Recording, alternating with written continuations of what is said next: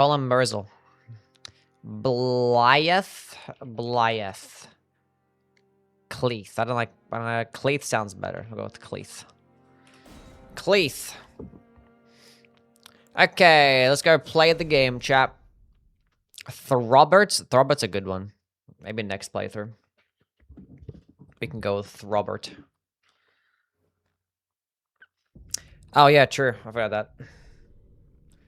By the way, we do have my mini-map. We brought the mini-map back again. The mini-map is back. I'll bring myself a bit bigger to make it like in line with the mini-map. Mini-map is back. Great Elden Ring.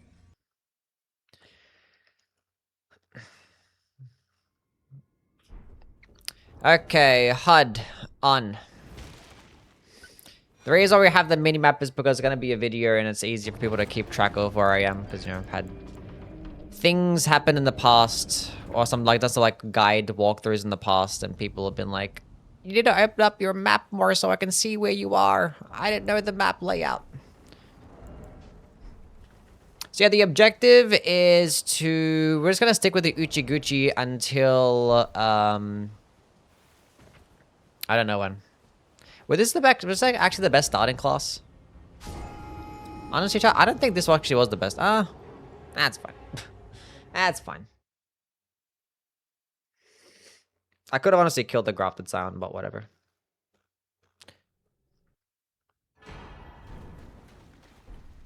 We're skipping the tutorial. We don't need it.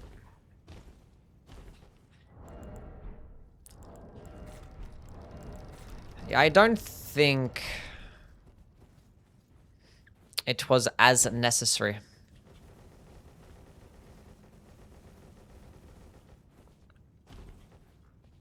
If we all time our sound rewards, we can interrupt the Yui for the entire video.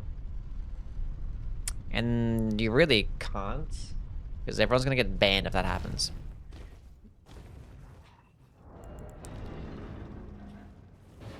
How hard is it not just use the Nugget Keyboard the entire time? What do you mean? I mean, we are going to be using the Nugget Keyboard for basically the entire playthrough. This is not like a marathon where I'm just going to use a bunch of different katanas. We're just straight up doing a build guide. We're going to use the Uchi Katana for like 1 or 2 bosses and then switch.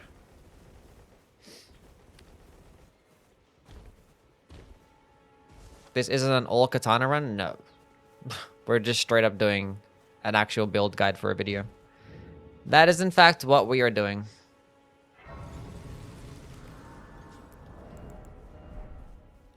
So, yeah.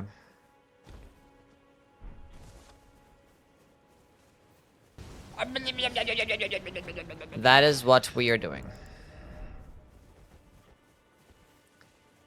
Started DS3, Soul Level 1.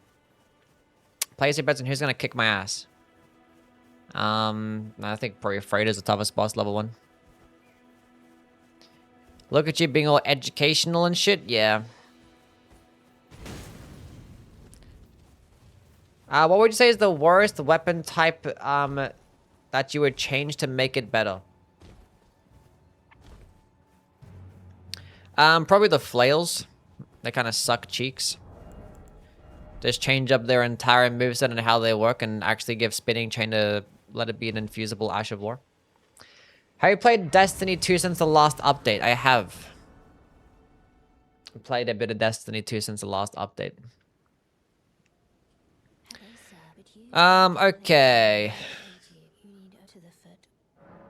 So what are we going to be doing first? Okay, being that this is actually a build walkthrough guide thingy, I actually am going to be picking up some maps. We'll go hand in the flask.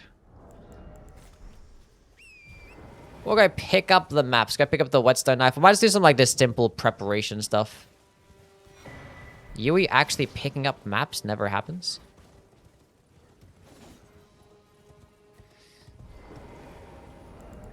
Hellspawn with a 7 stream streak. Appreciate it, my guy. Need this bad boy to infuse our weapons on the go.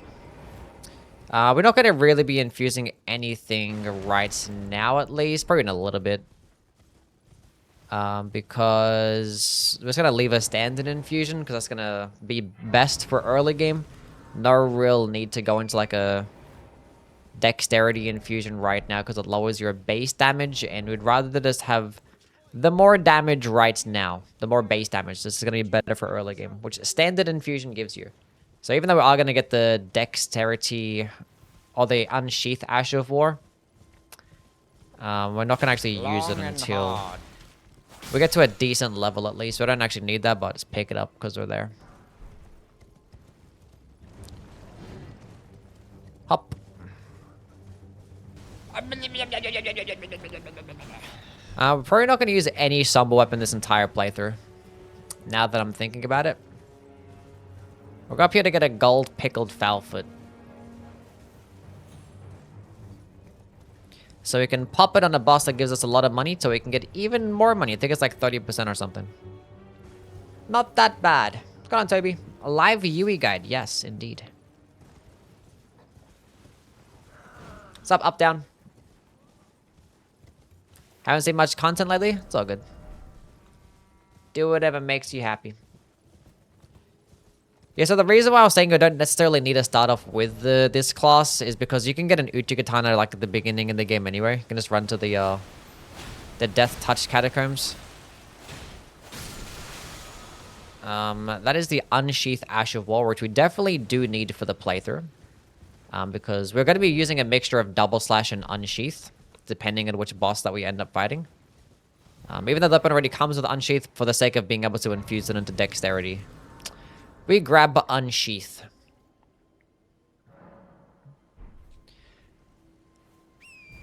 Yeah, you can get 2 Uchi Katanas and Power Stance them, but I don't think Power Stance Katanas is really that good, so we're not going to bother doing that. Not going to bother. We're just going to go head down here, just do some more preparation stuff. There's basic prep things, picking up some Sacred Tears, Golden Seeds. Other random items along the way. Favorite content creator? Progeria? What the hell does that mean? What's going on, Coffins? A Stone Sword Key. Doing a Vikrani cheats on both Fight Storm Assault and the Dragon Bolt neither work with the weapon? Yeah. I mean, like, it's because his weapon was before the Frenzied Flame thing happened. So, like, it's like when you fight Goldfree, how his weapon's not broken, but when you fight Godfrey, the weapon's broken, and that's the version that you get, you know? There's gonna be some versions of the weapons that you just don't get. We'll go this way, go grab the Faith Tier, I guess. Let's go hug right, make it simple. Not gonna probably use the Faith Tier at all, but might as well pick it up. Because it's simple to route towards the next church, anyway. We're gonna be using the Uchi Katana until we get the Nagakiba. So we're gonna level up the Uchi Katana a little bit. I'm not sure how much I want to level it up.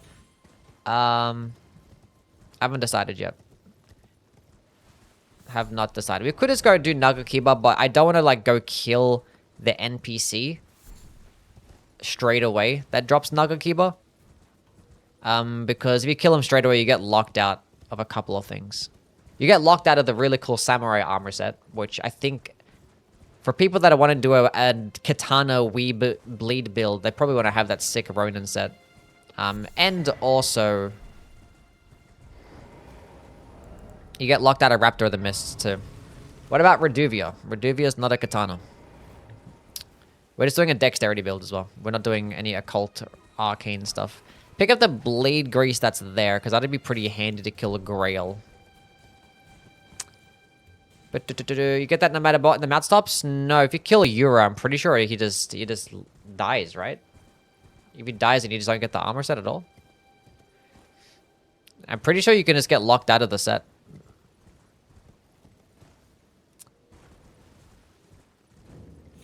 Am I wrong? You get it from Shiburi. That's the same person, right? Either way, we're doing it so we don't get,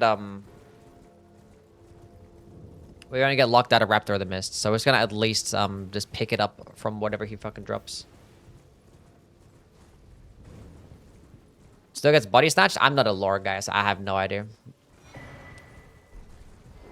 For what is the Occult Infusion? Occult Infusion is there to give your weapons an arcane scaling. It's pretty handy if you have a status effect like Poison or Bleed, because those status effects scale off arcane, so you can actually make those types of weapons. Why am I going this way? Go head back here and run back to the main section of Weeping, who's picked up those 2 sacred tears. Yeah, so when you go into arcane with an occult infusion with those particular weapons, it can not only boost the damage, but also the bleed build up as well. So, yeah.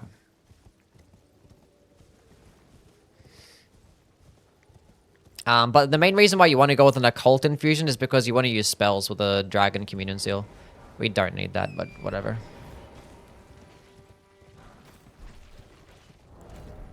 I'd include the poison hands. No, we're just doing a dexterity build. We're just doing a dexterity build. We're not doing arcane nothing. Just straight up dexterity. Simple stuff. Wakazashi offhand shares the katana moveset? Yes. It kind of sucks though, because the katana power sensing combos are kind of mid.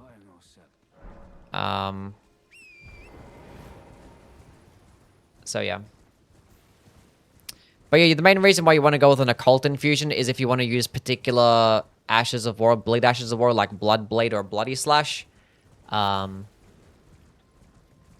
Seppuku, but that's not really for a katana build.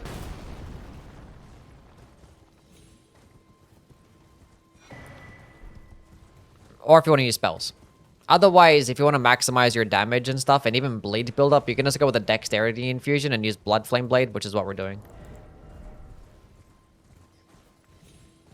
You're milking the hell out of this game. Yes. I mean, the Elden Ring content still pops off. Like, I made a video just talking about the best weapons in the game, like, not even a month ago, and it has, like, 400,000 views. So, like, you know, people still want to know about the stuff when it comes to this game. So I'll keep making videos. Did I forget to pick up the map? I probably did. Probably did.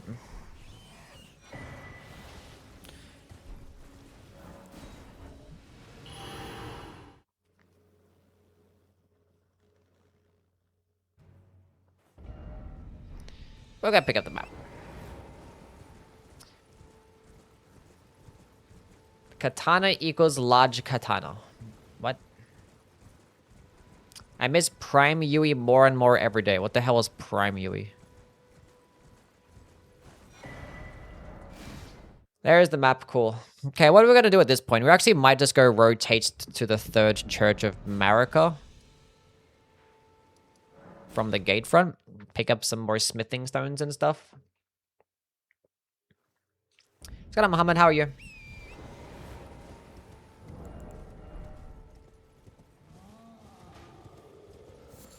I went to primary. I don't know what they're talking about.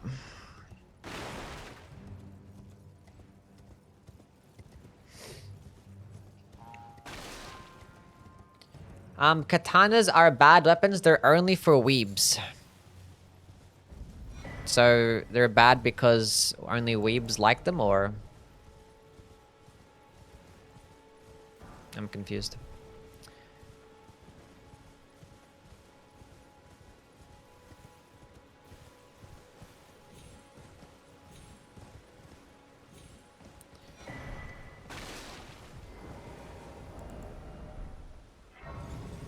What's going on, Kashi? How things? Hope you're doing well.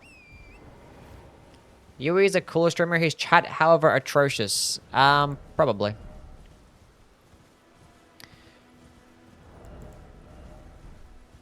This guy's kind of sucks sometimes. I never see him go live. You never see me go live? I'm live like every day.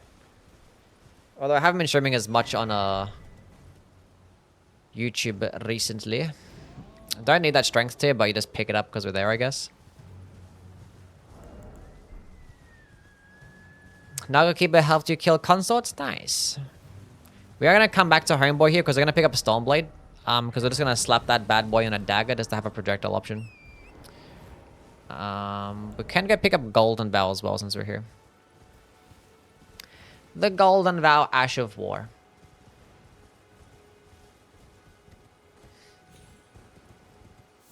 How many katanas are good? I'd say about 5 of them. I consider to be somewhat useful. Or very useful.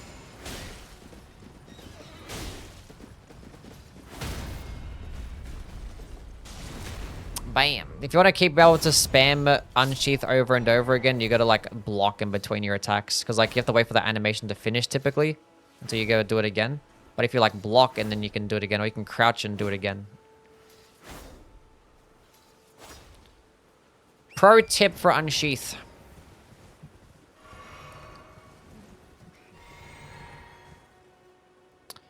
That's just a lance. We don't really need that. We can go pick up this exalted flesh over here. Because why not?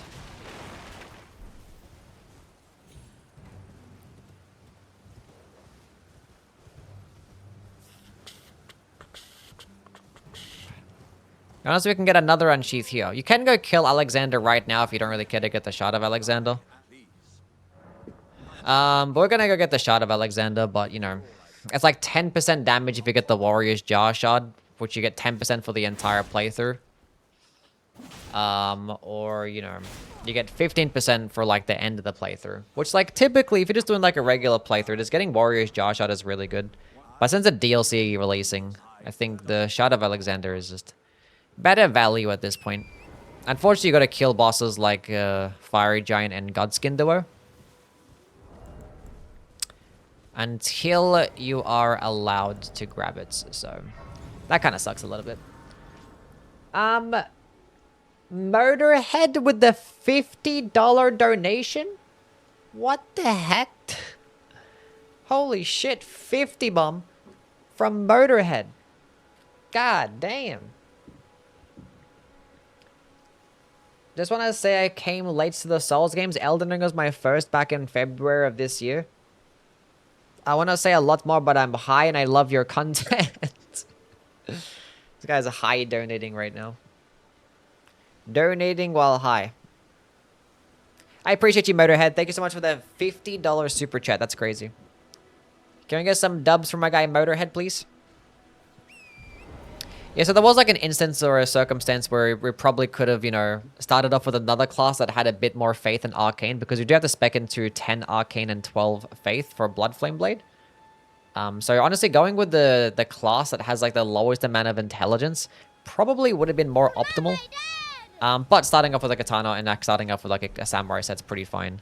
But if for whatever reason you didn't want to start off with this class, the Uchi Katana, the other Uchi Katana, is just in this catacomb over here, which we can go pick up. We can go pick it up. Just to show off where it is. Percent Dragon, thank you for the follow. Thoughts on an occult bleed sword lance? My game just crashed somehow.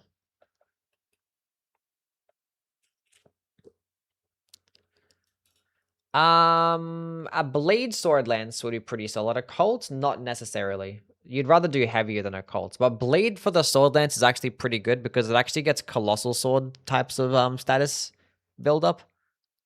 And it's a heavy thrusting sword, which is kind of crazy. Catacomb that instantly kills your game. Yeah. This might be an NVIDIA issue because they were saying that this map mod kind of bugs out a little bit when you have NVIDIA overlay.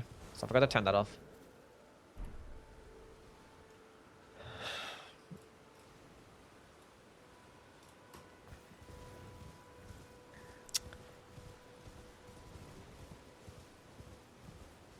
We're going back again. Apparently that never happened. I've been playing a mage build. The sorcery video you did was great. I appreciate you watching the video and you liking it.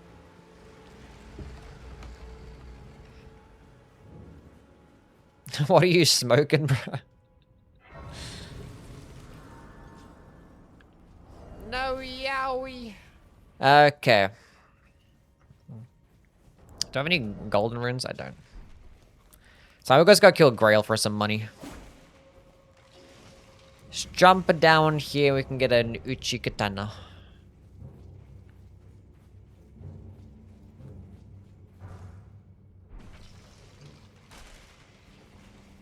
Boing, boom, boing. Cool. What is a memory of grace instead of having to run back? Because it's convenience, but it loses the money. But we only had 200 runes, so it doesn't matter.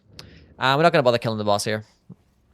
It is not necessary. It does give you a death root of the chest, which you can hand into Gorenk. Which I kind of do want to get some death roots because I do want to get Beast Roll. Ash of War. Like, Stoneblade is just better, though. Really lit up that grace. And also that the boss actually does drop the Assassin's Crimson Dagger. Which is more health and critical hits, which is not as necessary for this build, I want to say. We can get smithing stones elsewhere. We just need 2 more smithing ones to get a +3 weapon.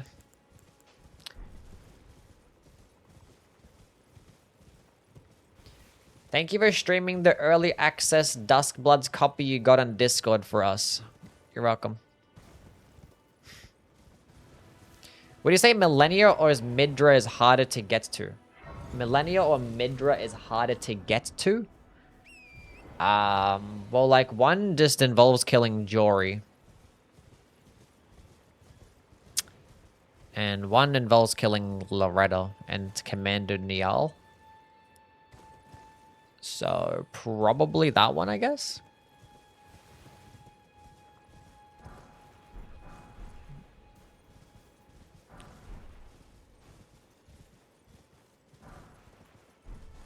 Okay. Golden Rune 5, Golden Rune 1. Is that all the Golden Rune stuff? I normally don't jump off this side. I only jump off this side. So we can actually go jump back around to get even more money. If you don't want to do this, you can just teleport back to the other grace. The summoned water village and just jump off this side to be safer. There's even more money to get here. And also, there's the cookbook for the sleep pots if people want to use that against the Godskin Doer. Which we're not going to. We don't need it because the Godskin Doer is very weak to bleed and slash, which we're going to be doing. And we're going to be messing up the boss. And also, we're going to have a projectile attack as well. And like, Godskin Doer can just be very easily cheesed with projectile attacks. And I play Mortal Shell too. Probably not because it comes out basically at the exact same time as the Duskbloods network test. So your thoughts on the Convergence mod? Convergence mod is really good. Solid. I played it a bunch. Hard. Done a handful of playthroughs. I just did a recent playthrough where I killed every single boss. Did like all bosses and did every single type of build as well. Pretty cool. Requires you to access the DLC first. Yeah. So I guess technically you need to kill Morgan Radon too.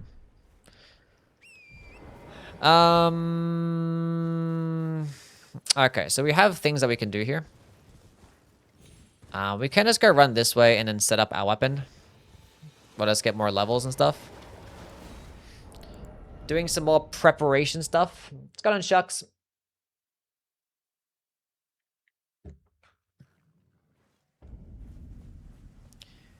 Teleport here to the Dragon Burrow. End the game area to go get some money. So, it'll be a fantastic head start. We might come back and give Gorenk some death roots, but I don't think we need to. Don't need to. And we don't need to kill Kindred either. I'm gonna get Switch Elden Ring. Probably, yeah. You also played Greyspawn? I did play Greyspawn once, yeah. Will I stream GTA 6? Probably not. We should play Devil May Cry series on stream. Should I?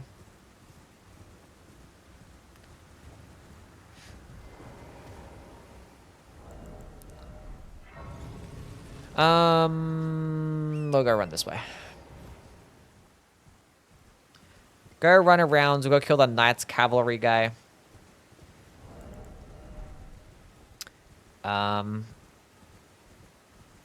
Use that to meet the requirements for... I mean, honestly, we could use that to meet the requirements for Nagakiba and then Blood Flame Blade as well.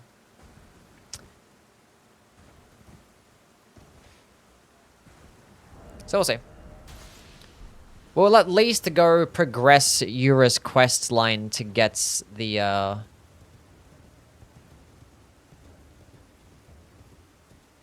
what do you call it? The Raptor of the Mists, Ash of War.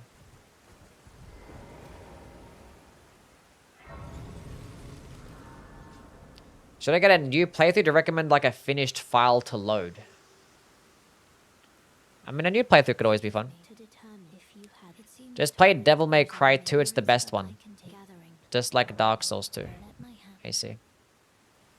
Do not play Devil May Cry 2. Oh.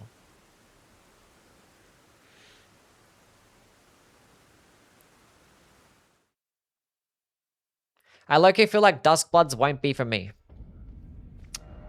Probably not. Back to Lenne's Rise. Gonna make it nighttime so we can spawn in the Night Cavalry.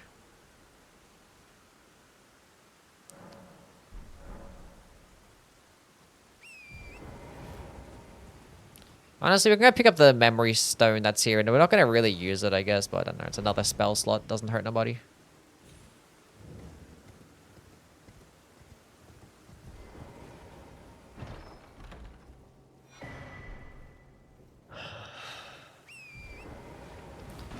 Another spell slot. You can just like teleport back to the Grace, but you know, this works too. Okay, now we're gonna do some pretty tricky tech. This is completely optional because this thing drops Bloodhound's Fang, or what do you call it? Bloodhound Step, excuse me, which we don't need, but we're just killing him for the money.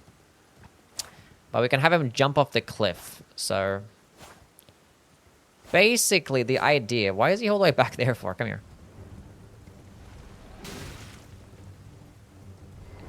He is gonna one-shot. I thought I got tagged, but I don't know. My horse got tagged. Basically, I want to bait him around right there, pretty much.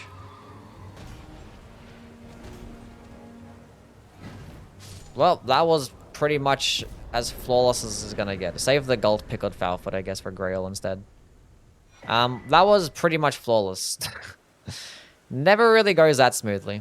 But yeah, basically the idea is to actually have him walk here. You want to have him to be on this side. If he like walks here, then you got to run back out and then bait him back in again. And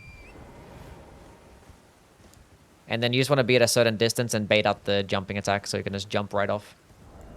And now you have 42,000 runes. Pretty sick. There is some other tech out there that uses kukri and stuff, but like, you can just do that one because it doesn't require you having to get kukri. So, but if you don't get it, it's perfectly fine. Because like, one strat that you can do is that you can just bait this ball off the cliff if you want money. And you could do this like 20 times and it'd basically be the exact same effect. You just spawn in the ball, then you just walk off the cliff, watch it fall off. And then you can just teleport back. You can just do that. But we're not gonna. We honestly don't even need this much money, but it still helps. Okay, so I'm pretty sure 12 faith for Blood Flame Blade. And we'll go just dump it to some health. Some endurance. Some mind as well, because we do want to spam some skills. That'd be pretty cool. The requirements for Nagakiba is like 18 strength or something and like 20 something dexterity. So we'll get there eventually. Honestly, we could probably just kill Grail and meet the requirements. So it doesn't really matter what we spec into right now because we can just kill Grail. Literally right now.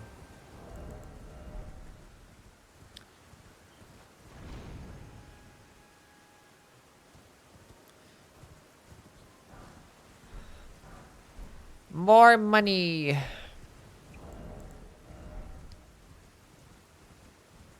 Wild strikes for Grail. We have a katana. It's not necessary. We have blade grease. They picked up a couple of blade grease next to the Church of Pilgrimage, I think it was, in the Weeping Peninsula.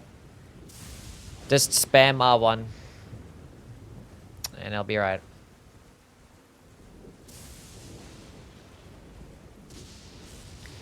We're not going to do running back to the Grace, but you can do that if you want to. How are you, Annie? What's going on? Because, yeah, you can run back to the Grace as the big dragon dies. But just the big dragon is going to die. Because if you want to maximize the money, when you kill the dragon, all the small dragons die. And that's where you get the big boatload of money from. That's where you get it from. So I'm going to go straight to the leg, kill Mama Dragon with the blade grease.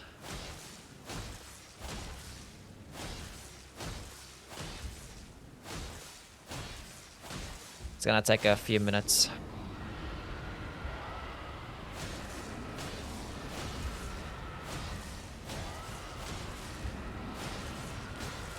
And when the blade grease wears off, we just reapply it again.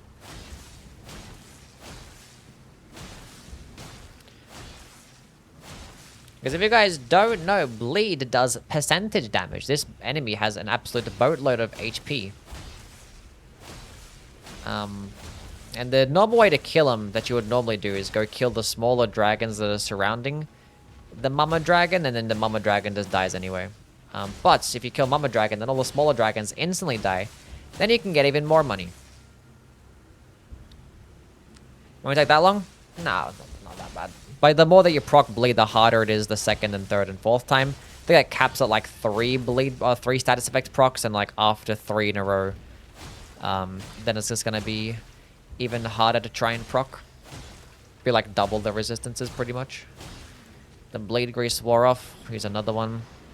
Don't bother trying to save the blade grease because we're going to be getting blood flame blade, which is basically just better than blade grease. It applies more bleed and it doesn't. It bypasses status motion values, which I can explain that later once we get double slash. I'm also going to have the gold pickled foulfoot equipped as well. So as soon as we get the kill, we can pop the gold pickled foulfoot. Bypass what's? Status motion values. Status effect motion values.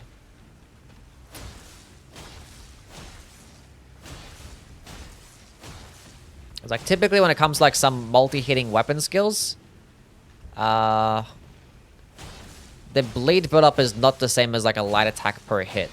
So say if you use something like double slash, every single hit of double slash might only do like half the amount of bleed build-up as a light attack. But if you have something like blood flame blade, it's going to be a 40 bleed build-up no matter what. It's just going to be over time though. Okay, one more bleed proc. As soon as you see the health bar go down or the boss or the enemy flinch, which is right now, pop the gold pickled foulfoot and we get 25%, 30% more money, whatever it is. You can go kill the boss and instantly rest at this grace. And if you do it quick enough, you can actually go kill the boss.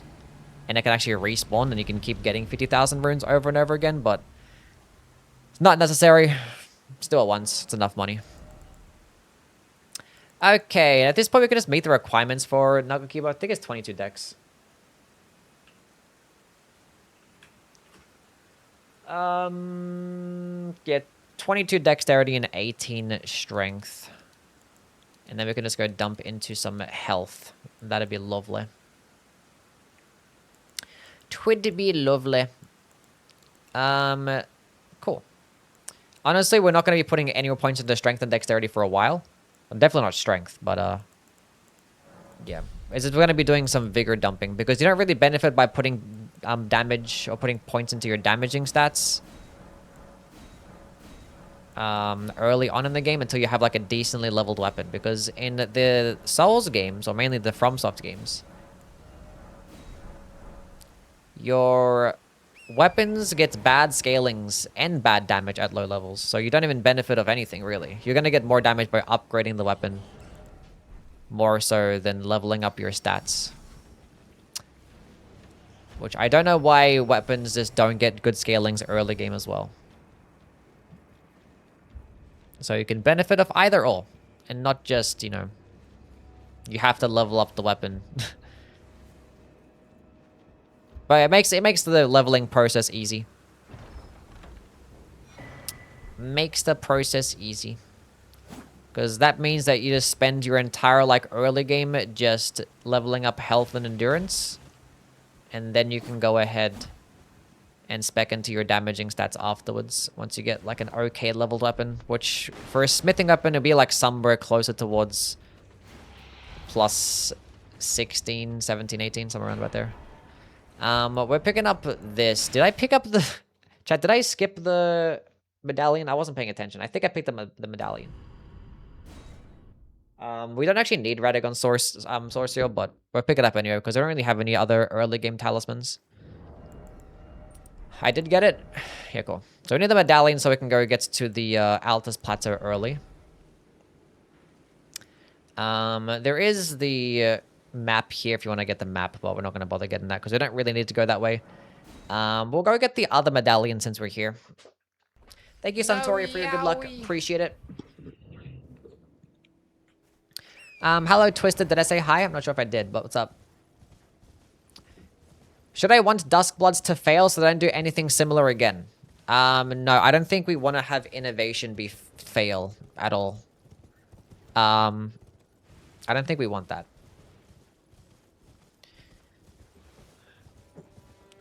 And even if it does fail, I don't think it's going to discourage From Software from potentially doing even more exclusives in the future as well, you know? I did not. I'm sorry. Yeah, I don't think we should want a game to fail. Like, you know, people's livelihoods, you know, their jobs and stuff are tied behind the success of a game sometimes, you know? I think you'd hope for the game to be good, but if the game is not good, then it is what it is. We don't actually need that. I just killed it anyway, because why not? Oh! Can do Blythe's questline if you want to. We're just here to go get the Axe Talisman, which you actually don't even need, but there's a smithing too here. Let's avoid this bear.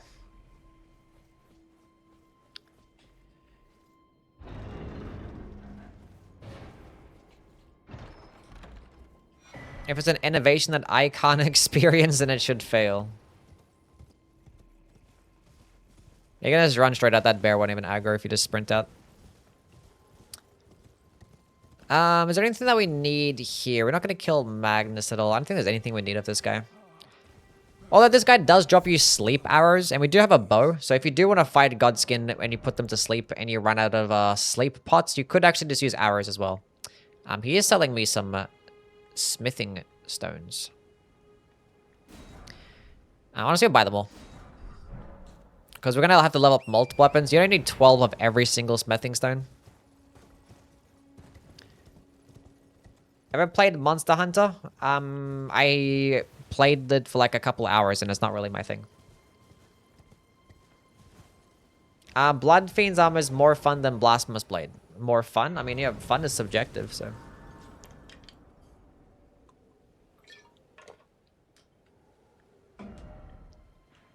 I'm just instinctively walking past the maps. I keep forgetting to pick up the freaking maps. It's gonna piss a tail how things, man. Nugget Keeper, Blood Flame Blade, Double Slash over Rivers of Blood. It is basically just a better version of Rivers of Blood, yes. It is just the superior version.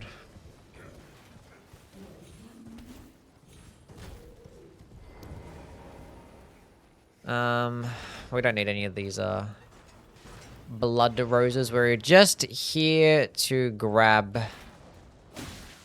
the medallion. You can go kill this guy that's here as well if you want to, because it does give you bloody slash. Well, we don't really need it, but you can just walk around this bozo.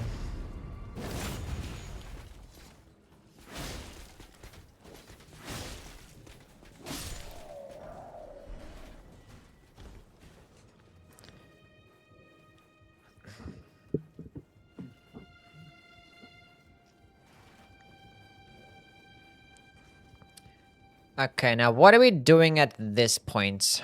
We can do some more prep.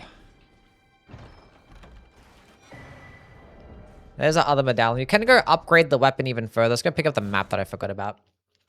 We can go upgrade the weapon and then just buy some smithing stones afterwards.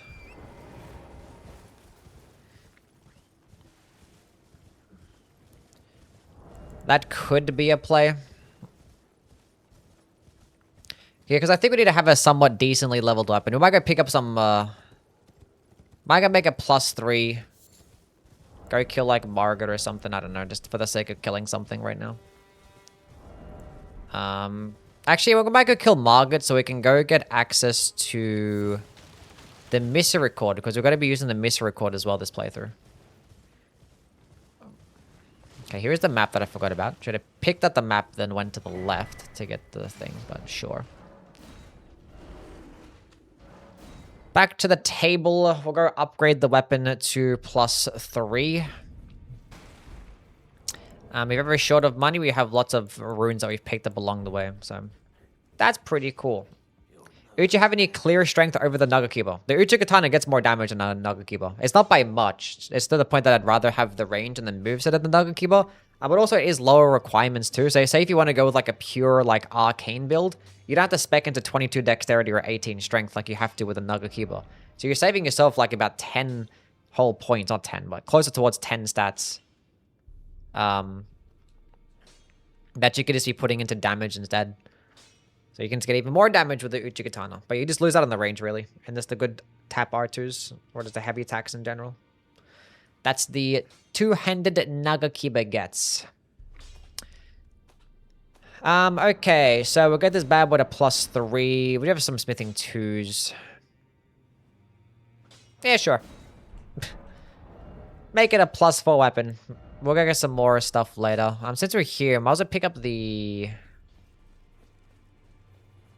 Just the seal? Because I do plan to use flame, grant me strength. No, we can go pick up a dagger as well. Give me a dagger and the seal. Yeah. Might pick up some... We have 2 stone sword keys. We're gonna need a stone sword key for the misericord. Okay. Honestly, we could put a dagger in the offhand right now for Golden Vow Gaming.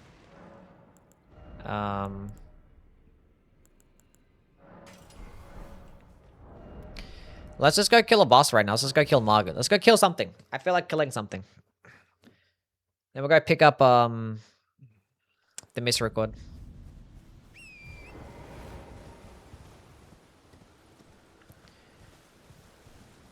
And I'm not allowed to stream the Dustbloods network test, no. Yeah, I might as well pick this up. Good old wild strikes. I'm not going to use it though. 'Twas not necessary. The only Ashes of War that we're going to be using it would be just Unsheath, Double Slash, Stormblade, maybe Thunderbolt. We'll pick it up though. I'm not sure if I want to use Thunderbolt though.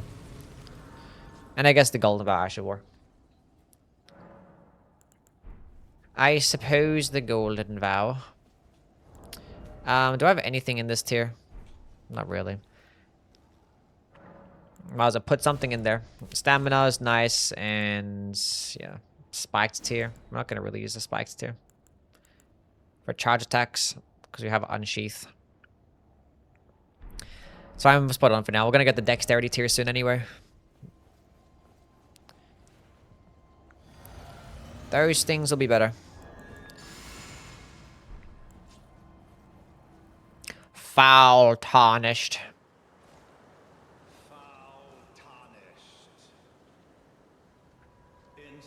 I don't like power stancing katanas at all. Yeah, the crouching attacks are fine. The rolling attacks are okay. I'd rather just one-hand them. Or two-hand them, that is better that way. One-handing is actually technically faster.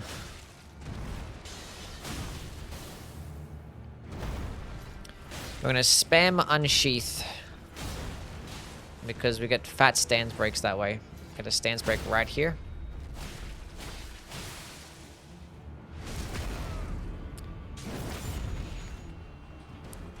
Drink the blue juice. Sure. Bye-bye.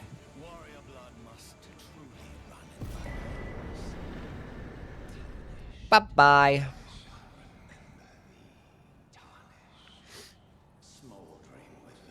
We are going to be doing some strats when like, because like Unsheath does really good stance damage and it can, you know, result in a lot of critical attacks. And that's the reason why we're going to be getting Misrecord. And also, we'll have it just come with the projectile attack too. Let's go into some more health. We can just run straight out the middle. There's nothing really in Stoneville Castle that we need. Unsheath is better than Square Off? No. I'd rather Square Off because it's cheaper and it can do more stance damage too. We can just go run straight to the middle and avoid the ballistas.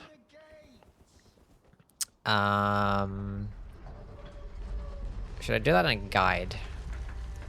Because it's a bit tricky having to dodge these things. I don't know.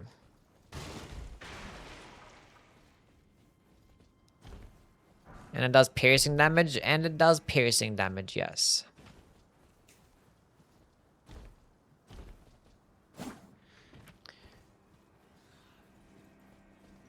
Let's go the regular way. Because, like, there's more items down here. Even though we don't really need any of them, but...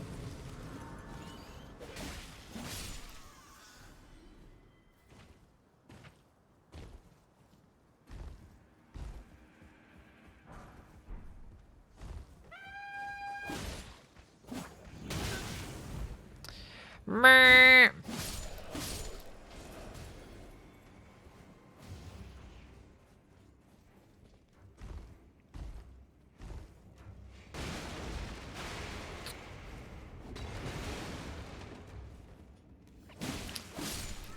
It's been a minute since I ran the regular way through Stoneville. Don't explode me. We have decent health and decent damage. We'll be right here. The game sound is super low. My chat, should I turn up the game? Do you guys want to hear the game more? We've been trapped.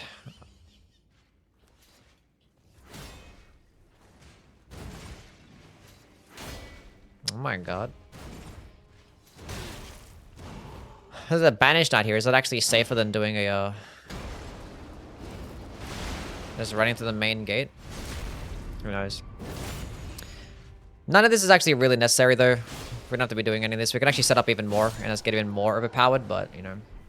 For the sake of actually just playing the game, we're just going to do it right now instead of just prepping forever. Some people don't like prepping for, like, hours on end. That's why you can just do partial prep, kill a boss, partial prep, kill a boss.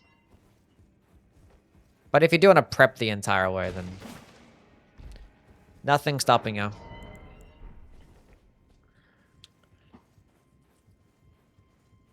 What are the talismans that we can go get? We're gonna get the multi-hit talisman. You can probably get like the What's going on, Yui? turtle talisman, Hey. maybe? What's going on, Frog? How are things, man?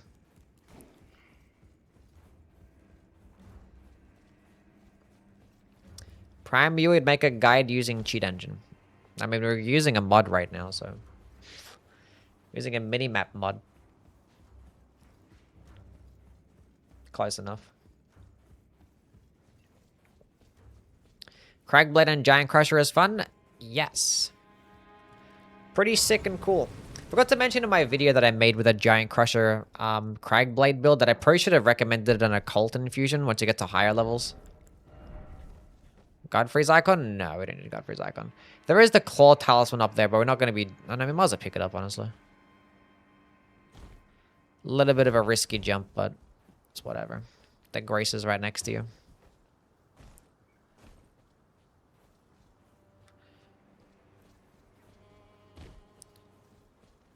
There's not really many talismans that being that we're not going to killing Alexander straight away. And Lord of Blood Excitation is a bit later on. I think it's okay. So just grab some just chill talismans. We might just grab the turtle talisman as well.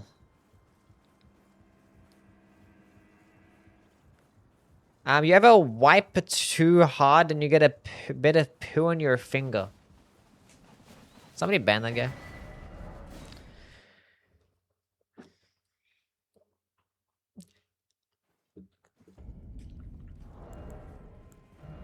You guys should just get a bidet. We're gonna put on the claw talisman as like the only talisman that we're really gonna benefit off. 10% more damage to your jumping attacks. Let's jump here again. Because I do want to go inside. We could have just ran through the main gate and just ended up here. Because we need to go inside from here.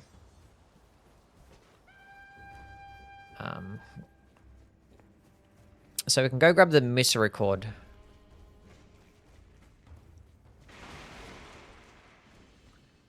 We don't need to kill the grafted sound. I'm just gonna go through the door, use our stone sword key. If you need more stone sword keys, there's a couple at the round table that you can buy. Stone sword key was used. Press triangle. Okay, iron up blade's pretty cool. We don't really need that, but actually, no, we need it for a stone blade. Actually, so yeah, iron up blade is actually necessary too. Cool. Now we can just run back out.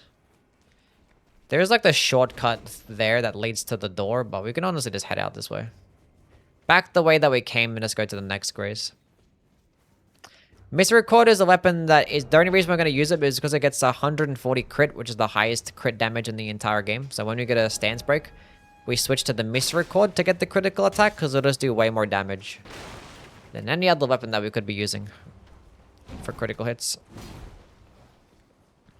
Just avoid that guy. You know, if you don't really care to use things like Golden Vow before bosses because you don't like to constantly keep stacking up on buffs, one thing that you can do is like equip Bloodhound Step, I guess. Being that we got Bloodhound Step, and you could use that to go through some legacy dungeons like this. Anyway, we're not going to kill Godric right now. We can if you want to. There's nothing stopping you, but I think we can set up even more. And I also want to show off just like running around Stormville Castle as well. So like, didn't need to do any of that because you can just run around Stormville Castle. Because in Limgrave or Leonia, we can go grab Blood Flame Blade, which is also very important for the run. We can get one of the multi-hit talismans, which is also very important.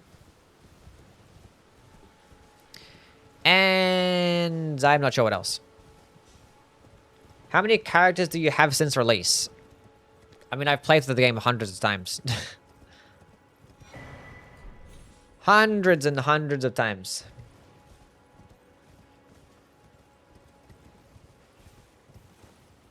I don't know what that message was, but Kara banned you, so I'm guessing it was something stupid.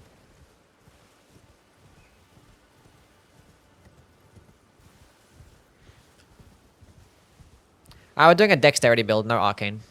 There's pure dexterity, blood, flame blade, simple shenanigans, but we're also going to incorporate some misericord critical attack stuff and have it be infused with a storm blade as well. Oh, majestic! So I want to see if I can equip that right now. I don't know. Actually, also we got to go do here is pick up... we're going to do Yura's questline. I forgot about that. Yura's questline to get the Nugget Keeper regularly. Also head to the Altus Plateau. And Smithing Bell Bearing 1 and 2.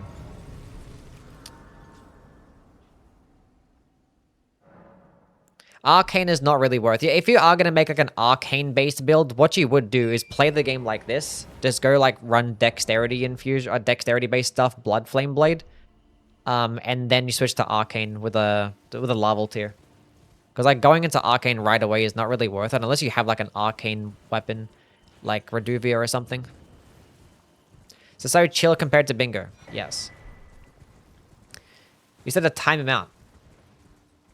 Oh. I forgot that I said that. Thank you, Car. Thank you.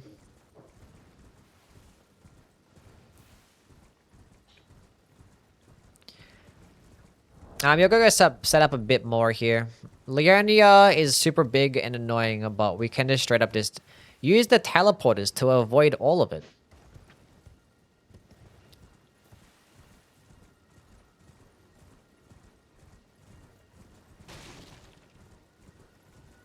He's not actually banned. I think they just timed out his messages, right?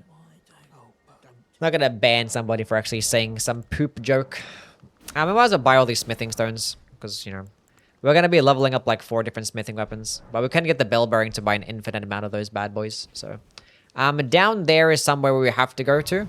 At the dungeon down there, because it gives us the multi-hit talisman. But we'll go set up first. Run off to the side here. Good old northeast. Because just past these ruins is... But then again, we can go grab... Actually, we'll go back. Hold up. I'll take it all back. I want to get the map first. And I think I want to rotate north, actually. Grab the map that's right here. And we'll keep heading north. Because there is another teleporter that takes us to Radio Lucaria. And this also puts us closer towards the Dexterity tier too, so... This is like the most annoying map to grab in the game, but it doesn't matter. Just pick up the map. Just pick it up. Okay, you know what? I'll get off my horse now. And I'll kill you guys. Is this what you guys want? Okay, we have the map. We'll just continue following the path until we see a grace.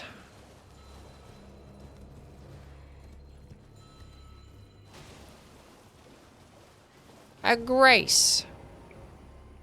Okay, now there is going to be a teleporter that takes us to Raya Lucaria. We don't need to go there just yet, though. We'll go grab the Dexterity tier first. So we'll go behind that. And we'll keep running in this northwest direction, which should put us next to another grace. Right up here.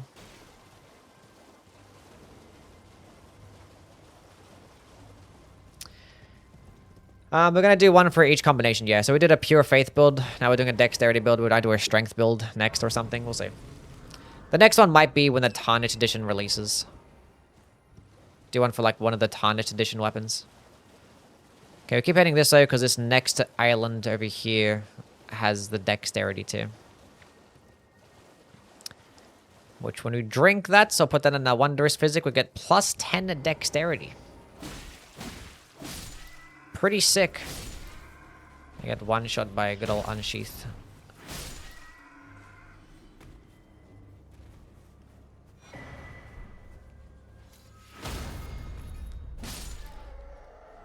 Not that guy though. Okay, so there's nothing else down this way. Like there's an Uritor Avatar, there's the Omen Killer, there's the Halictree Medallion as well. For the secret Halictree Medallion, which you can get that later. We'll go teleport back here so we can take the teleporter to Raya Lucaria. Scott and Pain, how are you, man?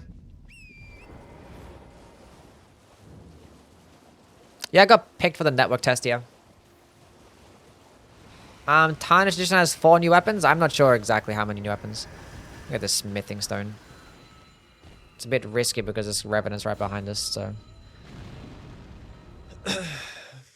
We didn't really need that smithing 3.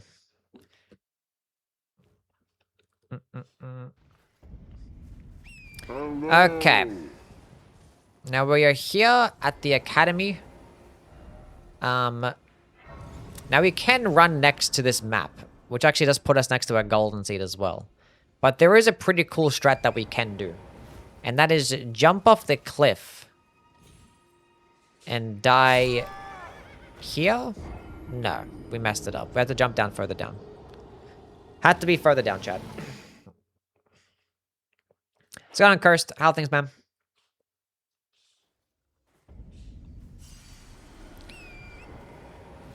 I think they keep going down until we see the Stake of Marika symbol. Yeah. As soon as we see the Stake of Marika symbol below the stamina bar, then we're going to just run and jump off. Because what this does is it teleports us where the Stake of Marika is when you click Stake of Marika. And that puts us closer towards where we need to be. Don't even have to run back. Loading screen just takes us there. Isn't that cool? It's like it saves like 10 seconds of running, but it literally puts us right next to a golden seed. We just turn left and there's a golden seed here. Pretty cool. And I'm pretty sure the map is like... Yeah, it's just further down. Just follow the path and you can go get the map. Should be next to her, Grace. Steak skip alert. You know this is not bingo, right? We're doing a regular playthrough. Are you guys stupid? Do you play first-person shooter games? Not often, but I played a lot of first-person shooters. Okay, a map. Just for the sake of getting a map. Okay, we'll teleport back to the academy, and we're gonna go grab Blood Flame Blade now. So, our runes should be still here, so we can go pick up our runes, no problem. Now this time, we're gonna jump off, and this time not die. So, we just jump off the ledge here. Try not to hit the railing and land on it, so just jump right off. Take a bit of fall damage, but it works out fine. There's more money here too.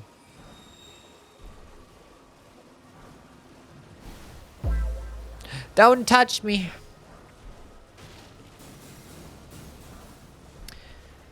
So down next to that church is actually where Blood Flame Blade is, but we can go pick up the smithing twos that are here. Saves us a little bit of money.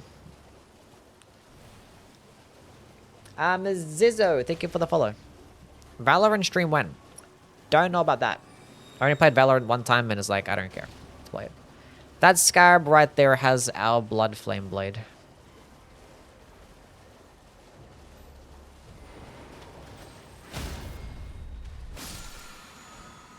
Cool. Now we can keep heading this way to this structure over here because there's a grace, and also it puts us next to the academy key so we can actually enter the academy.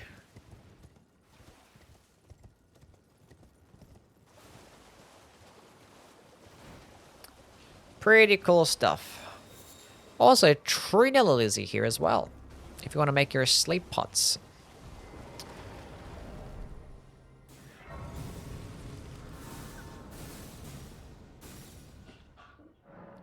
Do you think weapons like the Darkmoon Greatsword and Mirai Sword are easy mode weapons or require skill? I mean, I think the game's still going to always require skill. But, like, you can very much make optimized builds with those weapons. And the game is a lot easier. That's for sure. Yeah. Okay, memorize spell, Blood Flame Blade. We're gonna equip that bad boy. I'm gonna have our seal equipped because you need to have a sacred seal to cast incantations, which Blood Flame Blade is one.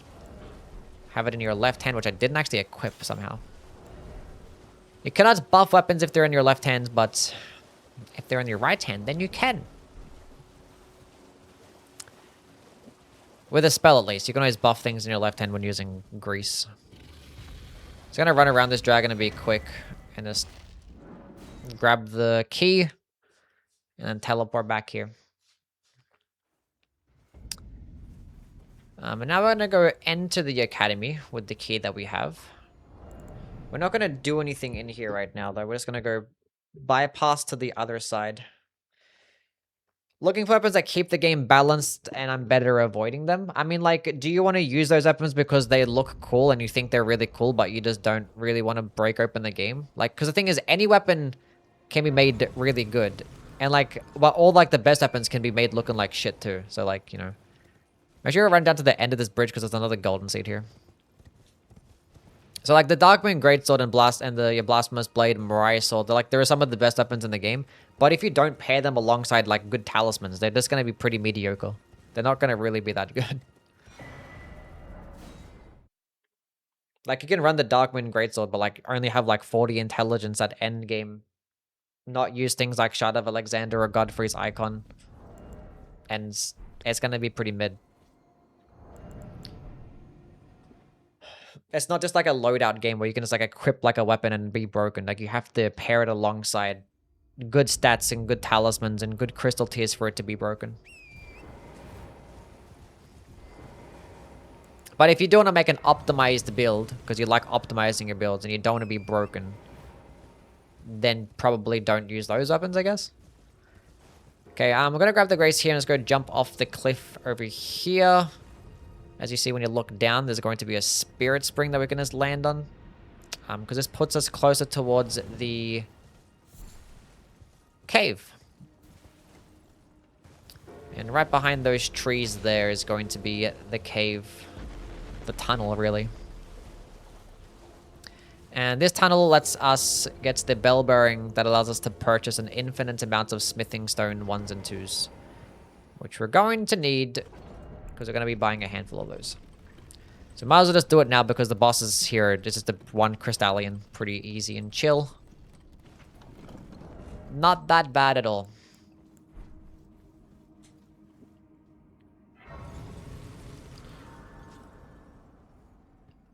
Yeah, the Nintendo said you're not allowed to stream the network test.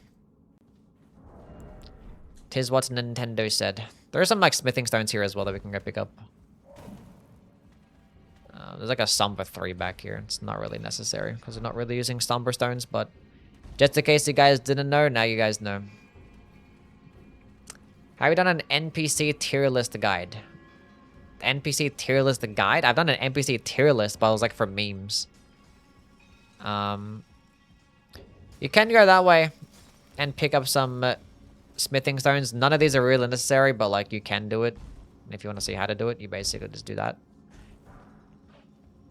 Holding onto block and then jumping resets your jump stamina. So that's why you block and jump. And you can keep jumping far. Whereas if you don't block and jump, the consecutive jumps gets 0 momentum. But if you block it, resets the animation. If you guys didn't know, now you guys know. We're just going to pick up a bunch of smithing stones here.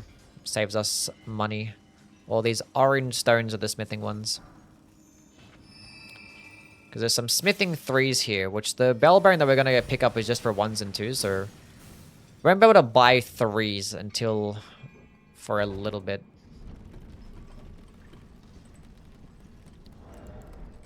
I mean, we can get them not that long, not that far into it. Like, we can just pick up the bell bearings for the 3s and 4s without having to kill anything. Just go to the Altus Plateau and pick it up. But picking up smithing stones here is always nice because it saves money.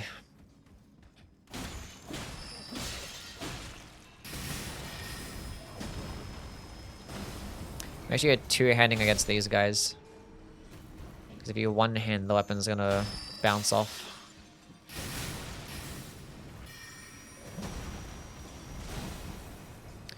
Or what you can do as well is just use Unsheath because weapon skills are broken in this game. Pretty cool. Let's go send that elevator up. That's just a shortcut. I need to get back up there. I think Blide's sword is mid. I would say so, yeah. Not bothered running in those rooms. Nothing really of value in there anyway.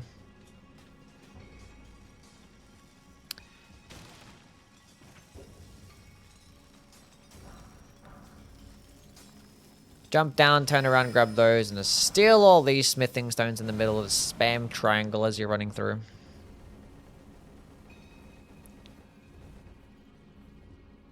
This should lead us towards the boss. If something follows you here, just kill him. Remember replaying DS3 and feeling so weird not being able to equip skills? Really? You played Dark Souls after playing Elden Ring? I have my Golden Vow in my left hand. L1 triangle to equip a weapon in your left hand, by the way. Same thing about the Crystalline, just two-hand your weapon so you don't bounce off. But we can just spam Unsheath because way to kill these guys quickly is just spamming. Or by getting a stance break, which Unsheath does lots of stance damage. Now we can just R1 spam. Because now his armor is broken.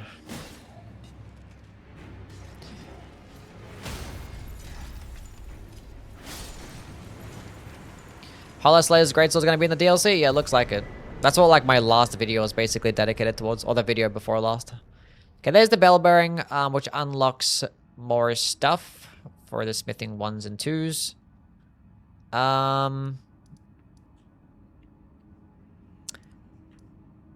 Okay, now at this point, we actually got to go get the Nugget Keeper thing set up, quest line set up. So go to the Argyll north side to Grace. So we can go ahead and trigger the Eura invasion and progress his quest line to get the Nagakibo. Once again, you can just like kill him right at the beginning. I'm pretty sure Eura actually spawns. Like if you want to get Nagakibo straight away.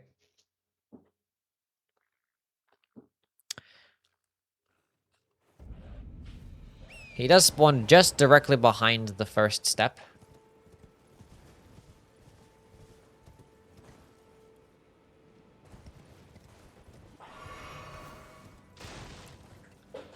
Into that little structure over there. You're gonna straight up kill him right there.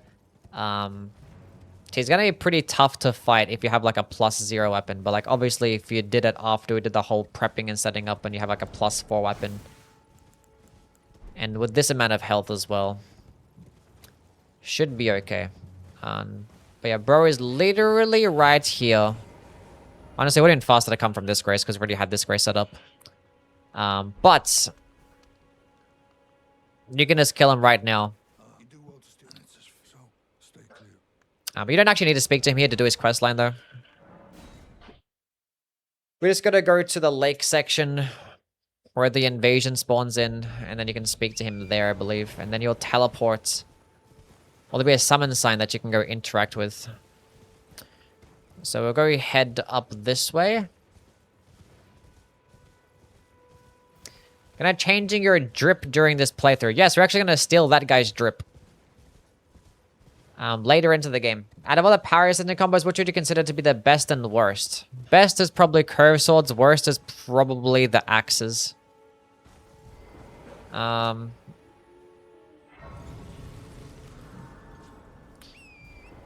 can just like drop down in this gap here.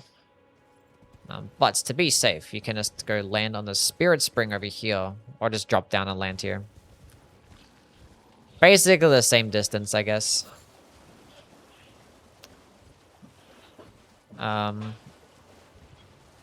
can just run through this lake from the other side, but dropping down is faster.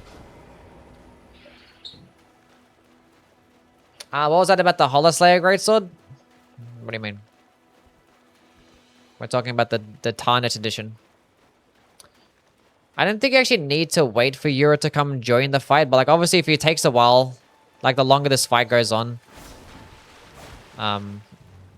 you end up getting a summon to help you out here. I don't think you actually need to trigger the summon to progress his quest line. You can just kill him.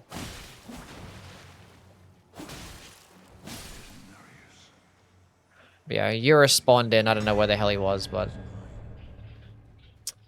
in this cave is actually where Patches is, which, do you know what? We can go interact with Patches.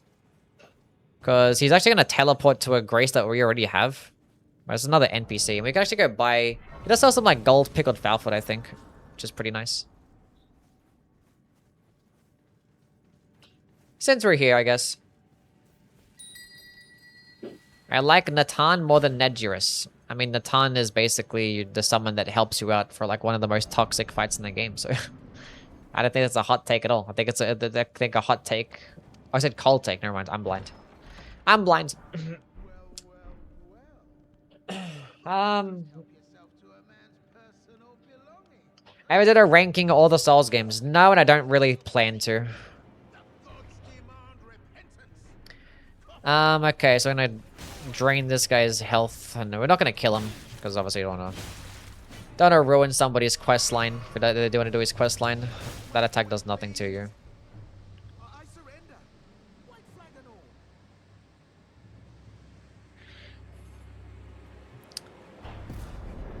Cool. So when you exhaust his dialogue, he should actually teleport towards the Scenic Isle Grace in Leonia. Why not? Because one, I just don't really care to engage with any of the comments on that video, and I don't think there's no like objective way to rank the games because people's enjoyment in a video game is just super subjective. It just doesn't matter. And like my opinions change all the time. Like I play these games hundreds of times, and when I play through them, I still don't know how I'd rank them. Like I still don't know how I feel about this game compared to the rest. And I played it for like thousands of hours. You know, like sometimes I could go ahead and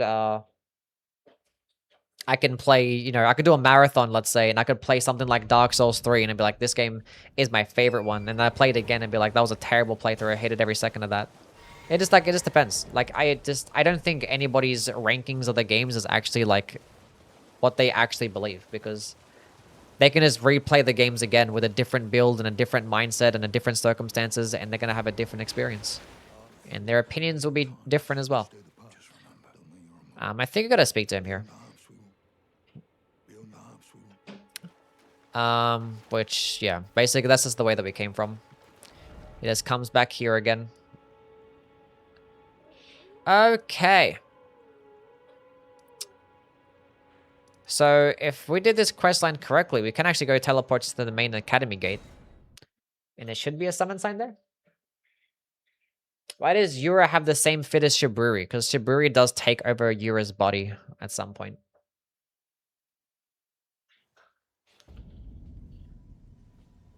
Okay, so, main academy gate, is there a summon sign here, or do we fuck it up?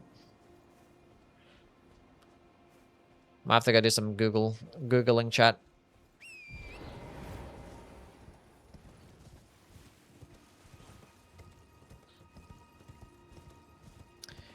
Is there something else that I need to go get? Oh, it's here. Never mind. We're here. Okay, so, assist Yura. Which we could have actually picked up that golden seed and came back and did this all in one fell swoop. So I probably should have done the invasion earlier. So we didn't have to do so much teleporting, but, you know. The only reason you want to do this is if you actually want to get Raptor of the Mists. And actually progress his questline and not kill him early, but... If you don't care about any of this stuff, you can just kill him right at the beginning and get the Nugget Keeper. This is actually a dangerous invasion though, so we're going to go get Blood Flame Blade here. And we're gonna go R1 spam and then hope for the best. Yeah, because he can hit pretty hard.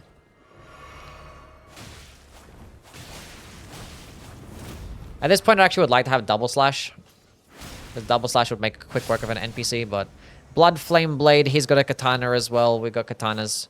Or proc and bleed quickly. Very, very cool.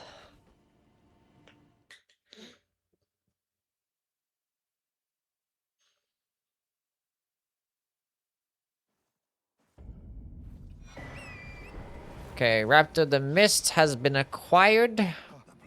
Pretty useful Ashevor when it does come to dealing with very annoying AoEs that are normally undodgeable. And also like the chariots too. It's good for like the chariots. People like to use it for like the God Devouring Serpent. AoE, Meteor's Laser as well. Pretty handy to have. But now we actually can go get the Nugget Keeper. I think we can just pick it up from the church in the Altus Plateau. So we can just go run there and pick it up now. There's still some things that we got to get in Caled at some point, like Flame Gummy Strength. There's more stones. Gold Scarab, and also Double Slash 2. But we'll go grab the Nugget Keeper first and let's go level it up as much as we can. And then we can go back and start killing some things. Even more things. Once again, at any points, if you feel like it's boring doing all this prep, just go kill a boss. You can go kill Godric, you can go through Rare Lucaria, go do some random dungeons, like... That's the beauty about Elden Ring. You have freedom to do whatever the fuck you want. There's a glitch you can get 2 Nugget Keepers when you meet him in the Second Church of Marika, is there? Did not know about that. We only need the one though, so that's fine. Although, having a second one could be pretty cool because we are going to go back and forth between Double Slash and Unsheath. What if there's a circumstance where like I have like Unsheath just on the Uchi Katana, then Double Slash on the Nugget Keeper, then let's go back and forth based on that. That could be pretty cool. Let's keep switching them back and forth. Could do that. Because we are going to be using Unsheath and Double Slash. Like, Double Slash is going to be solid for DPS. It's going to be like some of the best DPS in the game. whereas Unsheath gives you the good stance damage.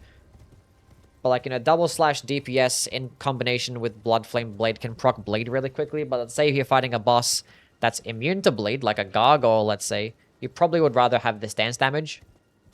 So, be like, oh shit, I'm fighting an enemy that's weaker to, or immune to Bleed. Switch to the Unsheath. Which I was going to plan to do that, but I was just going to like manually do it. But having 2 katanas and just leveling up both is actually pretty cool.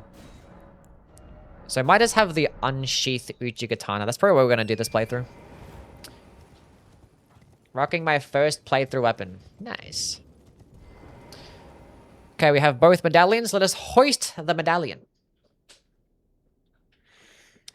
You're not doing cold infused shenanigans at all, no.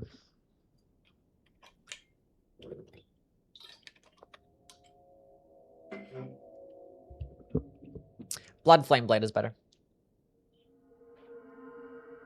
Dark Souls 3 is the most newbie-friendly Souls game. Probably, yeah. Didn't know that Ash existed until 2,000 hours in the game. Really? Only has 2 infusible katanas, 0 faith, and an unlimited int katanas. Yeah, it's annoying. Is there good straight swords besides the Sword of Night and Flame? Because I'm low-key sleeping on them. I mean, Square Off is one of the best Ashes of War, period. So, like, literally, an infusible straight sword is really good. The best one probably being the broadsword based on damage. If you don't like the range of the broadsword, you could probably run the Lord Sworn straight sword. But yeah. Also, the longsword is really good. Like, literally any one of those 3, like, I need straight sword. Any infusible straight sword is gonna be good. Obviously, some are just like useless because they just have shitty moveset, shitty range, and shitty damage. Okay. So our objective here is to go to the church that's down that way. So we can run there and go there. And we'll go that way later. Yeah. We'll just run this straight to this bridge section. The main path, keep it simple. We do want to go to the left at some point because there is the Ritual Sword Talisman. Although it's not going to be the most beginner-friendly talisman because, you know, it involves you having to stay at full health the entire time. But it's still worth picking up. We're going to pick up some more talismans after we set up our weapon. That sheep gets to live, I guess. Let's go here, grab this Grace first. Because we can rotate this way. We can go get the map along the way. And let's go pick up the Nagakiba. And then we can rotate down there. Because down that way is where the Smithing Stone Bell-bearing 2 is. To get our Smithing 3s and 4s. So we can eventually get a plus 12 weapon. There actually is Smithing 5s in that tunnel as well. So we actually can get probably 13. Smithing 13 weapon. Okay, there's the map. There's a Grace down that way, but we don't need that right now because we're going to go jump off here to the left because there's a church which should house our Nagakiba. And there should be an invasion here too that's going to become somewhat annoying to deal with, but you know. Try not to go too far to the right because you're going to aggro all the dogs. But here's our main man, Mr. Yura. And there is the Nagakiba. And we are going to get invaded, so we're going to go ahead and buff. Blood Flame Blade. I should have actually put on the Dexterity tier. I forgot about that. Probably should have done that a bit earlier. Also should probably have like double slash at this point.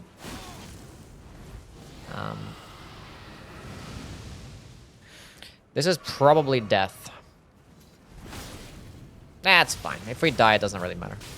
Probably try to level up before you do this. Just in case you lose your money.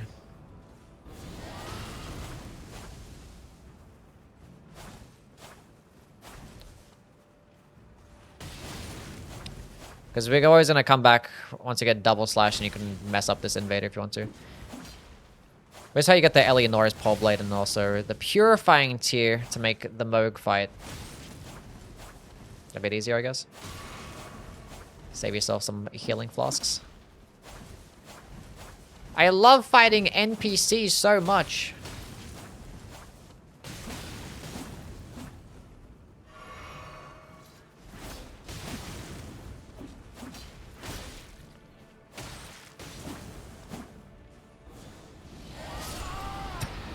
Sure.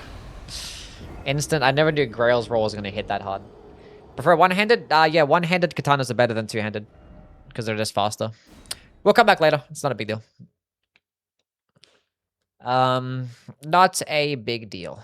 We have the Nagakiba now. Our main weapon of choice. Does come with Piercing Fang, which is a really, really good Ash of War.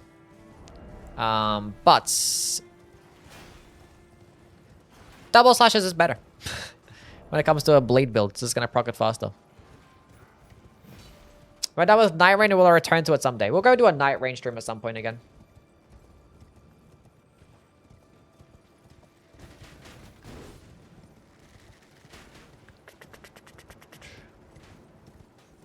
Square off stance damage is nice. Yeah, square off is broken.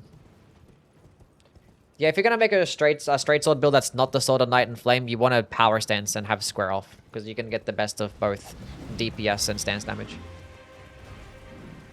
If it wasn't for square off, straight swords wouldn't really have much of a purpose in PvE. Can Raptor of the Mist dodge Grail's roll? Maybe? I haven't tried it. Cross Naginata fits the samurai theme too? Yeah, it's not necessarily a samurai build, it's more just a dexterity blade build. Using katanas, so. There is a seal down that way. Which, honestly, it's gonna pick it up. The thing is, we're not gonna be using, Actually, no. Because we still get some damage out of the Blood Flame Blade. That's fine. Yeah. Still some amount of damage. Although, we're not gonna upgrade this seal. Like, we're just using Blood Flame Blade for the blade build-up. But it does, like, add a little bit of fire damage too, which is cool, but... And you can get more if you just upgrade the seal, which you can do at some point.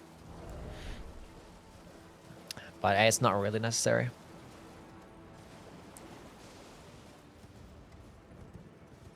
But yes, in this tunnel over here is going to be the bell bearing. And there is a bunch of smithing 5s in this tunnel as well that we can use to upgrade.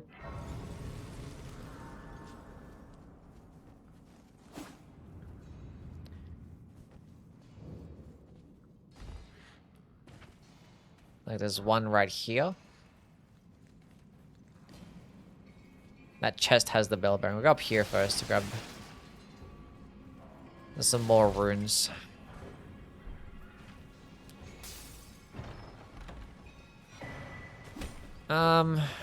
Illusory wall. Honestly, we'll go down and pick it up. Jumping off this way gives us another smithing 5. Don't have to do this. It's only going to give you like a couple more levels to just one of your weapons. That might die. Never mind. Should have dumped on that platform first.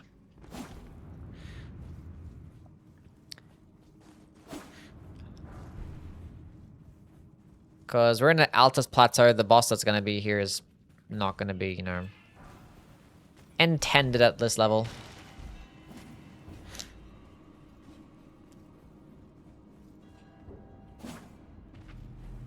What's the smoke bomb these munchkins throw for? I mean, they're like just stealth, I guess. It's like throw the smoke bomb and then trying to hide in the smoke. All these smithing 5s will give us a couple levels. It's not that bad of a dungeon to try and progress.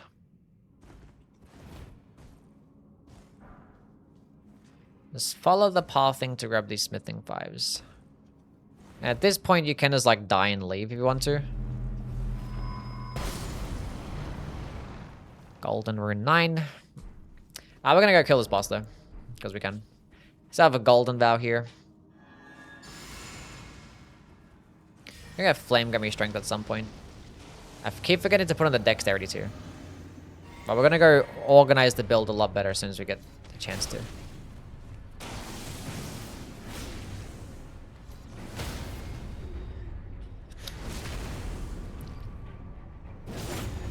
Make sure you end your animations so you actually can allow yourself to get a critical attack.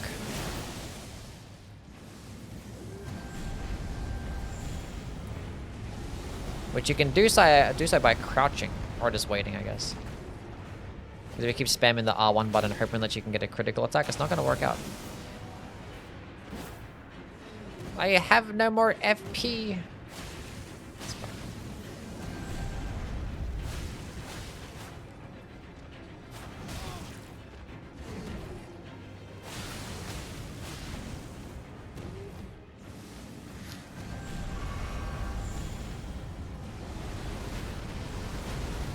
Jump! Cool. Okay, didn't need to kill that boss, but, you know, since we're grabbing the smithing 5s in the tunnel. Gives us some money as well. But if you die there, you can just leave the tunnel. Not a big deal. Okay. This tower right here is for the Rykard's a Great Rune, which kind of sucks, so... Pretty much never gonna come back here. We might as well progress further down here because there's a bunch more golden seeds to give us some more flasks. And there's the map that I forget about. Can I running Howl of Shiburi? No. That requires 30-something faith, and we're not going to be getting there. We're only going to have like 15 faith. And Howl of Shiburi I'm not going to recommend for people sometimes because mages take a lot of damage.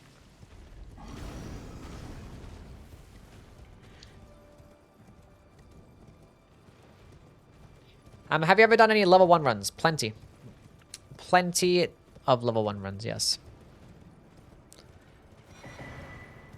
2 more golden seeds here. Let's keep following the path. I kind of want to kill the Margit projection that spawns here because it does give you the stamina talisman, which is nice, but we can get some better talismans. Not a big deal.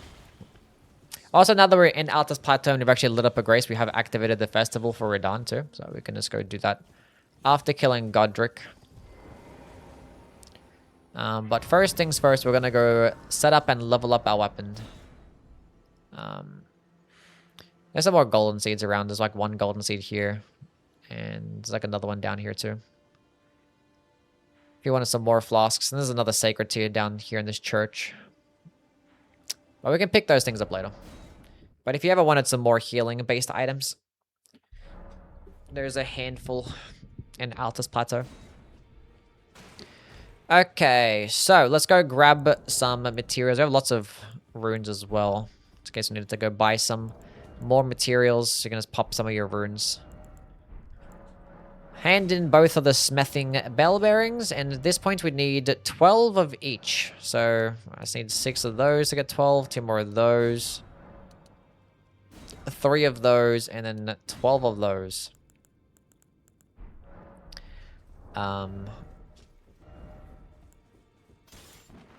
Nagakiba. I'm probably going to have to pop one of these runes, which are going to sell them at the blacksmith. Ever done PvP? Yes. He doesn't read YouTube chat. I do. I've had a lot of hours in PvP. Earlier was really Elden Ring. I mean, I have like 1,000 hours in PvP in Dark Souls games, but in Elden Ring, I didn't really play PvP as much. Okay, upgrading the Nagakiba. We can kill a boss and then go upgrade the other weapons as well. Sell some more of these. Upgraded all the way to plus however high we can get. Oh, nice. We picked up enough smithing 5s to get to plus 14. Fantastic. Now we have a plus 14 weapon. Now we're going to be destroying a lot of things. Let's go pick up some important items. Since we're here, we'll go through Caelid. We're going to pick up Flame Gummy Strength. We can go grab this Turtle Talisman as well. Is this New Game or New Game Plus? This is regular New Game. It's starting from the beginning.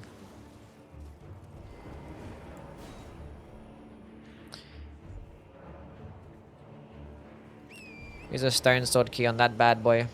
Stamina Regen Talisman is always nice. I stand corrected. You're probably just a little bit delayed. Your stream maybe is a bit delayed.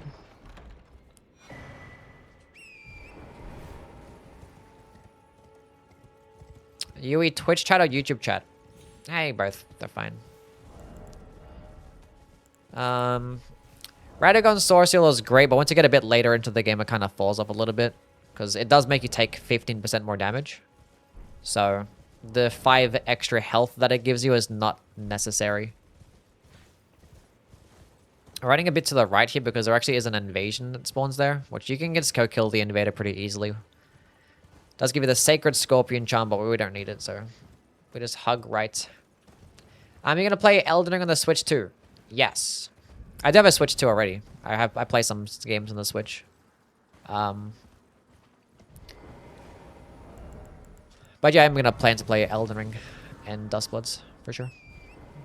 On the switcheroo, I'm gonna head to the right first because we want to get Flame Gummy Strength, and there's like some more runes here in these coffins. But that fort over there has the Flame Gummy Strength. We don't have to go inside, we can just go around the outside. A golden rune 1, 2, and 3. That's basically nothing, but sure. Do you have a bingo guide? I don't have a bingo guide, no. Because I'm not really like a bingo veteran.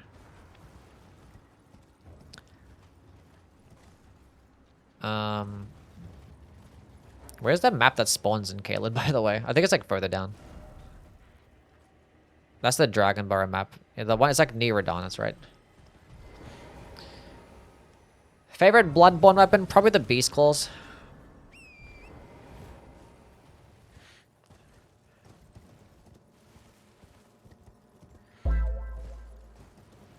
Yui2, thank you for the follow. Appreciate it.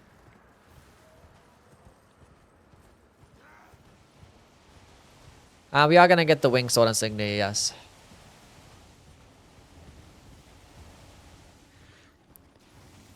Just going to run around the outside of this to get Flame Get Me Strength, which is a nice buff. That it is completely unnecessary.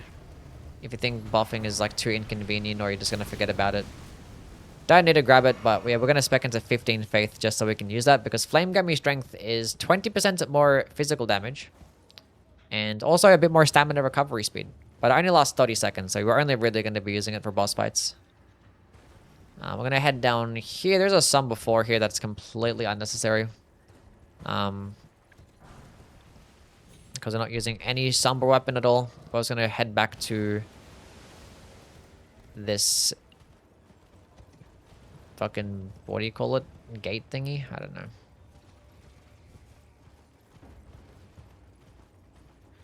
The wall? The Smoldering Wall Grace. Because we do plan to go that way. Because there is a cave down there that gives us the Gold Scarab Talisman, which means it's a lot more money. But what we're going to do at this point is just... We can just run all the way around. We can. And you probably will. Make things simple. There's a merchant down there. But the guy doesn't really sell anything of value.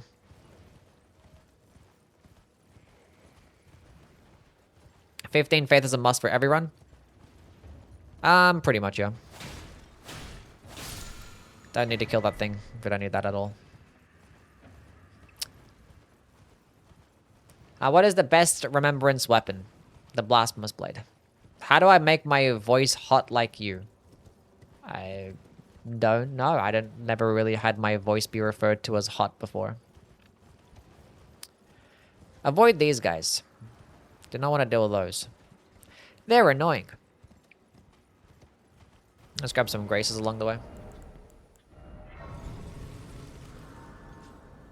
What's going on, Kaka?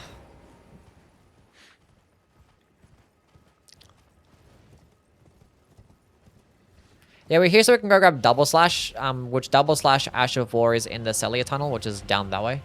Which you could have just ran through the swamp, but down this way where the map is as well, so... and down that way is going to be where Radon is, and there's going to be a Golden Seed along the way as well. We can get those things later. We'll go through the Celia Tunnel first and get Double Slash. Nothing in the swamp that we need, I don't think.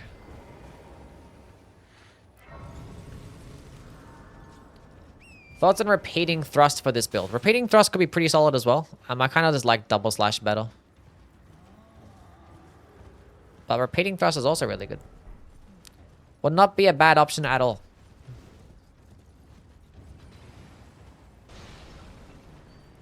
Thing is, like, I like double slash more because you have the option to do like the follow-up attacks. You don't have to get stuck in a long animation. Just ignore that dog. Because you have the option to do the follow-up inputs, whereas like repeating thrust, you just get stuck in that entire animation. But it's still good like stun lock potential, but yeah, I just like double slash is just good for more things. Okay, we're running straight up the middle here.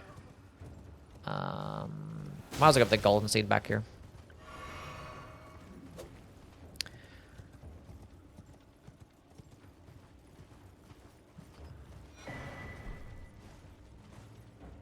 But no, we're just going in pure dexterity. Pure dexterity. So that scarab right there is the one that has... We do have, chat. We have a bow. Okay. We could probably just mess this guy up with a bow. Where is my bow? Mighty shot. Okay, let's go heal first. These guys are kind of annoying. I should have killed those guys before I came here.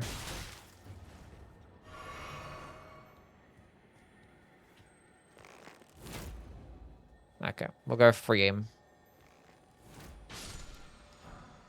Double slash has been acquired. Because like when you get close to that scarab, it kind of teleports away. So for the sake of just having a simple experience.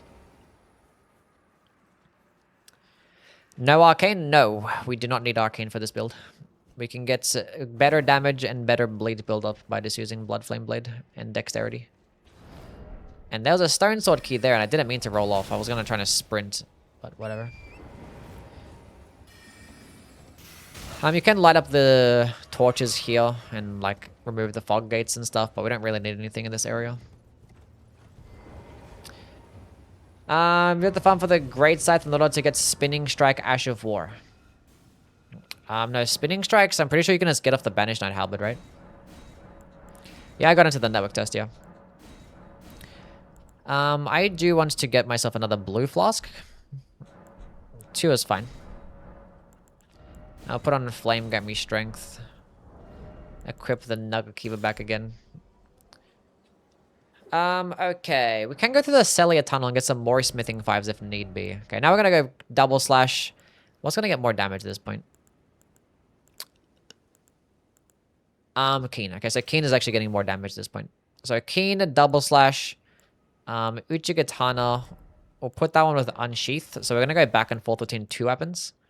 We gotta go buy Stormblade as well. Is there anything else that we need here in Caelid? Since we're here, to keep things simple, we'll just go pick up the Gold Scarab Talisman. Just to get Caelid out the way, I guess. Actually, now we'll go get...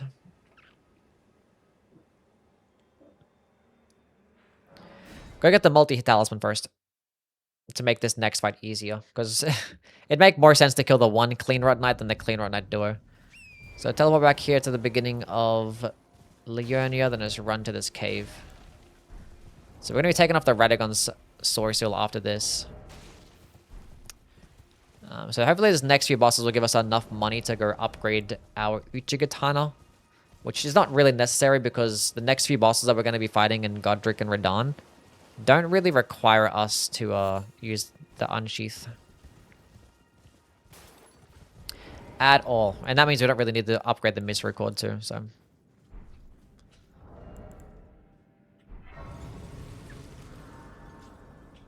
I forgot to buy a lantern, which you can buy a lantern off that merchant right here. To make this process a bit easier for some of these caves.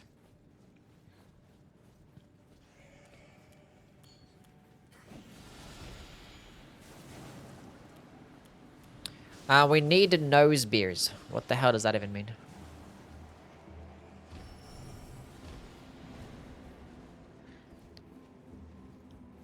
If you're going to add a new weapon to the game, what would you design? A chain and sickle would be cool as hell. Like what the vulgar militiamen use. I've always wanted that as a weapon, and we just never get one in this game.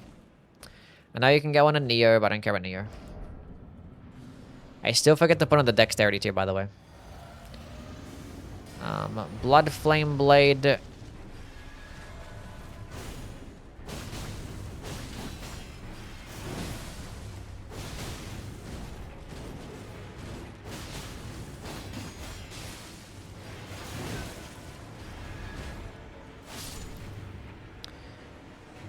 It's kind of nice to actually don't get staggered by double slash. Okay, if you're still aggroed, you can just go take that teleporter out, but we are not aggroed, so we can go ahead and get Winged Sword Insignia, equip that bad boy. Now we can go get the other things.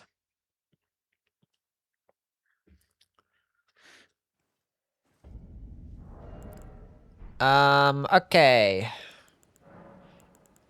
Finally, let's go ahead and equip the Dexterity tier. Dexterity and Stamina tier is pretty cool. Stamina regen tier would be even better. Which we get the Stamina regen tier of the Putrid Avatar in Caelid. So we can go do that next, because I'd rather have that one.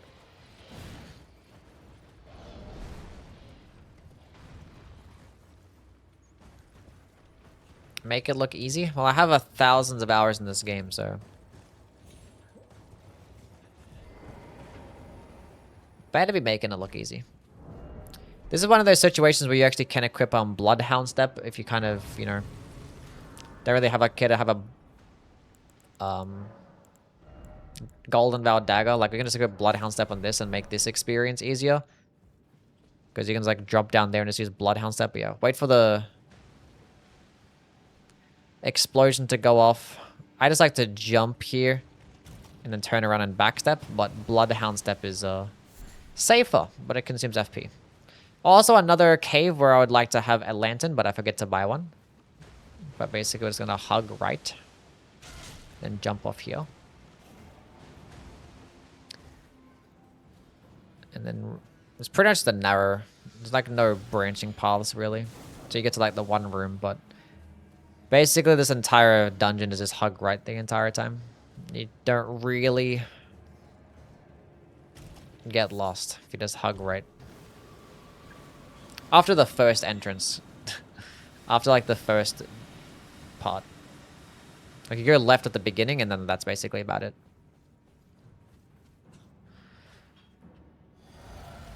Okay. I still don't have 15 faith, but whatever. Top off for that. You can actually do tap R2s against these guys. I just realized. The power of the Nagakiba. These guys get staggered by the R2s, so we're gonna spam that. Don't actually need to use double slash against this guy.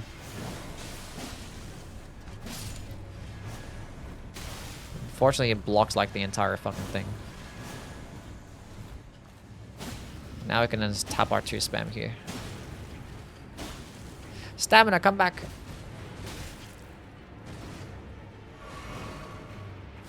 Look at that reach. That range. But these guys give us the gold scarab. And what the gold scarab does is just gives us more money. And being that bosses take a while to give you the runes after you kill them, if you quickly kill a boss, and then, or if you kill a boss and quickly switch, which is what I did right there, you basically just get free money. Free money. Okay. Now let's go back and kill Godric. We have good talismans, we have crystal tears. Actually, no, let's go kill the Putrid Avatar first. Get that stamina regen. Even more stamina regen is nice. Because the faster your stamina can regenerate, the more that you can attack. Which having a large stamina bar is nice too, but... We'll go run the safe way. We'll go run around. The intended way. Pro tip. I'm only gonna find out these valuable information here at the Yui stream. Might as well kill these guys. We have enough damage here. Running attack.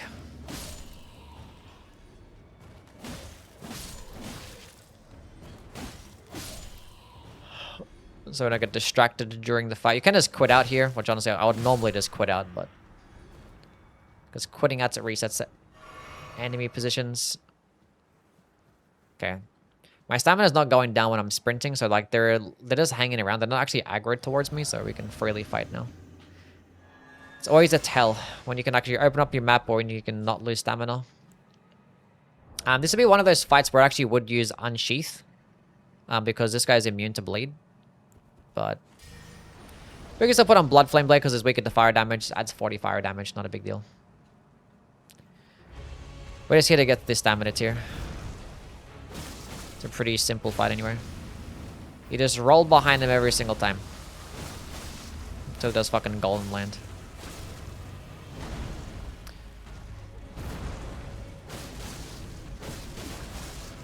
She does right now.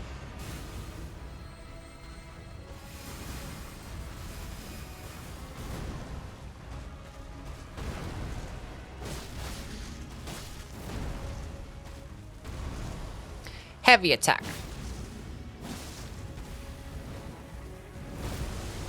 Stance break. Huge. Not gonna try and get the critical attack there because there's a bunch of rot on the ground and that will definitely kill us if we walked into it. Right, switch to the gold scarab. There's a dungeon here, but we don't need anything in this dungeon. We just wanted the green burst tier. Okay, now we can actually go kill Godric. Can you do an impression of Arnold Schwarzenegger finding his onion ring in his fries? No.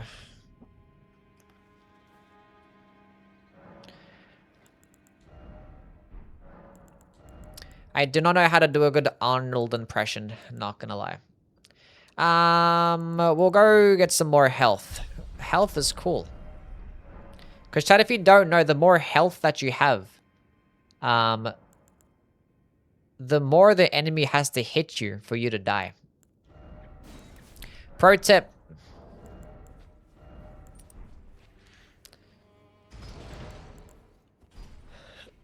Pro tip. I forgot to get Stormblade. I gotta get that as well.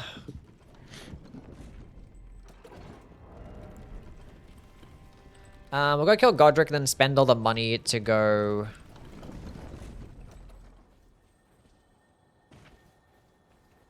dump into health, and then... When you kill Radahn, we actually might start buying some more materials so we can go upgrade some stuff. I think we're gonna upgrade the Misericord next.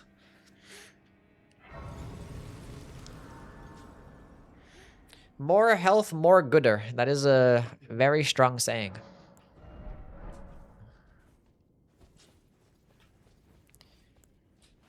We still need to get 15 faith so we can use Flame Gummy Strength, but it's fine. Golden Vow Blood Flame Blade is okay for now, especially with a plus 14 weapon. We're gonna be shredding here. Can get another talisman pouch after the next Great Rune boss, and I don't know what that next talisman's gonna be. Could be Warrior's Jaw Shot, but we're not gonna do that. We are gonna eventually do Millicent's prosthesis as well. Get 2 multi-hit talismans going on.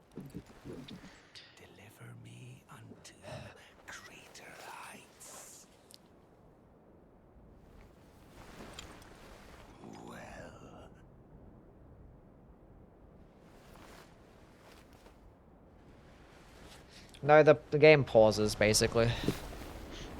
The buffs don't run out during a cutscene. I like being the person who knows Yui's opinion so I can answer the chat's questions for him. That's handy. Where basically the end game goal is to eventually have a Smith script dagger in my offhand. Look at that fucking damage.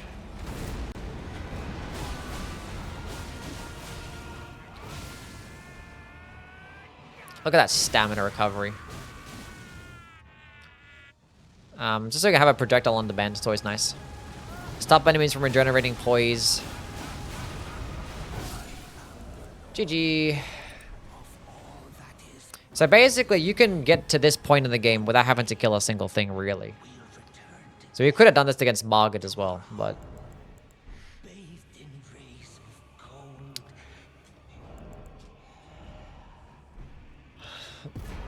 Wait to get the money before we teleport out. 24,000. Okay. We'll go to the Warmaster's shack because we need to go get Stormblade. Because the reason why we're going to be using Stormblade is because projectiles are just super duper nice to have, like, always. Like, when you're going through, like, legacy dungeons or dungeons and, like, you want to snipe enemies off at a distance, having a projectile is always cool. Beast Roar would be really solid because Beast Roar goes further than Stormblade, but you get Beast Roar after handing in, like, 5 death roots, which is just annoying. And Stormblade just gets better DPS anyway, and it's, like, cheaper to spam too, so... With the Iron Whetblade that we've also picked up, we can actually put the Stormblade with a Keen Infusion to maximize the damage. We are going to eventually probably make that Lightning Infused at some point, because we need it to get critical attacks. And even though Stormblade's going to get less damage, our critical attacks are going to be higher, because split damage does better with the critical hits, because... bypasses defenses. The Flat's defense is non-existent. Yeah, so we can work on getting the Millicent's prosthesis probably after we kill Radahn. Maybe. So yeah. Kaylee with the 105 stream streak. How you been, Kaylee? How's the game and how's the E33? Vigor. Sure, more health for Radahn is always nice. 25 health. That's a decent amount right there. I recommend to actually go through regular Karia instead. The reason why I'm not going to go through regular Karia is because I have absolutely no reason to. There is nothing there that we need. But, you know, killing Renala and the dog and stuff, you can get more money. But I probably would recommend leveling up the Misericord first before you start going through some more legacy dungeons and stuff. Because having projectiles is nice. And you want to have that upgraded for sure. For sure, for sure. I took all my level attributes away in E33 to nerf myself a bit. Nice. Yeah, I only played E33 like once, so like I'm not really a knower in that game. But it's crazy to see people do like the build creation there and just insane challenge runs and or just optimize the build to like one-shot bosses. It's kind of crazy. It's kind of like this game in that aspect. Okay, we're heading down here to just kill Radahn. We can get Cragblade on that Scarab right there. But we don't need it. Don't need no Cragblade for this build. Just gonna be sticking with these 3 ashes.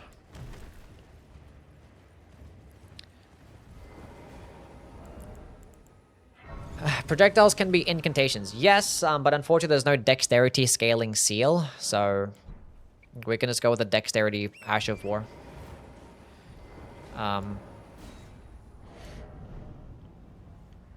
Now, unfortunately, it's going to be a bit difficult in, like, the middle of a fight, because, like, sometimes you want to have a projectile in the middle of the fight. So, you know, you might just, like, attack with your katana, and then you switch to your Stormblade and just throw the projectile out. But the thing is, when you switch your weapon, you lose out on your Blood Flame Blade. So, you can do that, but you sacrifice your buff, though, if you do that. It's a bit of a downside, which is why I do eventually want to have a Smith Script Dagger in the offhand, because we can spam projectiles just by clicking L1. Because doing that is also going to stop enemies from... Not only going to do nice chip damage, but it's going to stop enemies from generating poise. And also still maintain our multi-hit talisman buffs. So, pretty good. It's a nice little gameplay loop as well. Super engaging.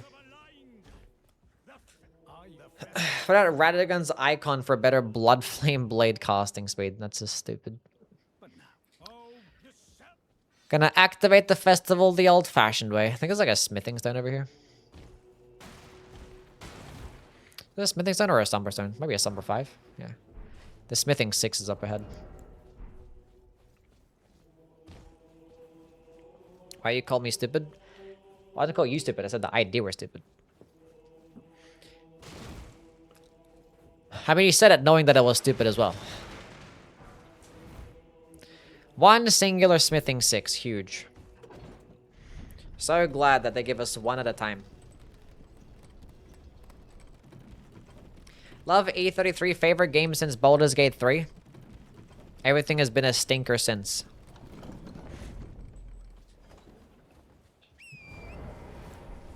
Gamers nowadays and their high expectations. Remember back in the days when you play like a PS2 game and you just bought any random one? Bought like Ratatouille on the PS2. Like, this is a banger. I mean, you can summon these guys if you want to. I'm just gonna fuck them up without it, though. At this point, I'm pretty sure the flame got me strength, but it doesn't matter. We'll go drink this bad boy. We just play Ratatouille on the DS. There was like so many like Disney games for like the PS2 era. Like every single like Disney movie that turned into a game.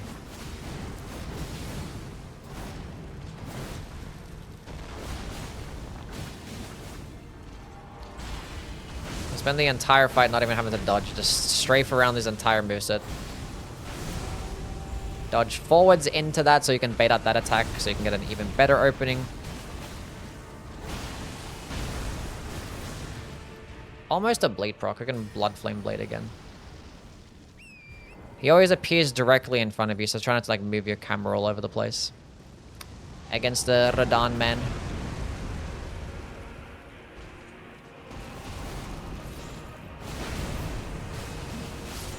GG. Gold Scarab. I had another gold pickled fowl, but I probably could have used it there, because it does give you a decent amount of money, but sure. It's whatever. Go buy some more smithing stones.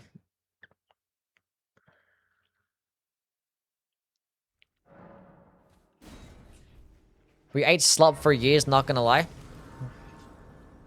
It's like everybody and their mom just made a game on the PS2. Like, it was just like so easy to make games back then. TMNT on the NES.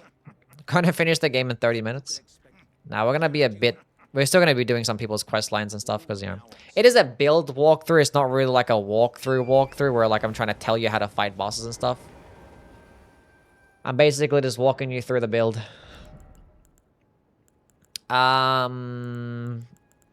So yeah, I'm sorry if you guys are struggling on some bosses even with this build.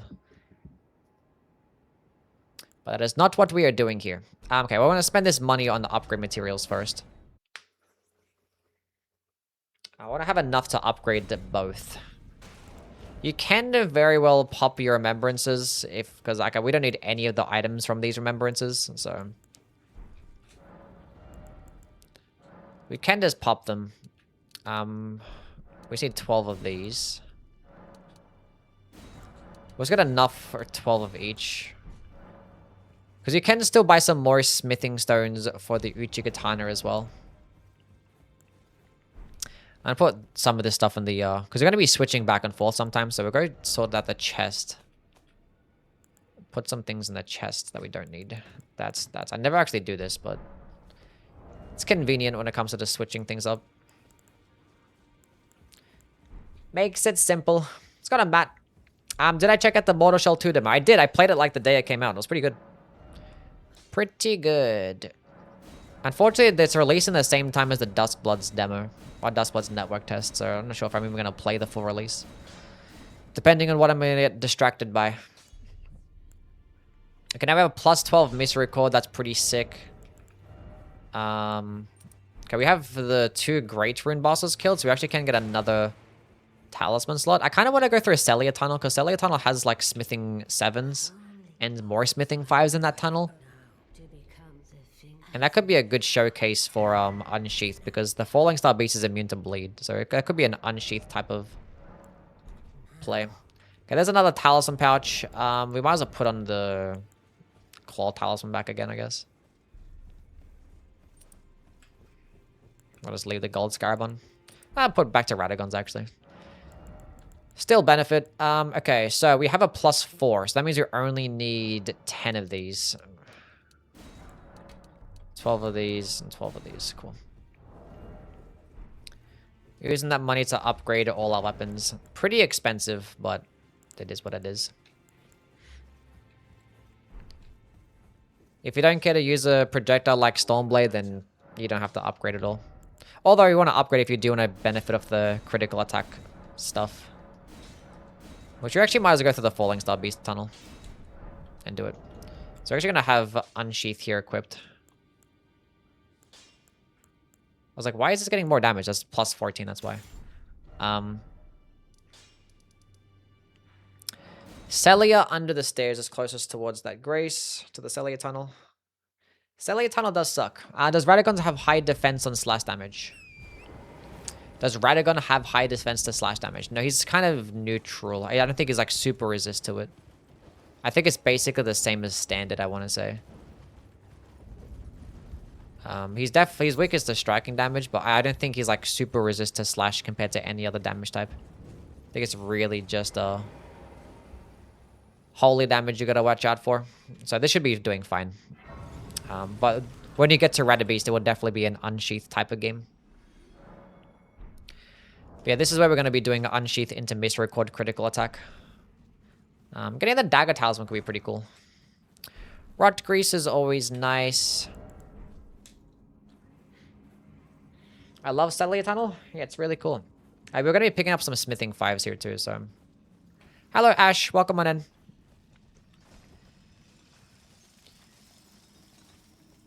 The first 3 are basically right here. There's a 2 here, and there's the one around this little shack. This place is terrible. It is completely optional to come here. You did not need to do this at all. But we will kill these guys. Wait.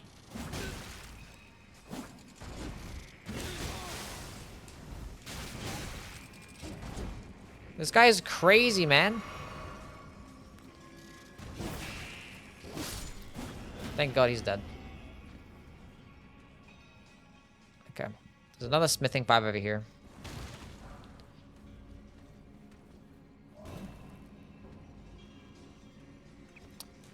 Don't need to fight those if they're not aggroed or gonna shoot projectiles. Let's go run this way. These guys are the worst, man.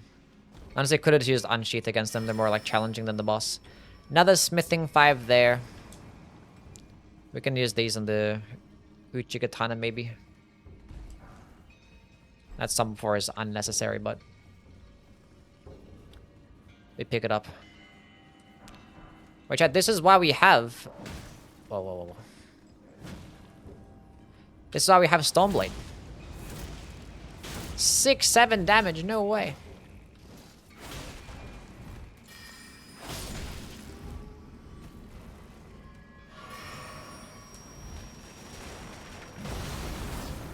I got stuck in this chest.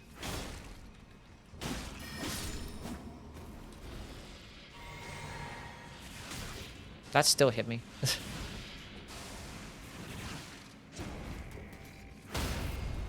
Okay, one Unsheath heavy attack actually just stance breaks them. That's pretty cool. Okay, you don't fire anything at me. Just stay right there. What'd I say? Shortcut.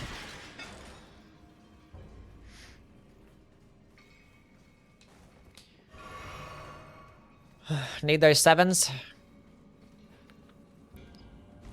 Another Smithing 5 here. That purple item's the talisman for faith-based builds. We don't really need it. Oh god. I didn't even pick up the item anyway.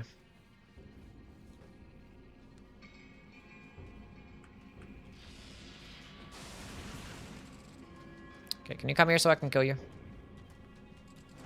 Appreciate that. Okay, so now we're gonna go ahead and buff. We don't need Blood Flame Blade. It does give you a little bit of damage, but don't need it. It's gonna Golden Vow. I still forget to put into Faith for Flame Gaming Strength. That's 30,000 runes as well.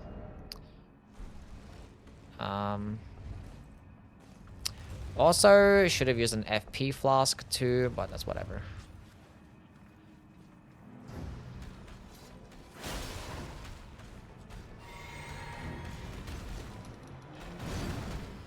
We get some headshots, we can get even more stance damage.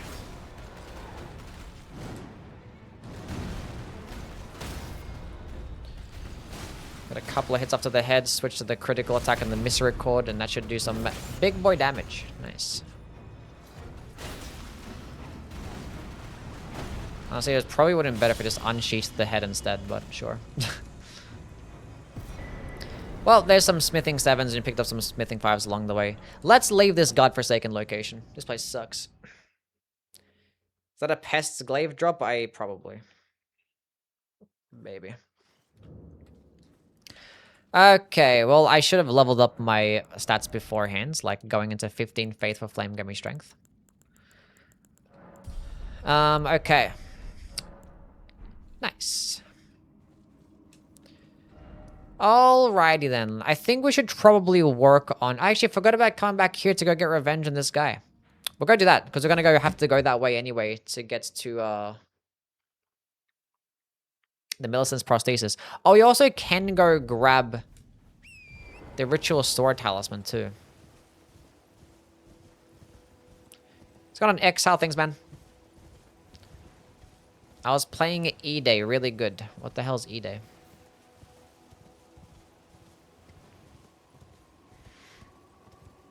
Hello. What's going on, Jake? Okay, we're gonna switch back to the Nagakibi here because Double Slash will do a lot better against NPCs. Here for my vengeance.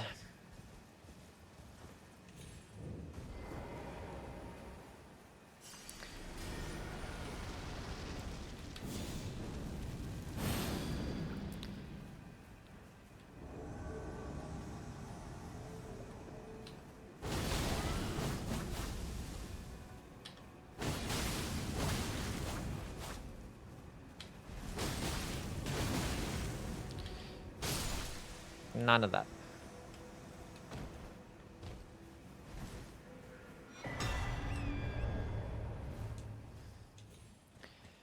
She tanked my slash? Yeah. Had just enough poise to not get stun locked completely. Okay. Just gonna go head down here. Because we're gonna progress towards the shaded castle. This wonderful green castle.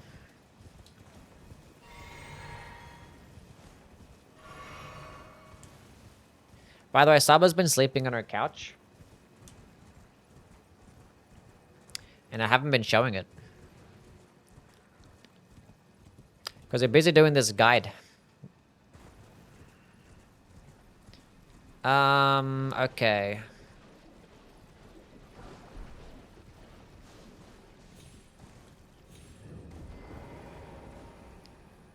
The Shaded Castle.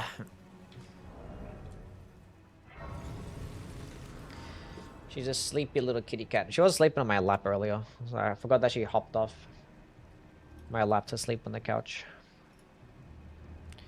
There she is.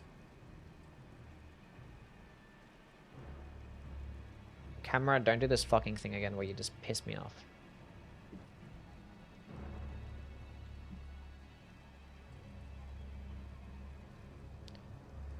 She just chilling and sleeping.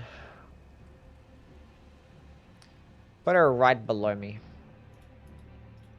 That doesn't block anything, does it? No.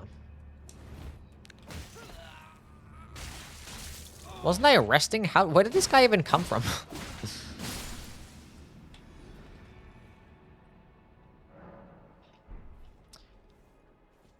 Okay. Let's run through and grab Millicent's, the Valkyrie's prosthesis.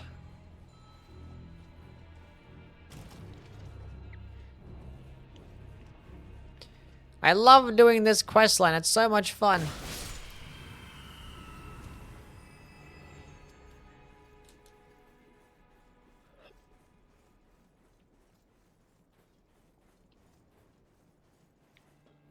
We're doing this to get a good talisman, so it's worth it.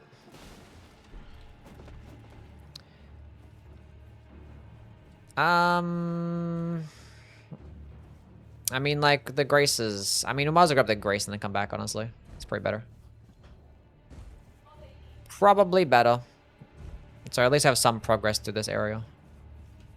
Oh, you don't have to grab this grace at all, but just in case you want to come back and kill Elmo for whatever reason. Do some more explorative stuff. You can jump across these rafters or just like run back around again, I guess. Actually, I don't think you can jump back up there. I think this is the only way back here. And I messed it up anyway. And I messed it up.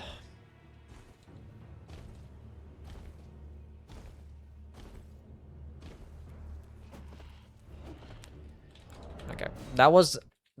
My brain is so used to like smithing 5 routing on bingo. I forgot... Well, we're not supposed to do that. Don't jump off there. I think I landed down and hit the ground, did I? I didn't. We're good. We're so back. Okay, don't jump off there. I have to go this way. I'm gonna grab this. I'm gonna quit out the game, so we can just teleport out.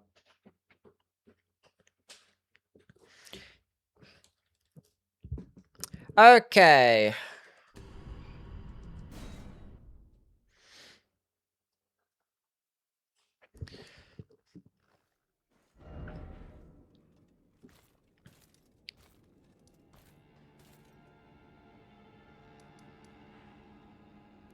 Here, yes. Back to the swamp, because we need to go kill Commander O'Neill. That is, in fact, what we are doing.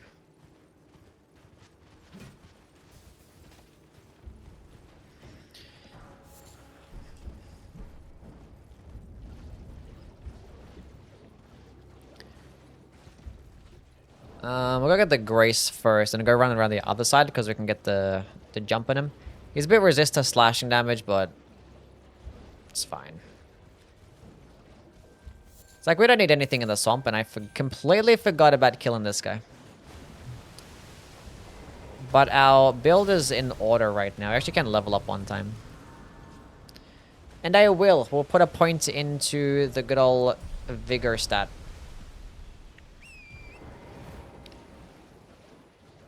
Okay, I'm gonna run around here. Because when you run around this side, he doesn't actually aggro. I'm gonna go buff over here. Because I think if I buff next to him, he's gonna aggro too, so... Golden Vow, Flame Gummy Strength, Blood Flame Blade. Drink the juice. I'm trying to be quick. The Flame Gummy Strength in your last 30 seconds. Hello. It's gone, Days. How things, man?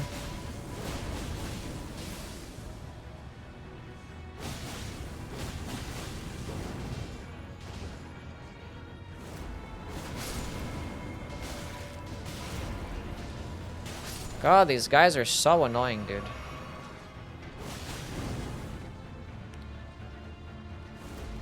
Okay, I guess we're gonna kill them all. Never mind, they don't get staggered. Tap R2 time.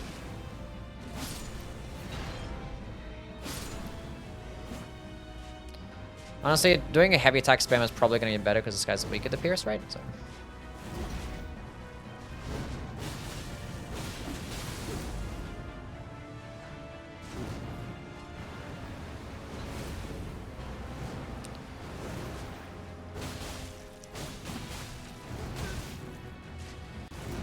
Just die. Probably should have killed those archers first, but whatever. I feel like Unsheath probably would have been better there. Just to get a stance break before he actually summons. Or like right after he summons. We've got that for the needle, so we can go ahead and... Yeah, we just gotta go run back. Which is the fastest way? It's from here.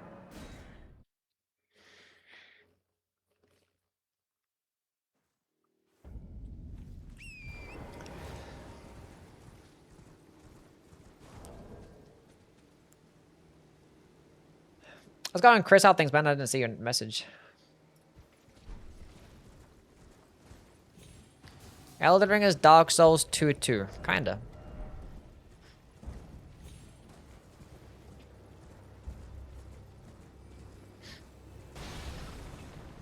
I'll see you, Vyler. Thanks for stopping by, my friend.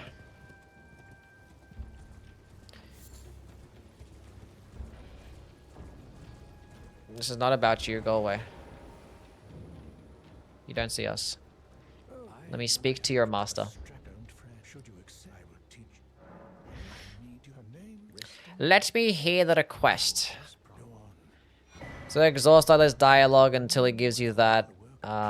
Exhaust his dialogue some more. And then we're gonna quit out. Have you tried to converge this mod 3.0? Yeah, I did an entire playthrough. I killed all 200 bosses and I used every single build. It was like a 38-hour playthrough of Convergence 3.0. It's like my 5th time playing Convergence, so. But all the runs are on my second channel. You can go see it. Okay, exhaust dialogue again. Get that gold, or the analloid gold needle. I don't need to exhaust his dialogue anymore. But now we're gonna go to Millicent, which we can go there from Fort Faroth.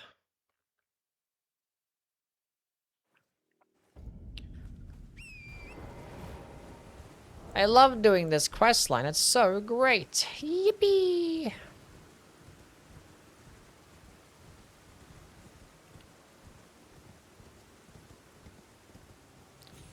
Second channel? Yeah, it's got like a second channel for just like stream highlights and stuff. There's more smithing 7s up here and a stone sword key. And a smithing 8.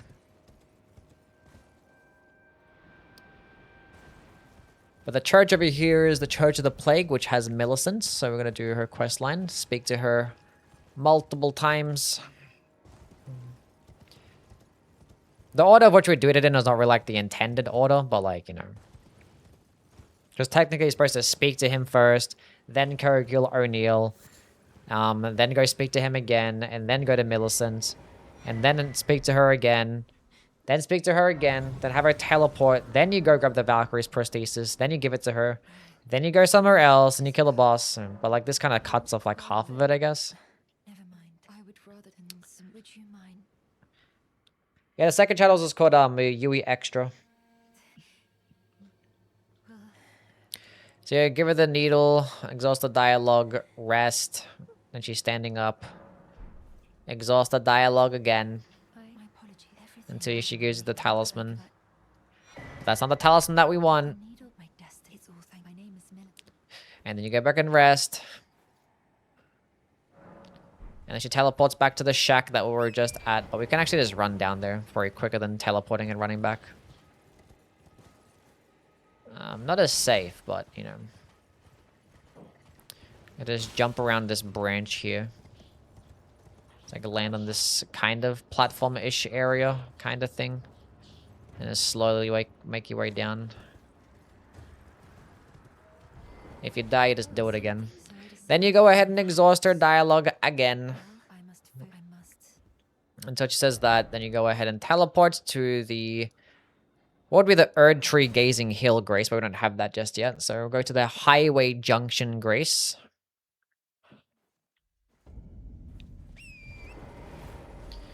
And then just run back. And she should be there, and then she'll teleport again. And then we're going to kill the Apostle, which we should deal with very quickly, because he's weak to slash and bleed. Things that we have.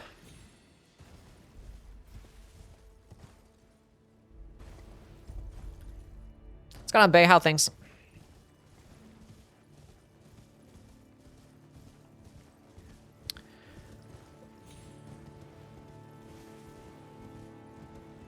You see the Bingus games today? Yeah, I did.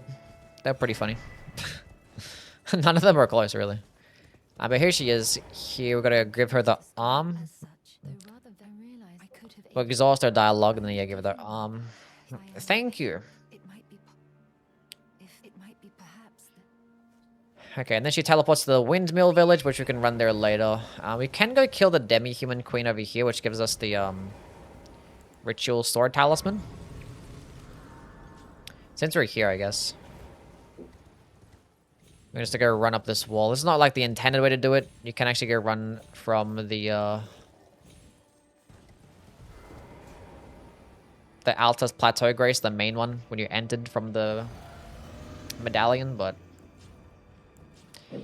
this way is basically just as easy. We could have came from this grace and just run across this way.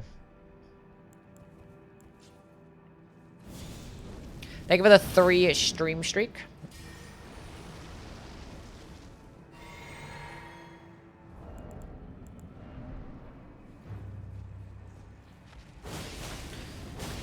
Yeah. Gillica didn't stand a chance. Make sure when you're switching to your gold scarab talisman after killing a boss, you switch back. I always forget. Now we can run this way and take the teleporter, then go to the windmill village, but we can actually run through from here instead. Because there actually is a gold seed along the way.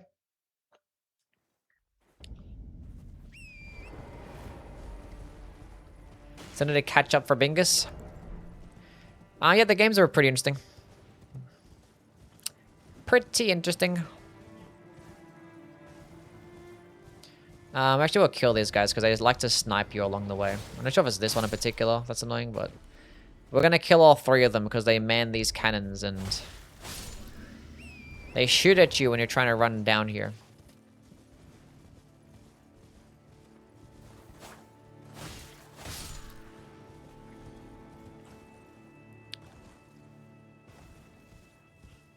There's like another sacred tier down there as well. They could probably go grab it after this. Actually, there's still one more. Which one did I miss? Oh, it's over there, that side. God damn.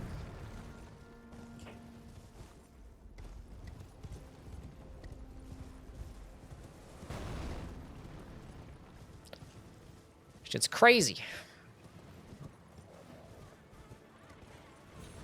I haven't done a Blade Samurai in so long. Used to do Dragon Rot when it was viable.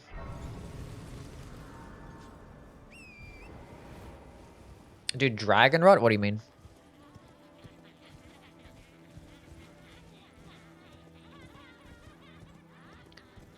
The tech issues have been so unfortunate, yeah.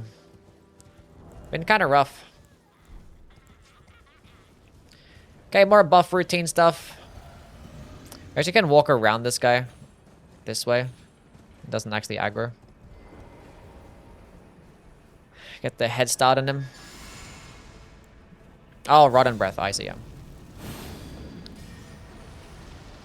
Yeah, Rotten Breath is still decent, but they nerfed the build up of it. It's no longer as good. Can you just crouch and... Sure.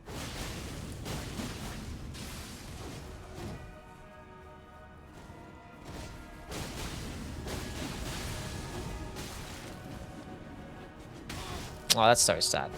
Oh, you want to get dodge anyway. Sure. Goodbye. Okay, now I'll kill this guy. Now Millicent should spawn in. One thing you don't do, by the way, is that if you want to kill her... I had this happen in my last... on my last guide video, somebody complained and like started cursing me out and stuff in the video. And be like, you didn't tell me that this is gonna teleport away when you rest again. But yeah, don't talk to her. And then rest, and then go to fight her because she teleports to the mountaintops. So, kill her here. Don't talk to her, then rest. So if you want to get rest to get your health back and something. But she teleports to the mountaintops. So even if you do, you can go get it again. She just goes to the mountaintops. It's not a big deal. But yeah, unfortunately, to grab this talisman, which is one of the best talismans in the game, you just got to kill her after you give her the prosthesis. So, yeah, don't blame me. Blame Michael Zaki. But yeah, Millicent's prosthesis is just like the wing sword insignia. You just get more damage when you with successive attacks, and these things stack together. There is like another version of the sword insignia when you finish her questline, which is all the way in the Halig tree. But that doesn't actually stack with the regular sword insignia, which Millicent's prosthesis does. So if you end up going to New Game Plus, you can finish her questline and then get the winged the other sword insignia, the Rotten's wing sword insignia, which is just the same thing as this, but just a bit more damage. And that can stack with Millicent's, so. But yeah, when it comes to like a regular New Game playthrough, this is the best way to do it. Just get in regular sword insignia and Millicent's and stack them bad boys together. You can get Ritual Sword, more damage at max HP. If you're not comfortable saying at max health, then just rock the Turtle Talisman for the more stamina recov. Get some more health.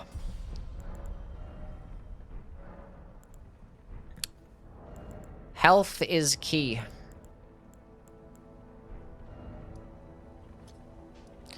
Okay, let's go kill the DTS. The Draconic Tree Sentinel. Let's go run through. There's nothing else that we really need to get at this point. This is kind of everything. Right? Like, we are going to get another talisman pouch later on, which I'm going to be using for... Because in Lendel, we can go get Thunderbolt if we wanted to go play with Thunderbolt. And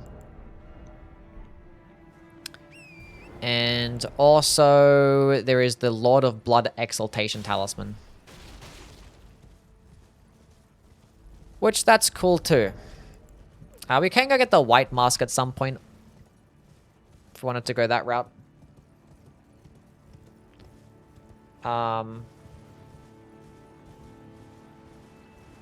Because the White Mask is like that as well, but it's... I don't know, we can go get it at least. We can get it now if we wanted to. We can just go do Vari's questline, but it's fine. It's only 10% damage and it looks like shit anyway, so... Or 10% damage after a bleed proc. But we can go do it when you go do Mogwit's Palace and go to the DLC.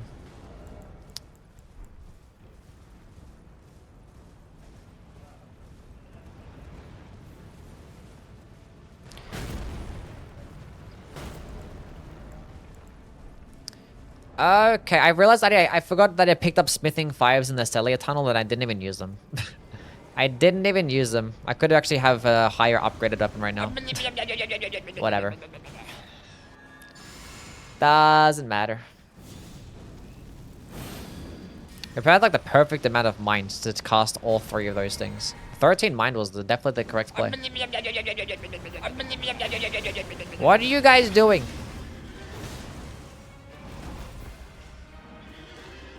Oh, okay. Cool.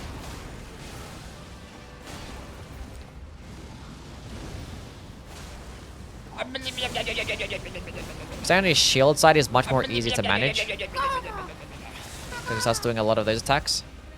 Joing, boom, joing.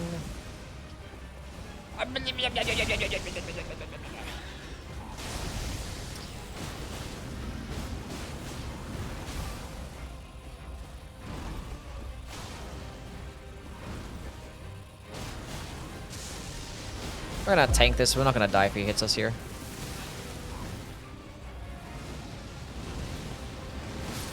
GG. Oh. Taurus, thank you for the follow, man. Appreciate it.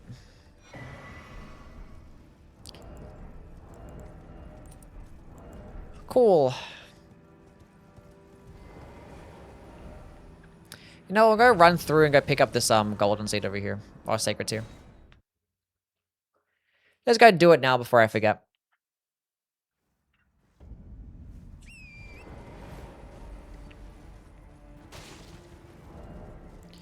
Yeah, we could have had a higher upgraded weapon. I'm not sure if Unsheath would have been better there. Like, the Draconic Tree Sentinel only has 80 poise. It would only take 3, like, Unsheath heavy attacks to stance break him. So you could just keep spamming Unsheath the entire time. That might honestly be better. So if you're struggling using double slash, you could just still do Blood Flame Blade Unsheath.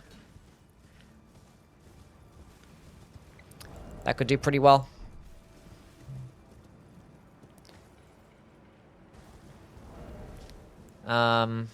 And also you have your Stone Blade, so... Although Draconic Tree Sentinel is not really a fight that you really want to play at a distance because you keep spamming projectiles, you kind of do want to be close. Favorite Colossal Sword? I don't know. Don't know. Ancient Meteoric Ore Greatsword's pretty cool. I'm not sure if that's my favorite, though. There's not really any of them that, like, really stand out to me that much. There are some bosses here, but none of which are really going to give us anything of value. We're just here to get a +9 flask. Having a +9 flask at this point is pretty crazy. Yeah, 11 flasks at +9. That's pretty cool. Do you have any more golden seeds? No. Look, there's more golden runes that we can pick up here. Wowzers.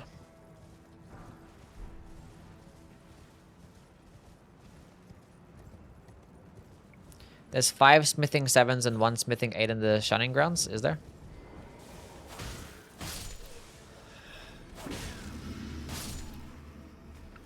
Okay, cool. Another sacred tier. Let's go run to the capital. Actually, I feel like I do want to do Thunderbolt. I want to have a lightning infused. I have a lightning infused mystery cord because the crit damage would be really solid, especially against Goldfree, who we're going to be fighting, which will most likely be using Unsheath for. I might want to go upgrade my weapon. First of all, let's just go level up. Forgot about that. Go to 30 of that. We still don't really need to spec into Dexterity right now. I like Endurance here. 30 is a healthy spot to be at.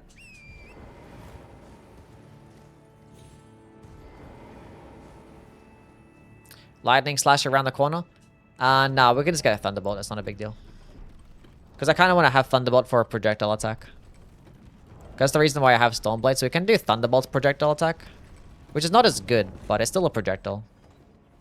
But like Stormblade is quicker though, so I don't know. Maybe we'll just go pick up the Sanctified Wetblade and then just make a lightning infused Stormblade. Which would still be decent damage.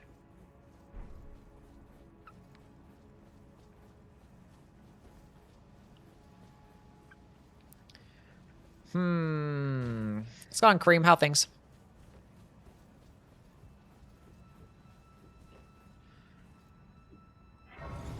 So we'll see. We are going to be using Unsheath Uchi for this next boss. I definitely want to upgrade the Uchi Katana first.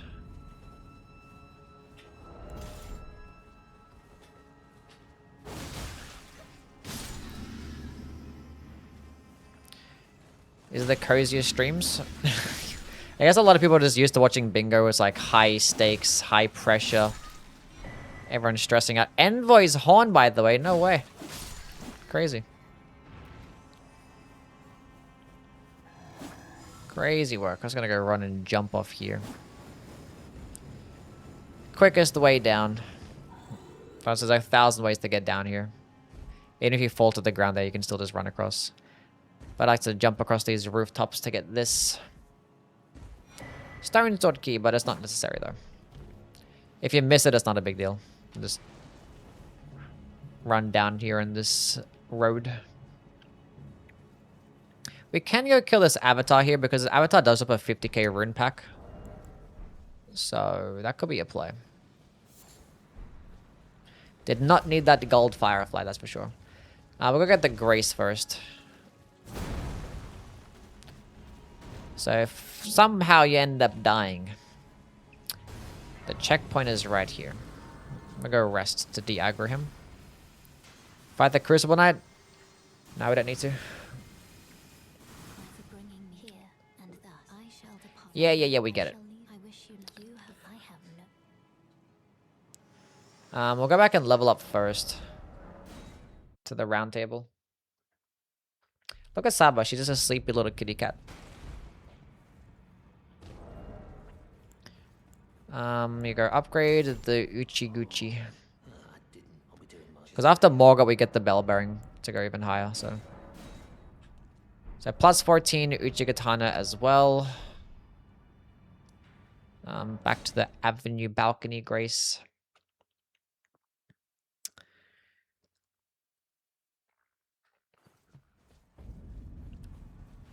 Okay, let's go kill this guy.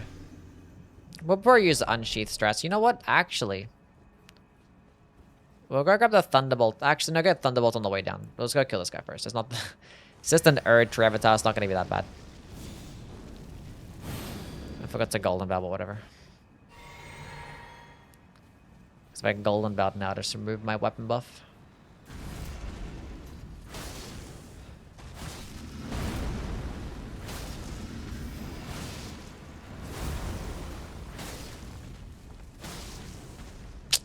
He was about a stance break, that's so sad.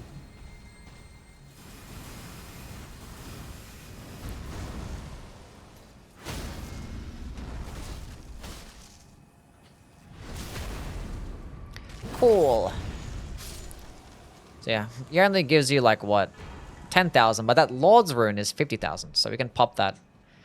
And level up some more if you want to. I'm not gonna though. Just in case I'm like more leveled than the people watching this guide. Okay, we're gonna drop down here. Because this is going to be Thunderbolt Ash of War, which is another projectile attack. And it gives you the lightning infusion too. I'm not sure if I'll use it though. But since we're down here, might as well go down to the sewers, because we're going to have to go down to the sewers to get the Lord of Blood's Exaltation Talisman, which gives us more damage when our proc bleed on a nearby enemy. So, yeah. That's going to be fun. Did I name Saba after... I did not name Saba after that, no. I named Saba because it's a cute name. That's all. Cute sounding name for a cute little kitty cat. Okay, let's go back to the good old Nagakiba. The Nagakiba.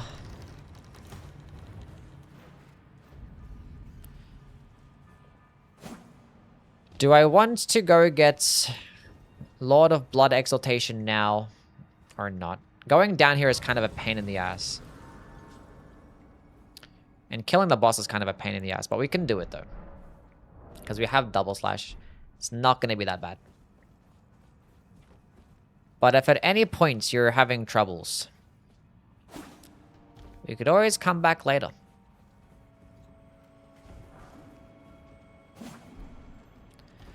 Could jump there, then jump here.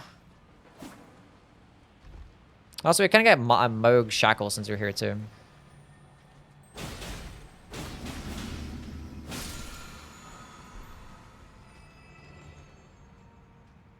I have to go run around this guy, it doesn't matter. Bait him that way? Okay, he went that way? Cool. Smithing sevens.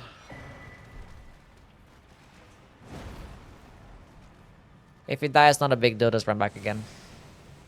It's pretty chill to come back down to this dungeon. Just gonna drop down twice. Okay. Didn't actually need that Scarab, by the way, that had that Somber Stone, because we're not using any Somber weapon this playthrough. Okay, now this is kind of somewhat complicated to navigate. But we're gonna go down, then we're gonna go up, and then we're gonna go right, then we're gonna go straight, then we're gonna go right, then we're gonna go down, then we're gonna go right again. Pretty simple.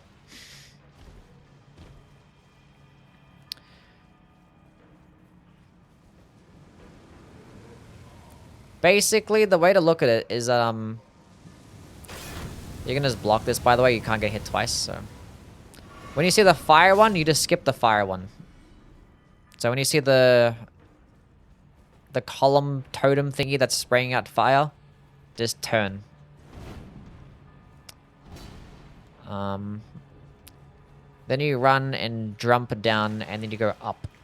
So there's going to be a down, and there's going to be an up. You drop down and go up. And then you turn again, and this time there's going to be a column facing down, and that's the one that you have to go up. So this time we're not going to turn right like we did last time. We're just going to go up this thing. So we're going to just jump into it, and it should go up by itself. If you didn't, you can just hit it again if you missed it somehow. And I'll come back down again. I fucking hate these guys. That did half my health, by the way.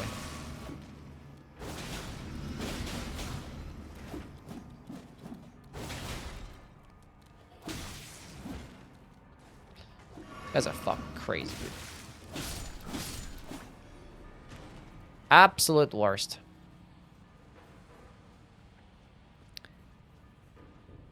Absolute worst.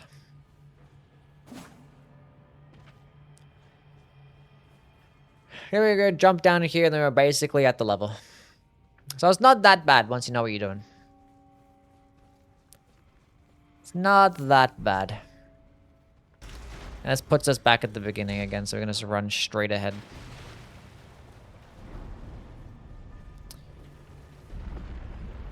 On the flat surface, and we're right here.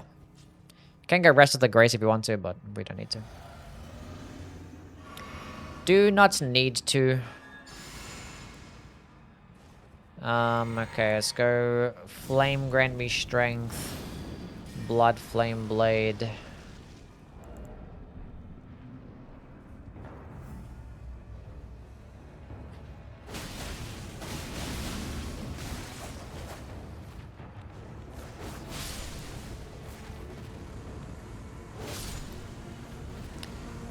Worked out fine.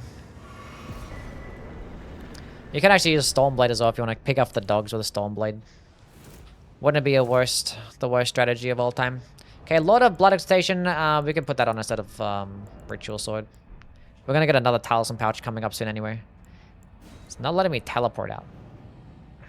Sure. Messed up those enemies. Okay, we'll go back to the Avenue Balcony Grace again, and this time we're actually gonna go up and progress through this area.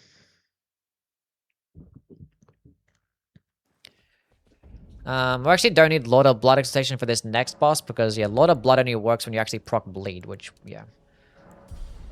Gonna go into more endurance. Having 20 endurance is just nice. Endurance is a great stat. We're not gonna go too high, probably like 25 endurance max, but yeah.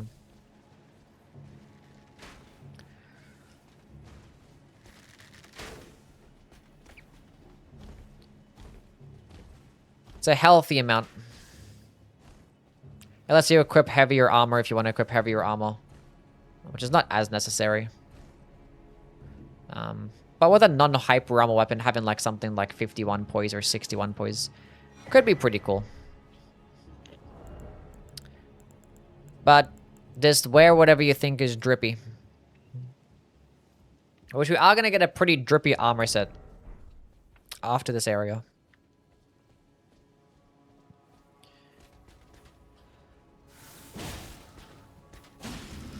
So these guys, unfortunately, we're not going to get staggered by double slash, but we're going to tap R2 them. Stop using the shield to block.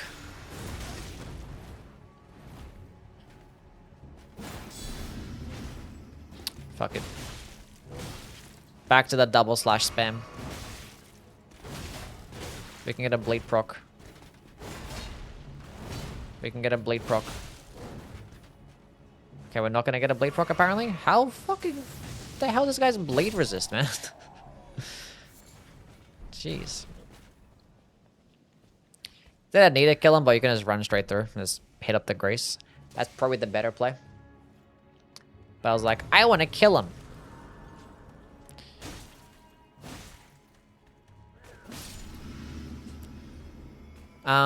Let's go grab the sanctified wet blade first. I was gonna pick up this golden seed and then do it. Normally I don't like picking up this golden seed because it aggroes this gargoyle and he starts being aggressive and stuff and fuck fighting this guy. But we're gonna pick it up and just jump off the cliff here. If that happens, not a big deal.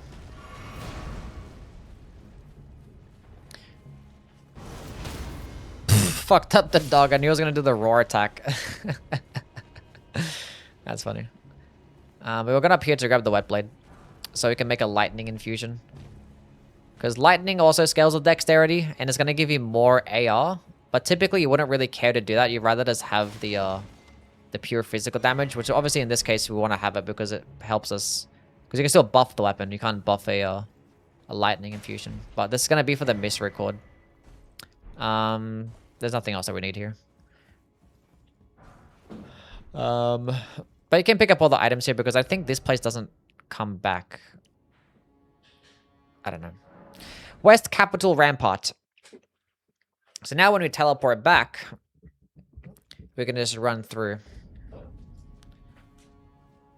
And the gargoyle's not going to aggro. But we're going to make this Stormblade lightning infused.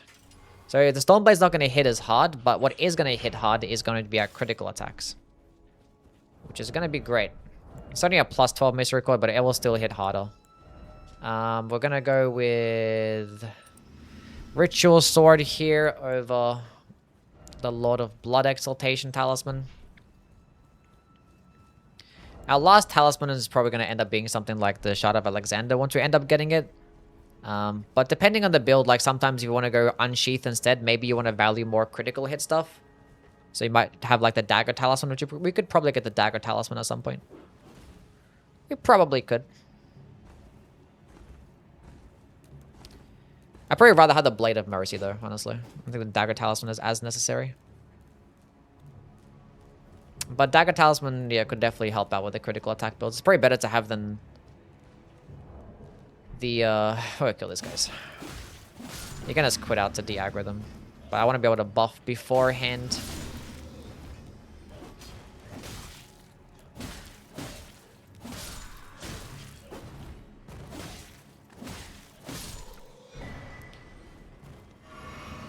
Okay.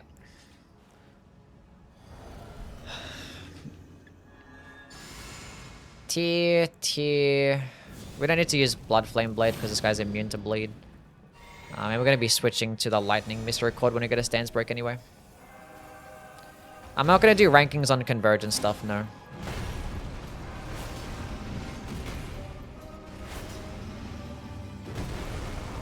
You stand here, you can just basically strafe to the right.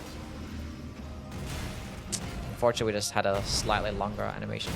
Check out a stance break there. Switch to the Mystery Chord.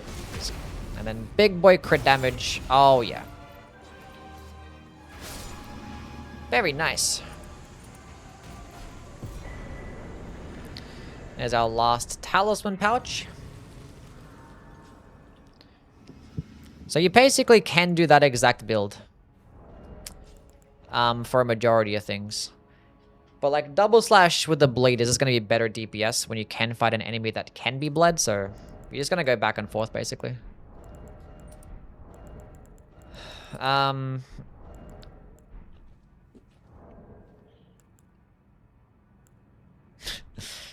Uchigatana, we're going back and forth between them. We have the double slash and the Nagakiba and Uchigatana Unsheath. So depending on the boss or enemy that we fight, depends on which one that we go with. It's like, I didn't know what she said, Dark Knight. It says like, are you dating? And I'm like, there's no way you asked me that question. Because fucking YouTube has this stupid, dumb translating thingy. It says, are you dating? I was like, there's no way he said that. It says Uchigatana question mark. That's what he actually said, Uchigatana question mark. But YouTube is like, no, we're going to translate that for some fucking reason. And it said, are you dating? I was like, I know I wasn't going to answer that question because like, obviously that worry. It's like, there's no way you would have asked that question. Like, there's no way.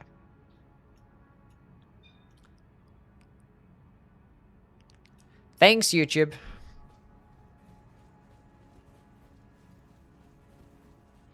It's kind of slashy. Yui is dating. I'm not. To answer the question, though, no.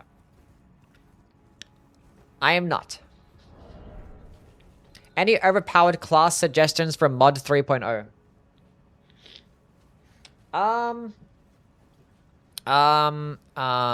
The gravity one's pretty cool. That's the first thing that came to mind. Chat, what do you think is the most overpowered spell school in the Convergence mod? I had plenty of success with the Rot one as well. That was also pretty good.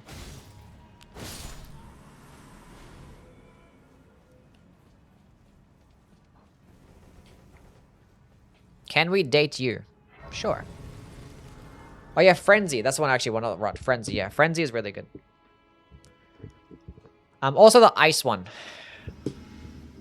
Ice. That one was also pretty good. Honestly, you can make broken builds with basically every single one of them. Okay, we're gonna go to 20 endurance first. We can spec into more dexterity at this point. But our damage is so solid that it doesn't even matter. I feel like I'd rather go into Vigor right now. Just for like the guide purpose. Because like our damage is still really good. And we have the Dexterity too. To help us with boss fights. So yeah. The thing is like a lot of the damage is reliant on like the multi-hit talismans and stuff. Which against like regular trash mobs. Which like when you fought that knight, it didn't really seem that good. The damage. But when you have like the sustained damage like in a boss fight, it's going to do really well. Obviously, especially when you have buffs and stuff. We can just mess up all these bosses. But yeah, Moog is definitely going to be a double slashing type of boss. You can actually do a Lightning Mystery Chord with Golden Vow. So you actually don't need to have Golden Vow and another dagger. You can do Lightning Golden Vow, but we're still going to have Stormblade just for the sake of having a projectile attack. It's just always nice. Which I haven't really used at all, but like... It's nice. There's always going to be circumstances where you wish you had a projectile attack. And just throwing on Stormblade is always good. Especially once we get shot of Alexander as well. Yeah, we're not allowed to actually stream the network test. But yeah, of course I'm going to stream the full release of Dustbloods, yeah. Do you think Barricade Shield is a top 10 Ash of War? I put it in my top 25. Which out of like 100 and something, that's still really good. I still think it's S tier. What is thy business with these Because, like, yeah, blocking is kind of, like, it's really good. You're gonna sit there and just, like, face tank everything, but it's not, like, it's not broken. It's not gonna, like, fuck bosses up, you know what I'm saying? You just, like... But it can still cheese a lot of different bosses, though, for sure. That's why I put it into the S tier. I probably could have put it higher, but, like, it's just, shields are kind of a bit boring to really talk about, so...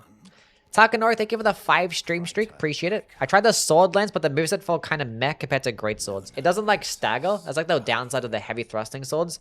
They don't have, like, that stagger potential. Like, they don't do that micro staggers with light attacks. So when you're fighting, you know, like, clean rut knights or omens or banished knights, they're not going to really fuck them up as nicely. You have to really use the heavy attacks in that instance. But in terms of the DPS and just, yeah, it's really good. That's why if you're going to be using the sword lance, I like to pair it alongside skills that can stagger well. So you'd pair it alongside something like impaling thrust, you know? That could do really well. Hello, Alice. Welcome on in. Best overall rounded great shield for elemental absorption? I don't really know. I'm not a great shield knower, but I think the fingerprint one is pretty good, right? For most things. Like, this depends. Like, I know, like, the Halleck Tree Shield or the Black Steel Shield is really good for, Holy. Like, the Red Main Shield's really good for Fire. Like, it just depends. But I don't know, overall, I'm not sure.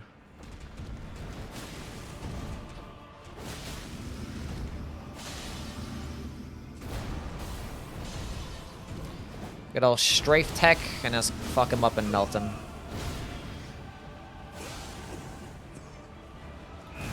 Get out of that. Oh, good RNG? Oh, never mind. Back into it. Hey, Kimito, why not? Ah.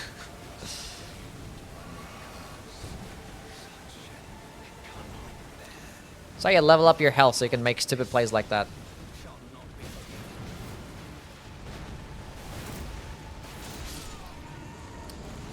That's an instance where a projectile attack comes in handy when you want to pick up an enemy that's fucking being annoying. We made use of Stormblade, chat. Honestly, I could have used Stormblade there when he was buffing to the second phase, but it just sucks when you have to take off your Blood Flame Blade to do it. Which is why the Smith Script Dagger is going to be great for this. But yeah, don't be afraid to switch off your Blood Flame Blade. If you're in a situation where you really want to get some damage in. Okay, cool. What does Frostbite do to an enemy? It does a chunk of percentage damage, depending if it's an enemy or a boss, but 10% damage typically. And it also debuffs enemies to make them take like roughly 15-20% more damage, whatever it is. Yeah. Are we bypassing level 67 and going straight to 68? 40 Vigor though. Perfect for the mountaintops. Before a fire giant, so we don't actually get one-shot by the boss. Really cool. And our damage is still going to be fine because we actually are going to get some upgrade materials. But now we're going to go to the Avenue Balcony and just run to the mountaintops. Grab the bell bearing. And then we can go buy some smithing stones. Good thing I actually left this Lord's Rune, because I got to pop that to go buy some materials now so I can actually upgrade all my weapons. It's a pretty expensive run when it comes to buying upgrade materials, but, you know. It's not necessary, but I'm doing it. You can always do some rune farming. If you want to buy some upgrade materials. And also, I'm not even killing many bosses at all. Like, there's plenty of bosses that are going to give me lots of runes that I'm just missing and skipping. And also, I'm not popping any of my remembrances too, which I could just use those to buy materials. We're going to do the DLC? Yeah, because there's going to be some things in the DLC that I want a part of the build. Albeit, they were like all at the beginning. Yeah.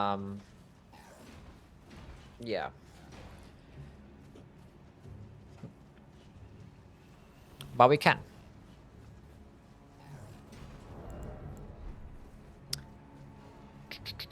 Chat, can you put Stormblade on the Smith Script Dagger or no?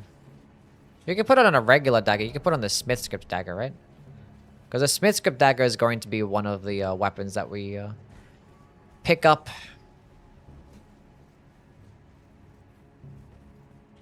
If not, we actually might have to go get Beast's Roar. Yes? Okay, cool.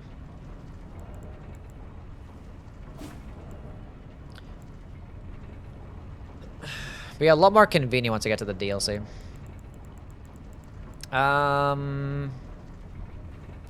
We are gonna get Shard of Alexander as well. After the next couple of bosses, so that'd be pretty sick. Yeah, you can put Golden Vow on the Spit Script Dagger.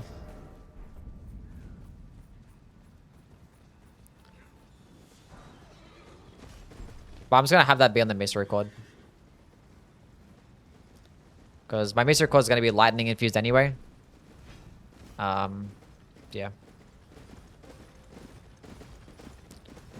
Go away.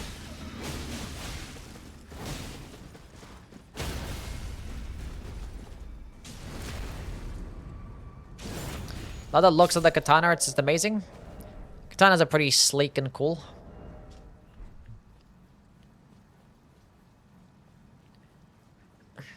I played Dark Souls 1. I don't have good wards. What does that even mean?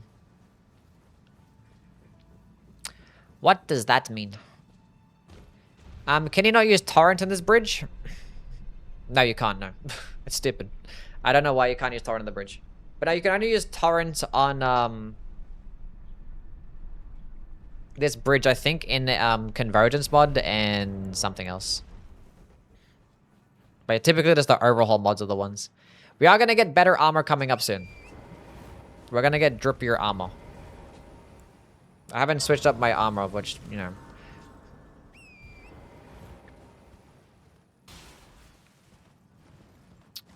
Bingo, you can? Wait, really?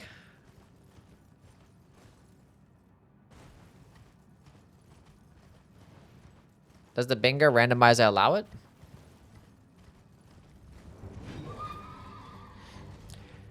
I've actually crossed that bridge without fucking torrent before on mid-bingo. I actually just ran through there. I never knew you could just ride the fucking horse.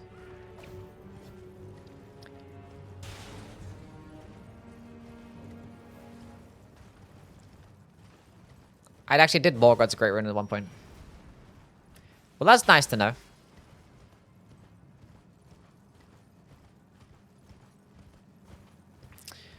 There's a Somber 7 in there, but I don't know. We don't need Somber Stones. 'Tis not necessary.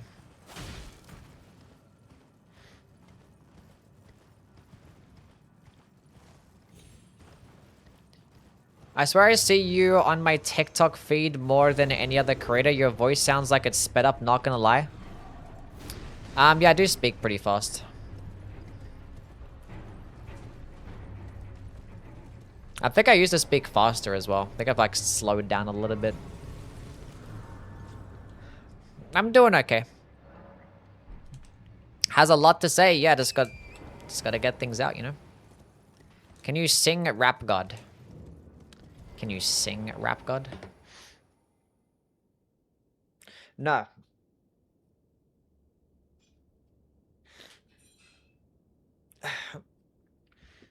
I've seen a ton of content creators steal your ranking videos, really? I don't pay attention. I don't have anyone followed on TikTok. I don't really scroll on TikTok. I just post there. So I don't know what goes on that terrible, awful place. Aha! Yura is here. Chat, if we kill him right now, we get his armor set. Do we miss out on anything else? Do we, like, lose out on something if we kill him right now, chat? Does anybody know?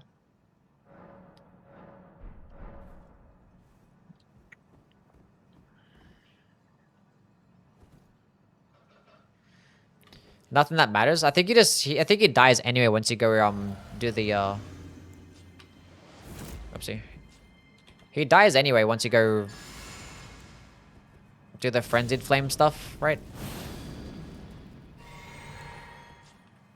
But we're gonna kill him now so we can get the armor set.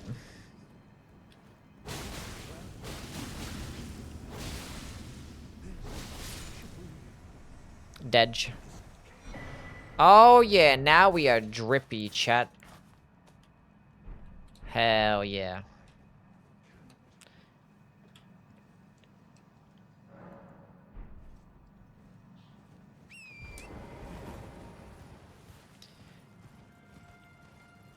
Now we dripping. Let's go on, Stab. How are you, man? Hope you're doing good.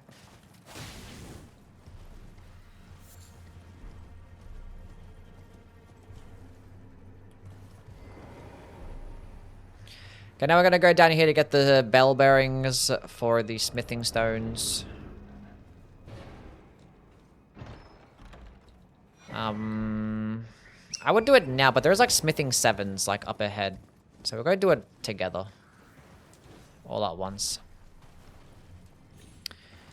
Just gonna head back out. There are so many Zamornites in this area. It's crazy. Crazy. Invigorating cured meat. So cool. Amazing. Losing my mind and level 1 reforged. Why are you doing that to yourself?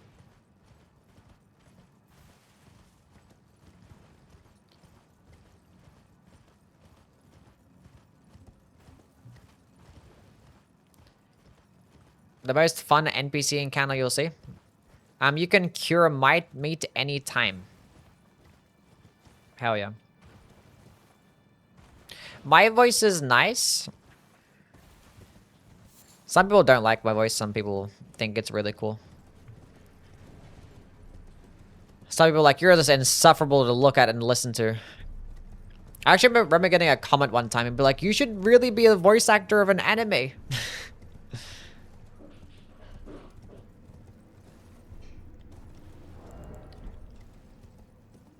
Which I don't think I will.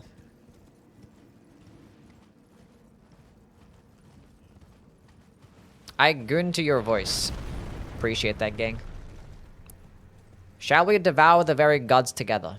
No. I think your voice is cool, Yui. Thank you, Kara. Appreciate it. I think you have a wonderful voice yourself. Really chill thing going on that makes your streams really enjoyable. We just vibing, you know. We just vibing, but I'm glad you enjoy yourself. Means a lot. People can just come hang out and just feel relaxed and chill. Feel like they can learn something and have a laugh and relax. I think Millicent typically spawns here as well. So if you ended up accidentally resting after you talk to her, I think she's gonna be right here. I believe. And I think you can just kill her here too to just get the Millicent's prosthesis, so you're only gonna lose out on like a couple of bosses without it if you end up skipping her in the Windmill Village. Carried by the way you talk instead of how your voice sounds. Thank you, Nathaniel. Appreciate that, man. But I hope you have a wonderful day. Thank you for stopping by. UE streams are my piece for real, for real. You guys are so nice. Glad I can be that type of thing for you. New stream concept? No. I have done one of these before. But we're just doing this for a video. Just a build guide. Now, time to get these, smithing whatever is in here, I guess. I forget. I hate doing this because this golem always, like, despawns, but we'll figure it out. Okay, we're just gonna have this guy run this way. We can't run too far away, otherwise he's gonna, like, instantly run backwards. So we're gonna, like, bait him out. Ever done a no-hit run? Yes, I have. I've done 2. I've done regular 80%, and I've done a level 1 no-hit run. I did do an all great runes no-hit run attempt at least, and I got to 1 hit where I died to full damage. So, and technically didn't get it, but it was a level 1 great rune as well. No, just come back, please. But I don't typically like doing no-hit runs. No, I've done no-hit runs in Night Rain though, and I kind of like it better there. But I've done a handful of level 1 no-hit runs in Night Rain. Bunch of different expeditions. I've done a depth 5 no-hit run too. Your voice is perfect for glazing piercing damage. Probably. To kill or not kill Millicent. We're gonna try this for another 10 more seconds. If it just goes backwards again, then I don't know. I don't know how they designed this. I don't know how they designed this. Can you please just... Oh, he's walking forwards. Oh, is today the day? He destroyed it! No way, we get smithing 7s. Huge. It's like so not worth it, but like, you know. You can get a bit more upgraded for the fiery giant fight. Huge. Which we are going to be doing with a double slash. We do want to go to the consecrated snowfield at some points. Maybe do it after fiery giant. Because maybe after Godskin Doer. Because we don't necessarily need the thorny tier for the fiery giant or for Godskin Doer. We can mess them up pretty quickly. But we would definitely want to get the thorny tier and gain access to Mogwin's Palace, which we can go get the white mask as well, which I'm not going to equip, but I'm going to get it. But the white mask is ugly. So Borealis here, our friend in this fog, is like 80% resist to slashing damage and piercing damage, which are two things that we're doing. But if you were to fight this guy, you would just spam Stormblade. Just spam Stormblade on the head. We can actually go back and pre-fight him at some point. But that's another reason why Stormblade is pretty good for this, because it gives you access to standard damage. Which is what we don't really have. And I'm getting lost here. I literally have a mini-map right there and I'm still getting lost.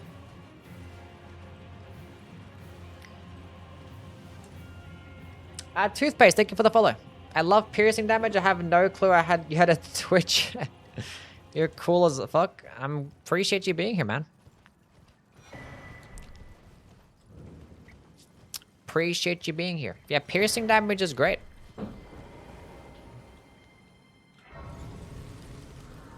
Should I play Elden Ring again after like 3 years? Sure.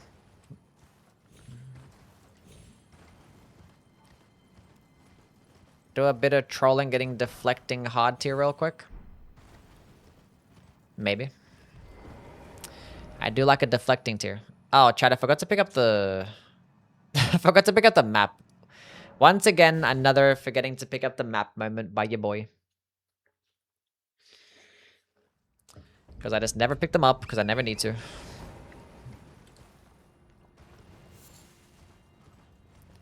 The map. That's one of them, at least. Okay, now we're actually going to go back, because now we have smithing stones.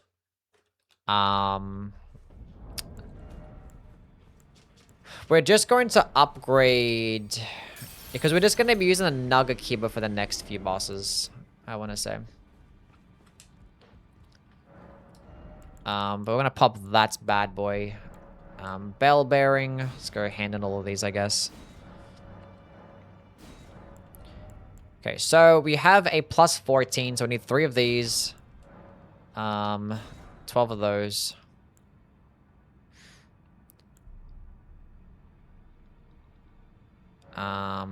We got 6 more of those. And then 12 more of those. Actually, 12 more of those too. And then we're gonna go pop another rune. Oh, we're broke. Never mind. After the next boss, I guess.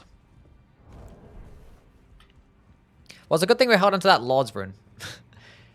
Probably another reason to go through Mogwin's Palace, because there's lots of golden runes on the ground there. That we can go ahead and pick up. Now we're gonna sell some of these.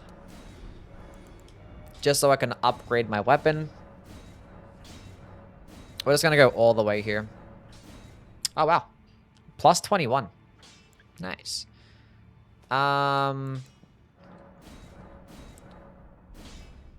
Sure. Sell some more stuff. So I can upgrade even further.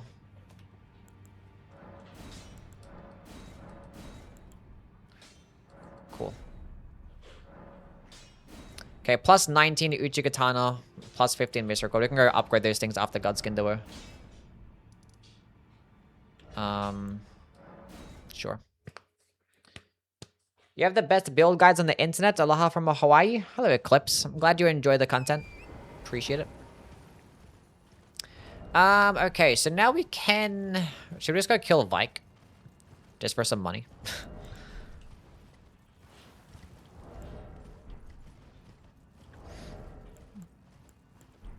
Hello. Hello, Damn Sam. Welcome on in. That split damage doesn't get damage down like it does on Bloodborne and earlier because of the defense instead of the resistance on bosses. Yeah. Still a little bit, you know, meh, but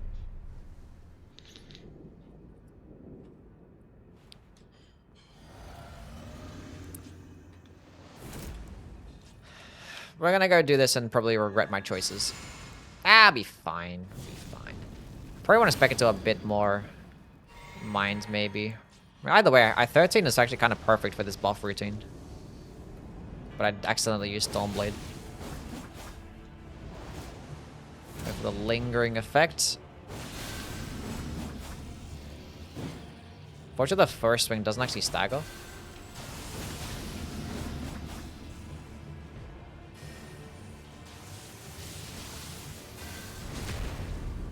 Stop that. He gets a heal.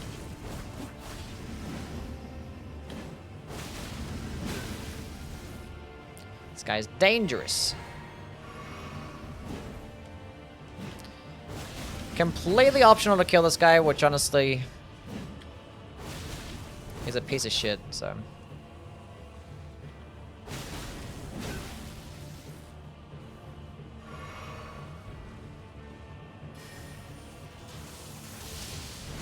You know what? I forgot to pick up, chat. The Crimson Sea Talisman.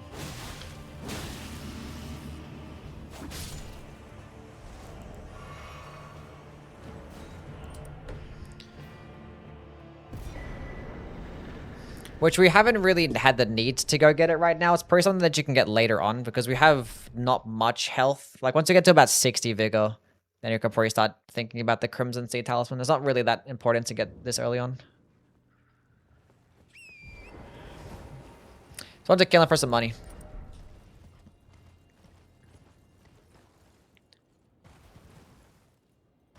Tell this Banished Knight to stop messing around and drop its gauntlets. You're actually farming for Banished Knight's gauntlets? It's crazy.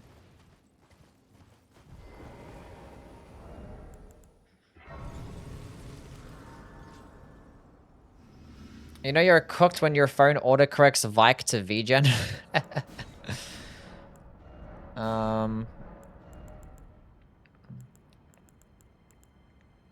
You're like an artist or something? Start speccing into Dexterity. Then again, I have the Millicent's Prosthesis, which is 5. And then with the Dexterity, I have 40. So we can go to 25 and basically stay there for a little bit. Then probably start speccing into more health after this.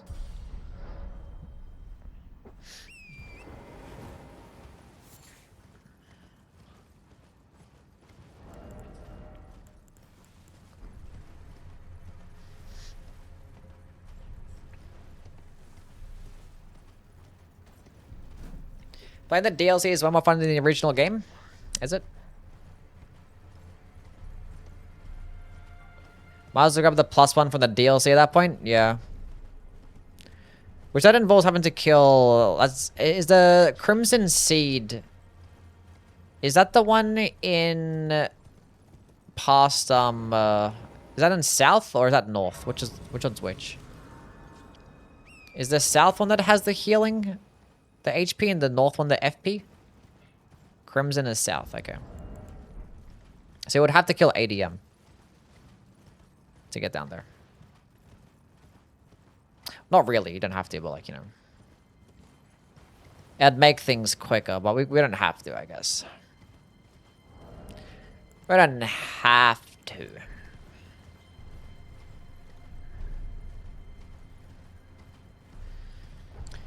Like the base game up until the Ashen Capital. After that, I usually go to the DLC. Up until the Ashen Capital? That's basically the end of the game anyway. That's like you're referring to places like Haligtree and Consecrated Snowfield to be past that point.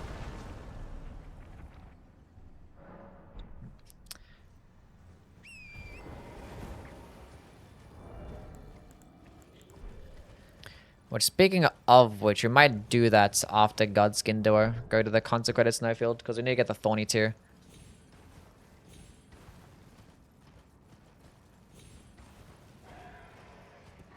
I find the last 3 fights a snooze. Like, Gideon I can get, but like, Godfrey and like Radabeast are a snooze? Huh. How is the Tarnished Edition different? I mean, the Tarnished Edition is basically just something to advertise the Switch 2 version of the game. By the way, we grabbed the smithing dragonstone there.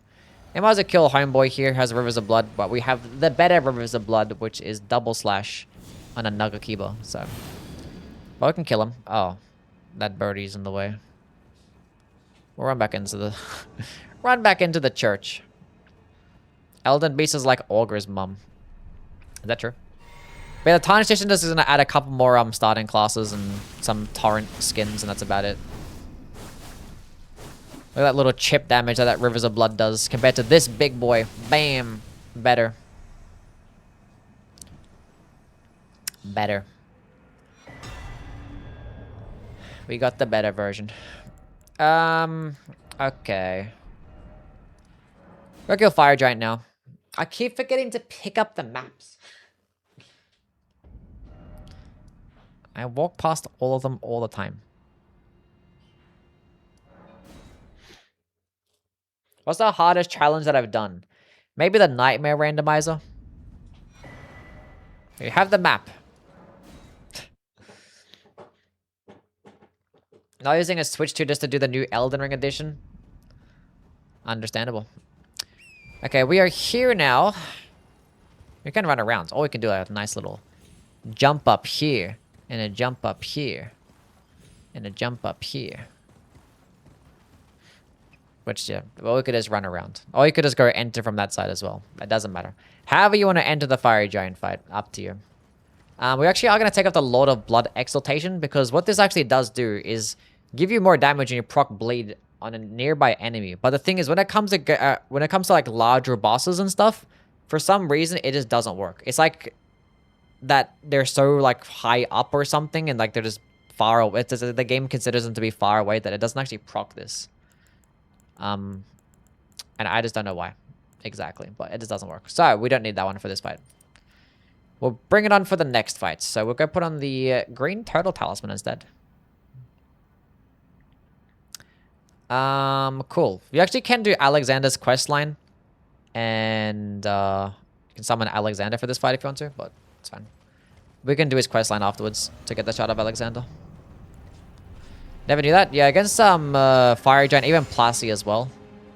Plasty kind of works that way too. This doesn't work.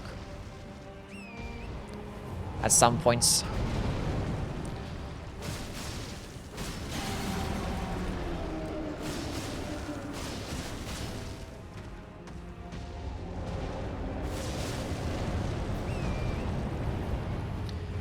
We try to see is like, where's my damage boost? Doesn't work. I know against like larger boss fights, it's kind of weird how it works. I don't know what it is exactly, but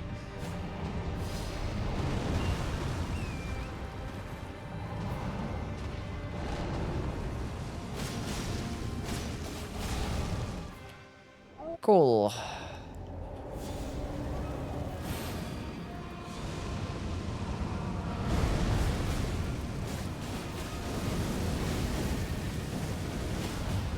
Oh, perfect stance break. Get some nice headshots going off.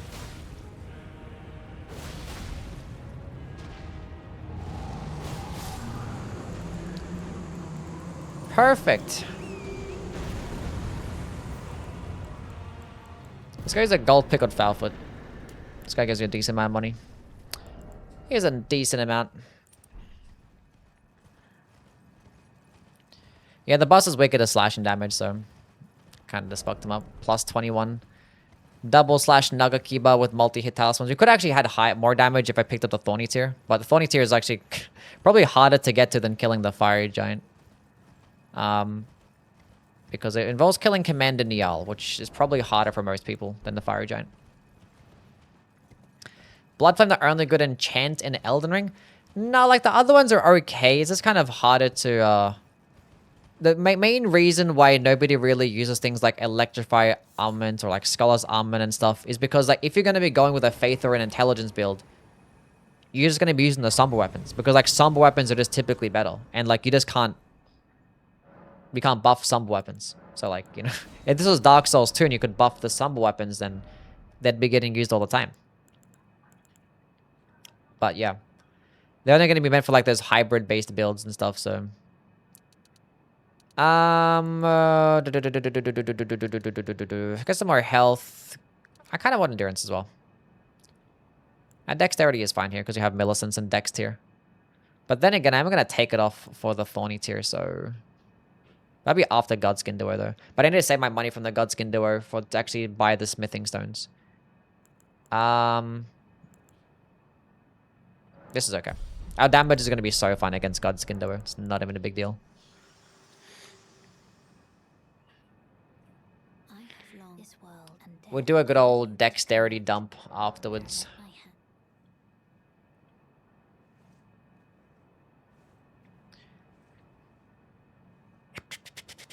The current physic combo, we have the Dex tier and the Green Burst tier for stamina recovery.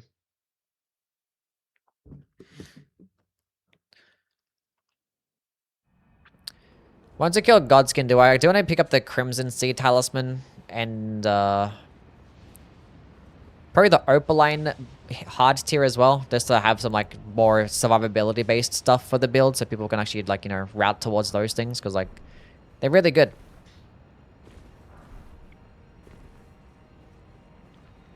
Your voice is so chill, I could sleep right now. I love you, man. Everyone's been complimenting my voice today. It's pretty cool. I'm glad it's helping you trying to get you sleep.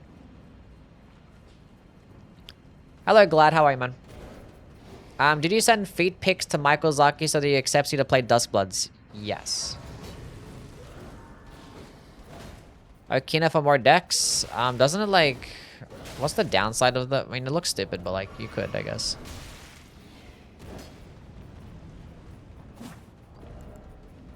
What's the downside of it? Lowers your focus, which is your sleep and madness. But yeah, you could rock that for just more... 3 more dexterity. It just looks kind of silly. How much damage we're doing against this guy? I just whiffed twice in a row. I just whiffed 3 times in a row. Okay. Apparently he has an invisible foot. Pretty sick. Pretty sick.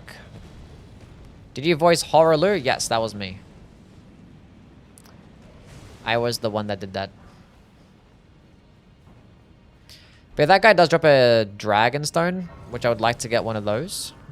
I'd like to get a few of those, actually.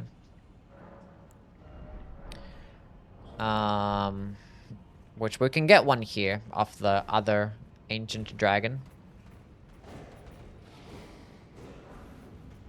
This is gonna progress through this place. Is gonna speedrun it. Nothing really here that we need. We're not doing the bird skip, no.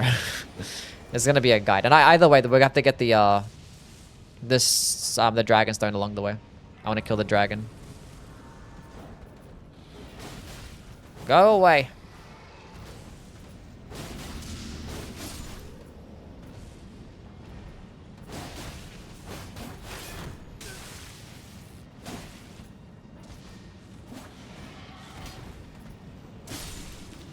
Okay, this projectile spammer is kind of annoying.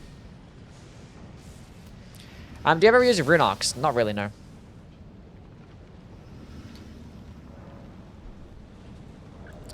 Not really.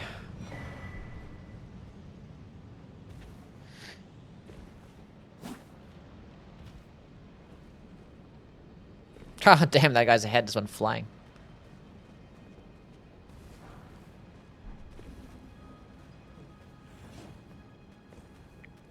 Yeah, restoring Great Runes are just annoyingly slow.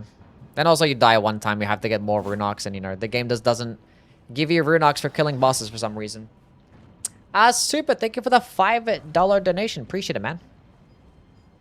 Get some dubs for Super. Say your unique voice along with your ability to deliver useful information without losing focus or important details is the key to your success. Sometimes I get a bit distracted, but I feel like I do pretty well when it comes to conveying information. But thank you so much for your kind words, Super, and the $5 donation. It means a lot. I'm glad that you enjoy the content. Don't need that. I don't know why I came to pick that up. You got a haircut. Yeah, it was a couple days ago. By the way, chat, strats if you don't know, but you can actually go get the Grace closer towards the Godskin Duo. without having to aggro them by just running straight to the arena and hugging right. So you jump off the cliff or the balcony, turn right, and then you can get this grace. So the run back is way quicker. Pro tip.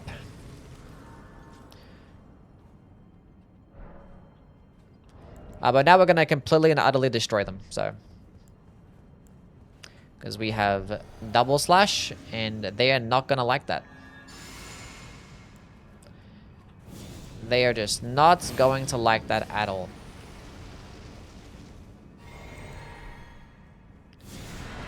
We have to bait them out, though.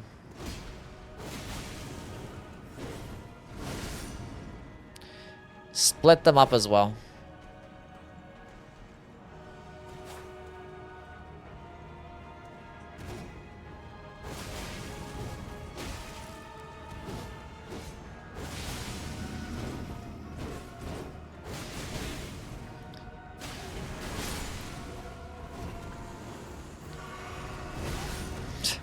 I'm getting my ass kicked here. Just let me heal. It doesn't matter.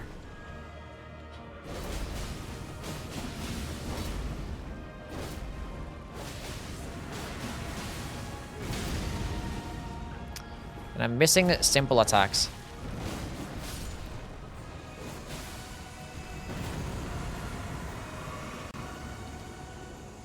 Let's go Blood Flame Blade again. Drink this. So it's been a scuffed fight, but like we're just spamming our way through it. Our projectile.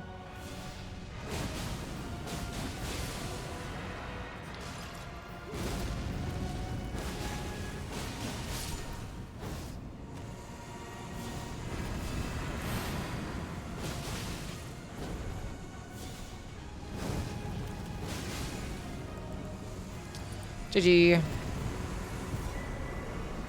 What's the lore in these guys being here? I have no idea. That's awful design. Damage is insane. Yeah, these guys are just really weak to slash and damage and blade storm.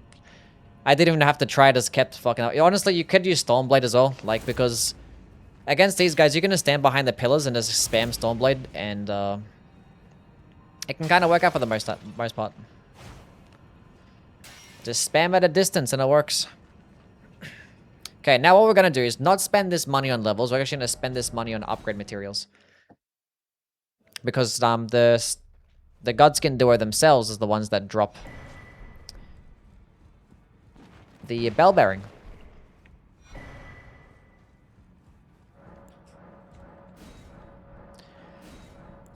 And we have a plus 21 weapon, or is it plus 21? Yeah, plus 21. So now we just need smithing. So we need 9 of those. 9 of those. What's my other shit looking like? That's plus 15, that's plus 19. So plus 15, we need 11 of those. Need 11 of those. 12 of those. See what that gets me. Probably have to go buy some more. So random pill, I thought you only needed 3. Yeah, no, you need 12 of every single smithing stone to upgrade. Pretty cool stuff. Love the smithing stone to Stumberstone discrepancy. 10 out of 10. Okay, so plus 25 Nagakiba. Uchi Katana, that's going to be upgraded to plus 24 until we get another Dragonstone. And then Misericord is going to be... Need more. Why does the Great Hollow Towers just eat your dormant power sometimes? Is that scripted or no? I don't know. I don't know. So plus 19, so we need 10. Exactly, we had just enough money to upgrade 3 weapons. So expensive. So even so with the Gold Scarab Talisman and every bit, we just had enough. Might have to just go do some more farming for some people. Or just kill another random boss. Like what I can do right now. Now that we have our Stormblade upgraded. Let's go kill Borealis. That'd be fun. Do you see the sheer amount of viewers you have just lurking right now? I don't have my viewer count active, so I don't know how many people are in here. Staring at viewer counts can get you, like, you know, caught up in things that are just out of your control, and it's not necessary. No, it's necessary.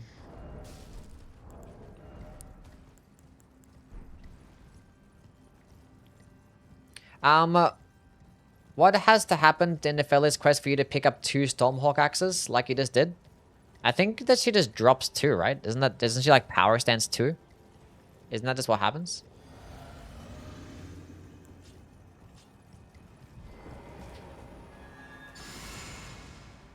I think YT missed you. What happened? Are you talking about Sylvie? You're playing Minecraft? How's your Minecrafting going? So we're gonna do some Stormblade gaming. Oh god, Stormblade. Oh my god, it's kind of chunking, chat. Oh, I had no FP. Fuck. That's gonna hit me. It didn't hit me.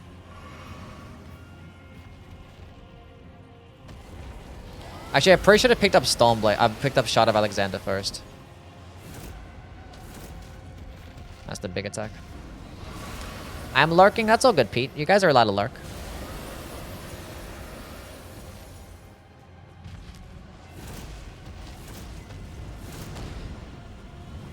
Actually, how much damage am I doing with the light attack? Let's go see. Yeah, we're not hitting yellow at all. 80% resistances will do that. Okay, can you just, like, move?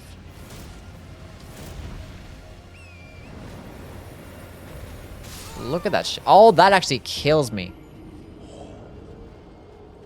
What a disgusting boss this is. We didn't kill Alexander, no. We didn't. Let's go back and kill. Let's go do Alexander's questline and go back and, I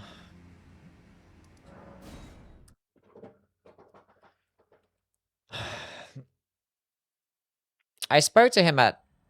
Did I speak to him at the Radan's Arena? I think I did. Because the thing is, you can, like, ignore Alexander the entire playthrough. You only need to speak to him, like, 3 times.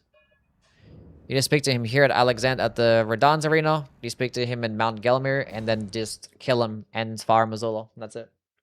Like, everything else that he has is just optional. Why does it deal that much damage? I don't know. We'll come back with Shot of Alexander and fuck him up better that way. Did you ever expect it to become this big of a creator? How did your journey get here feel? I don't know. It was just like it's a natural progression, right? So like, this didn't happen like overnight. And the thing is, like, you're just working and being locked in the entire time, so you just never really like notice it happen. You just, you know.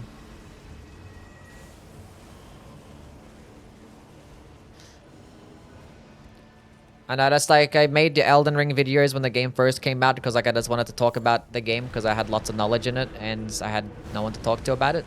So then people started watching the videos, like just randomly one of the videos just popped off. I'm like, oh shit, what the heck? And then yeah, I just kept going and I got addicted to the grind.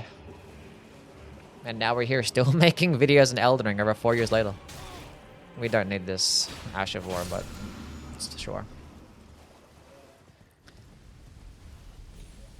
It's my favorite armor set. I don't know.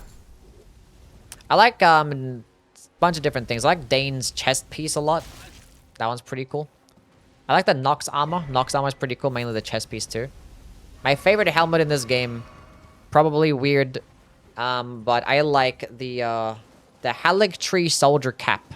It's like the bucket hat, but it has like the cool like chain around it. It's just, I don't know, it's just cute. I like it. I like that one. Also, I like the Shadow Militiaman in the DLC, the helmet, the Shadow Militiaman helmet, because they're reminds me from Vivi from Final Fantasy IX, with like the glowing eyes. That was pretty cool too. Never heard someone call a knight helmet cute. Like the cool, cute little bucket hat, right?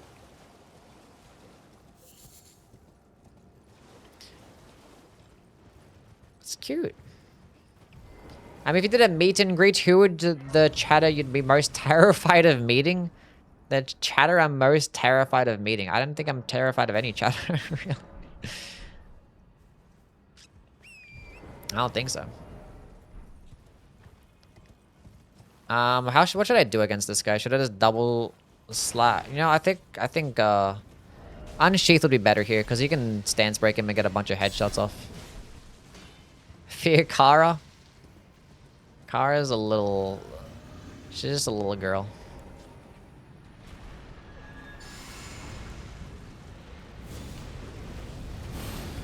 She just got her shit together, you know? So that's why she seems a bit intimidating. She's just a little cutie.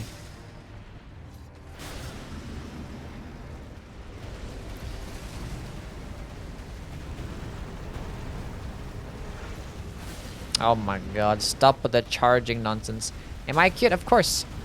All of my chatters are cute.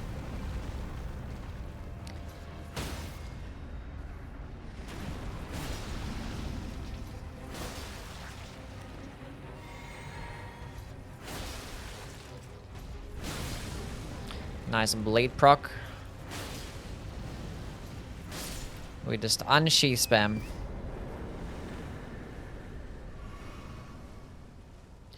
And my buddy pal should be sitting right here. We actually just speak to him here. You actually have to be in the lava. You can just talk to him from up here. Get a sick helmet, the jaw. Lit. Exhaust his dialogue, and that's basically about it. We do need stone sword keys for the next part, and we have a couple stone sword keys. We can always go back to the round table and buy some more if you don't have any. Now we're just gonna go do Alexander. By do him, I mean we're gonna kill him and get the talisman. Do his quest line. Is what I am getting at. Is Nagakiba still superior for good range when it's... Yes, Nagakiba gets like twice as much range as like an Uchi Katana. It's kind of crazy. And it gets the really good heavy attack too. We're using both right now because we have two different Ashes of War. That way you going back and forth between like Unsheath and Double Slash. Like Double Slash for the DPS, Unsheath for the stance damage. And the tap R2s that the Nagakiba has is also just really good for dealing with enemies like knights. Does pretty well. Well, there's a charged heavy attacks in general. There's piercing damage, which the knights are weaker to, so... Almost a complete build. I mean, you have the Stone Blade for a projectile, you know, so we have basically everything that we need for this build. It can be even better once we get the Smith Script Dagger.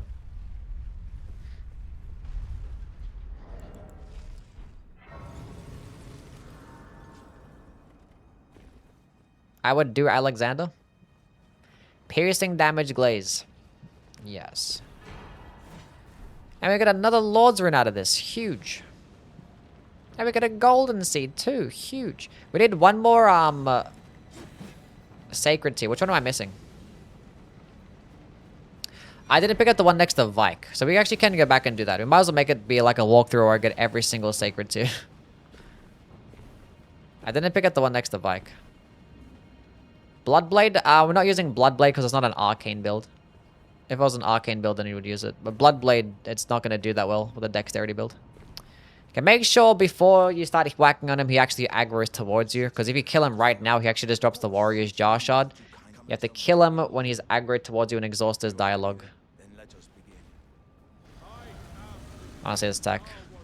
I'm so sad we didn't get that as an Ash of War. That'd have been so sick. The crouching unsheath strats. Poor guy. Look at them grippers. I knew you were the stuff of champions. It was a marvelous battle. Golden Rune. Take what I from inside me. Vessels are destined to one day break. The great Alexander lived as a warrior to his last. Ha ha ha ha ha. Explode all over me. We got his innards. And the Shard of Alexander. Cool.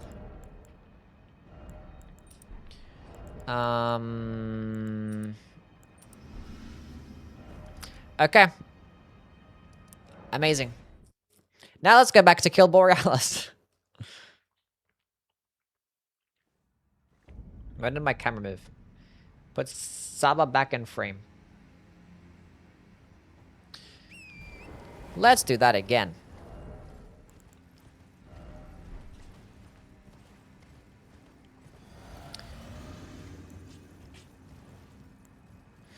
He shot it all over me. That's what he did. We will switch back to a Dexterity infusion because it gets more damage. We'll go back to the lightning infusion afterwards so we can get more damage with the critical hits. Yeah, he's 80% resist to slash damage and piercing damage, but we have Stormblade, so Stormblade is a part of this build, which does standard damage, so we're going to be absolutely chunking at his head.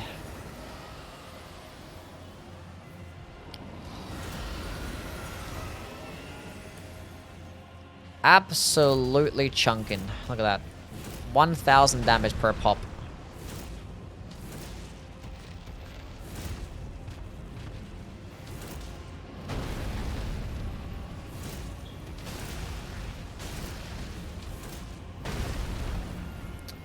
Pretty healthy damage. Oh, I got stands broken as well. Unlucky. Gold Scarab. Give me my money. Okay, cool. So yeah. That's what the Stormblade is for. More damage type coverage in his projectile attacks. You should just have a projectile attack with every single build that you have. It's just a necessity IMO. We are going to be doing Commander Niall because we want to get to the Consecrated Snowfields to get the Thorny tier. And access to Mogwin's Palace too. One more point into that. Start dumping into more Dexterity. 45 of this is fine. At any point, if you feel like that you want more damage negation, you can go pick up that, go equip the... Actually, I didn't pick it up yet. Might as well do it now. I think at this point, start picking up some damage negation stuff. Yeah. Survivability is always great. We spec into a lot of health, but at this point, there's things that is going to be hitting super duper fucking hard. Doesn't even matter. This Grace would be faster. Spectral Lance and Naginata fits the overall theme of the build as well. Yes. It's not really as a samurai build. It's more just like a katana build. But Spectral Lance is kind of more of a for an arcane build.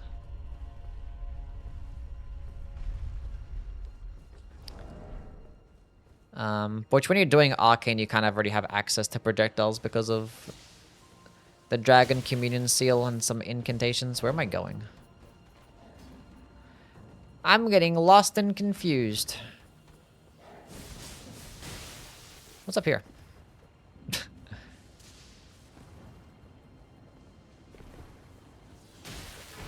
Oh, there's actually a Dragostone here? Well, complete incidental. But, that's nice to know.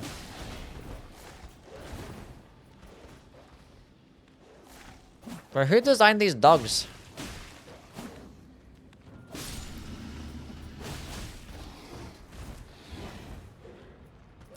Okay, tap R2 time. Anything that you can't stagger with the skill, the tap R2 works all the time. I've got a Beastman's Cleave. I've been getting so many, like, rare drop weapons. Okay. Well, we can just fall down here. This puts us back to where...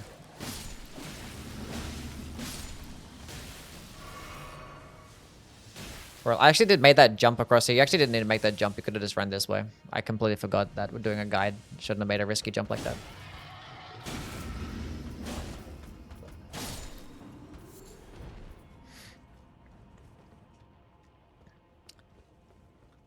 Anyway.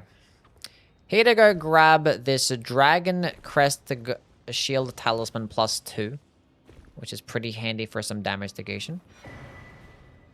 That's one survivability talisman at any single point. If you feel like you're dying too quickly, just take off something. I mean, I think in terms of order of importance of things that I would leave on, Shard of Alexander and Millicent's Prosthesis would be the ones that I leave on.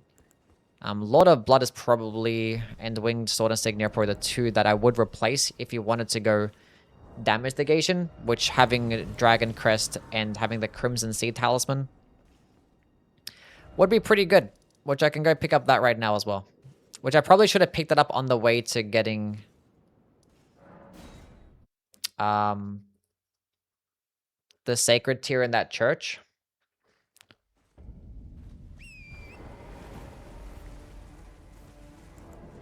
We need a stone sword key. I don't have one. Good thing I remembered. We need stone sword keys. Let's go buy some. Honestly, since I'm here, might as well go upgrade my weapon as well, because I have another Dragonstone. Actually, no, we're going to get another Dragonstone soon, so we'll do it all together. I'll buy this and buy that too and buy that. Haven't really been using any summons, but, you know. Not necessary. What did I say I was going to go do now? Crimson Sea Talisman. We'll just show the people where it is. Want to use Seppuku for the immediate buff for Exaltation Talisman? I'm not going to really recommend that in the guide, because that's like another weapon you have to infuse, and that's more switching back and forth, and that's also have to use a healing flask too. This is more like, you know, that's a bit too much. And either way, if you're fighting an enemy that you can proc with a bleed anyway,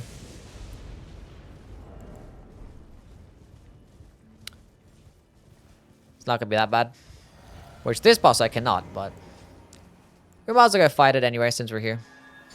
Let's go on Atlantic. How things, bud? This would definitely be more of an Uchi Gucci unsheath type of boss.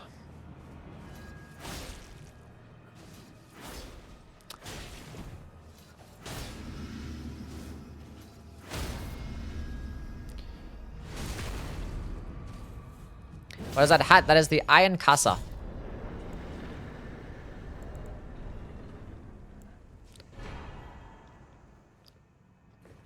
We should get off Shiburi, technically. I don't think he drops the armor set when you kill him straight away. You just get a Nugget Keyboard. I think you can only get the armor set by having it be off Shiburi. We're not gonna do this dungeon, but it's gonna go grab the Crimson Sea Talisman.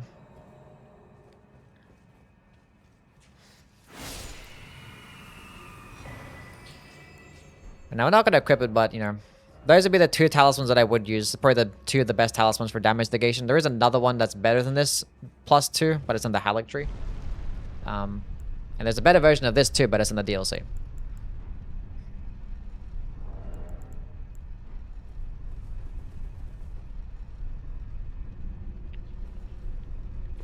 Almost it's in the consecrated snowfield at the puzzle area. It's in the consecrated snowfield though. But speaking of consecrated snowfield, we're gonna be going there now.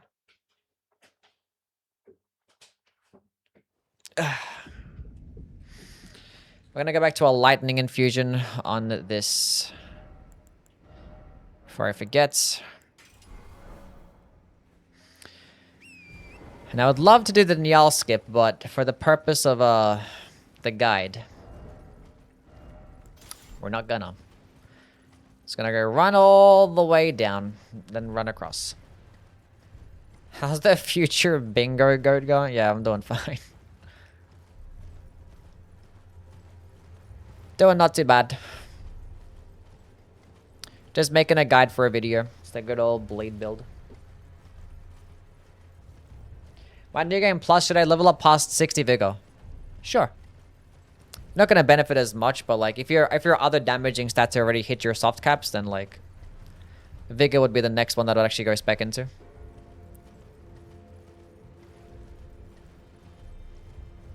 Also if you feel like you're taking more damage. There's some shinies on the ground here along the way. We can go pick up.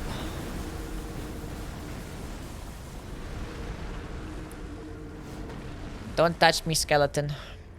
W HP slop. You know what? Sure, fuck it. Let's just go kill this guy. We're here. I feel like doing some killing.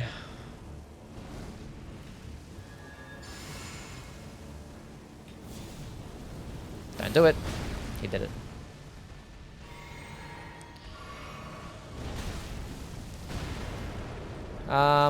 Uchi Katana.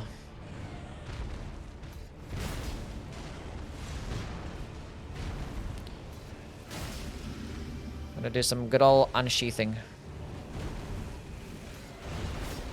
I whiffed. I whiffed again.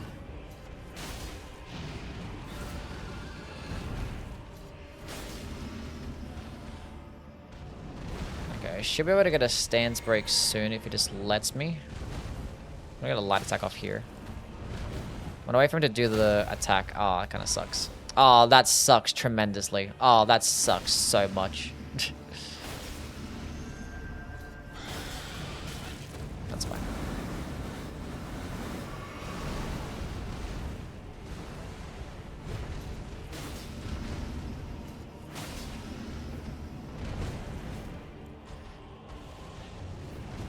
I have no more FP? How did this happen?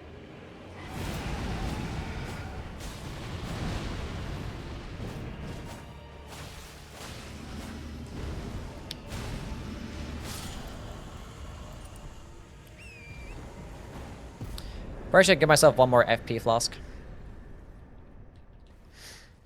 I also looking forward to just getting a couple of this fat unsheaths on his head and switching to the misrecord for the crit. Oh, that would have been so sick. Well, it was not a clean fight, but it was an unintentional fight anyway. But he gave me money for some more levels. Actually, mine's back into more mind. More in mind would actually be nice here. One more FP flask. And more mind. I didn't actually reload the flask somehow.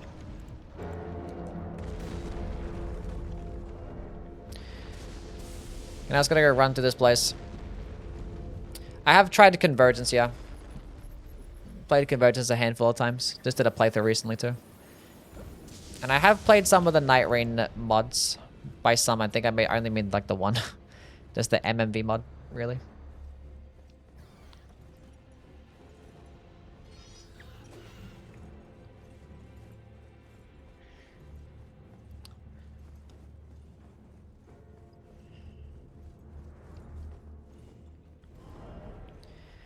Uchi Gucci.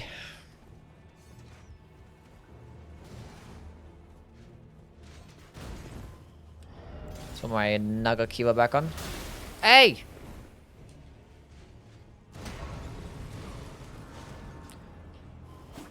Okay, sure. Tap R2. Tap. Tap. Tap. I hate these shielded enemies.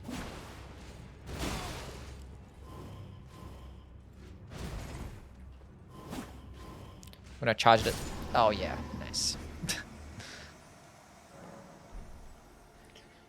Don't think he's ever playing Night Rain again. I would play Night Rain again at some point. Let's get this useless weapon.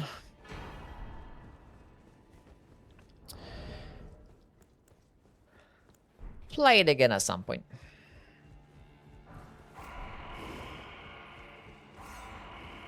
We're gonna get like the Thorny tier right before Malekith, and I'm probably gonna be using Unsheath anyway.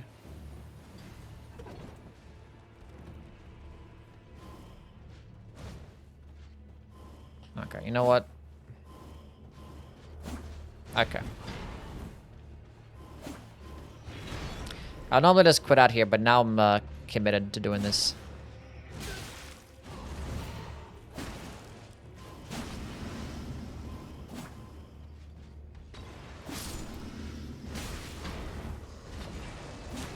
I don't know who the hell is hitting me with fucking fire bombs, dude. This guy hits like a truck, man.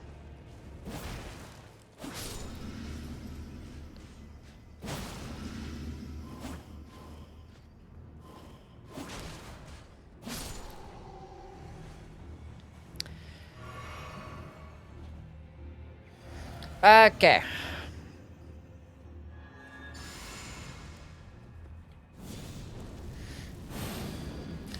Okay, Blood Flame Blade, and I was gonna go do some good old double slash spam.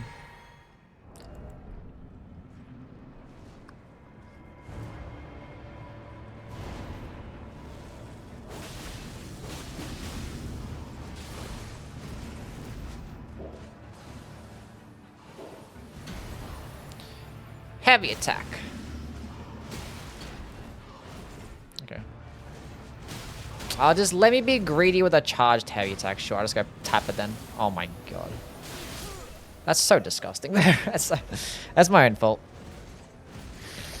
I was trying to just get charged heavy attacks off because I got the first one off. I was like, I'm not gonna do it again. And then like... Could have died 1,000 times there. To be fair, my own fault. No one to blame there but myself. Well, as I can show now, how to get back to the boss from here. All a part of my plan. First death? I think so. Actually, no, I died to Borealis once to some bullshit, yeah.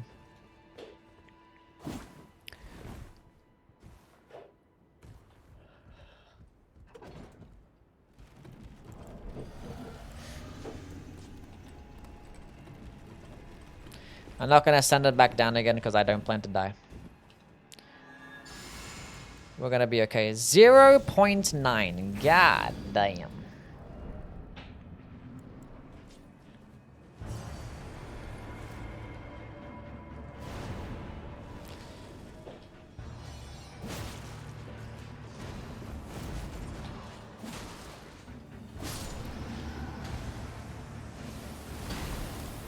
The backstab with the misericord. Oh, look at that damage.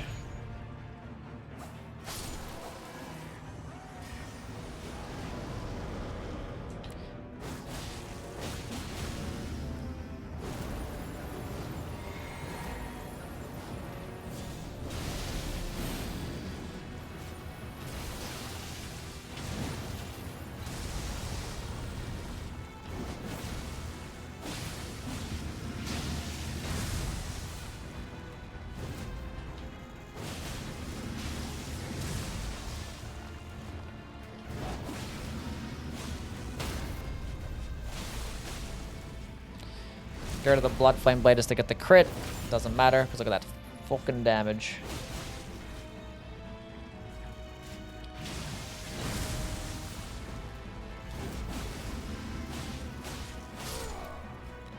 GG.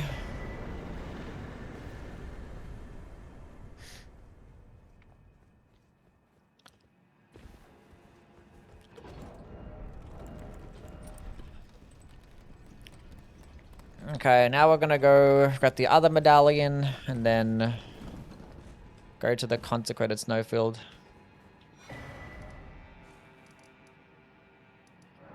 So I'm picked to the left side of the Leonia map.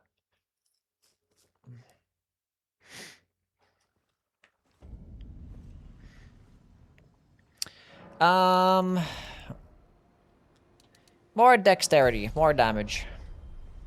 Have I played the Last Guardian? I have not played the Last Guardian, no.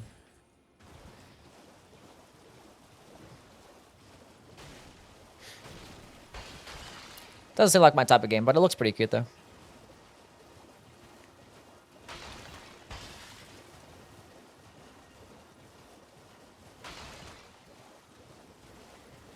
This hood is so warm.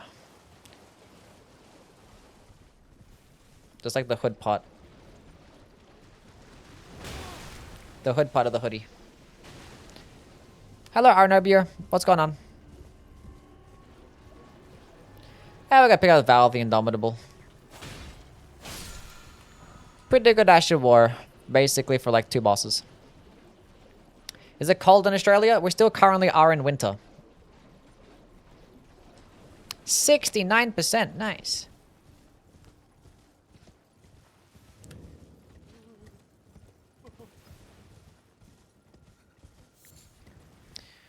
Okay.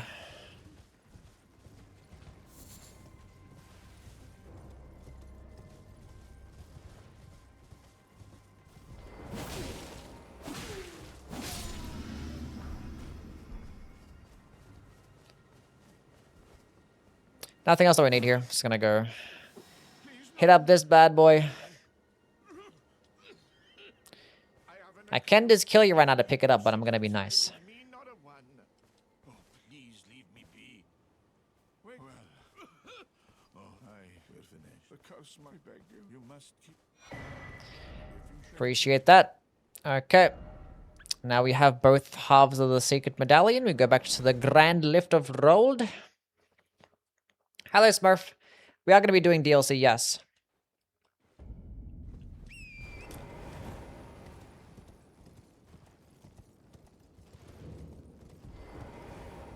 We go right on the D-pad or left, and we hoist the secret medallion.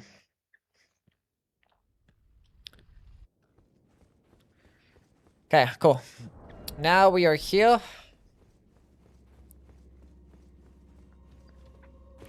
Now we do some blind running. When Godwin DLC? Surely tomorrow. Saba's out of frame, yeah. She's just a cute little girly. Okay. So we're here for the Thorny tier. Might not do Morgan's Palace right now. But we could though. We could just go to Morgan's Palace because there's a bunch of smithing stones along the way. Not smithing stones. A bunch of golden runes along the way. There is smithing stones too, but we don't need any more. Not allowed to stream to Duskblood's network test. Basically, we just head north.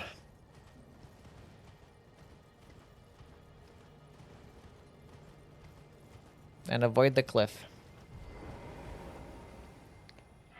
FromSoft isn't milking Elden Ring with more DLCs. I mean, Elden Ring still plays on the PS4, you know? I'd rather them make a brand new, innovative, next-gen game at this point. But at least they're doing some stuff with the IP. Like Night Rain in the movie and stuff. And how do you have the map on the top right? It's a mod. I'm just having it there so it's easier for the guide for people to understand. But you can just go type in the minimap mod.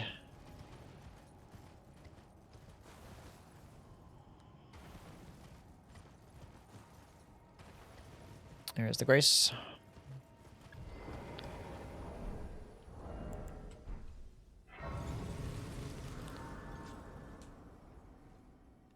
On the Nexus to see the mod.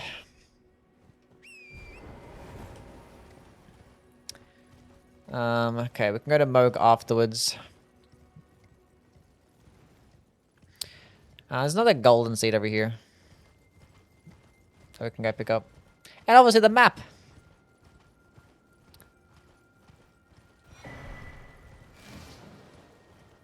Actually, we get the golden seed afterwards on the way to Morgan's Palace. I still need to get the last sacred tier too. We'll go get the after we get the thorny tier. Before I forget.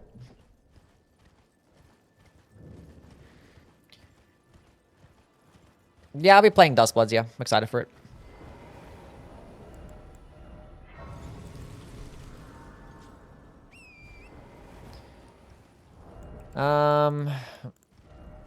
There's no other talismans that I need, right? Not really. I can't think of anything. My only other talismans that are good that I could get would be in the DLC. Like Blade of Mercy, 2-headed total talisman, Crimson Seed +1. 2-handed talisman, no, we're not doing that. No, we didn't do that one. Did not need that one.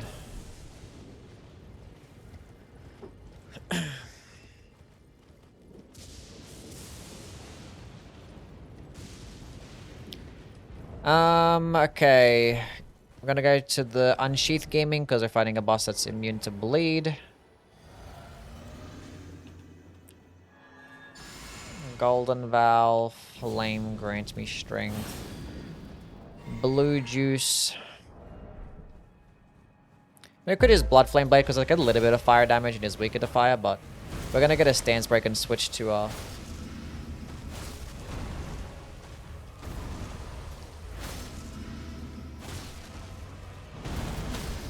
the Misericord. Like right now.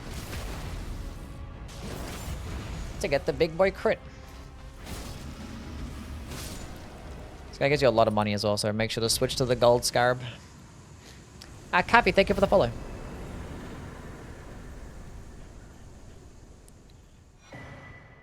Thorny tier. FromSoft is working on something? I mean, yeah, of course, they're obviously working on something. They're probably working on, they're always like working on like 3 things at once, and they have been for like the past like 20 years. So they're obviously working on a single player game right now. Probably after Elden Ring got released. Yeah, probably. Maybe after Shadow of the Erdtree. Because they're probably working on Armored Core 6 after Elden Ring. And probably just a bit after that in Duskbloods and Night Rain. So yeah, there's definitely at least one other game alongside Duskbloods. There's probably even 2 more games alongside Duskbloods that's getting worked on right now. Okay, let's go grab the last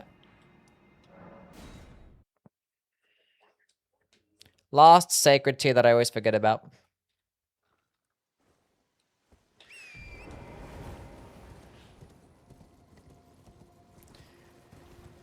To the village where Vike is also.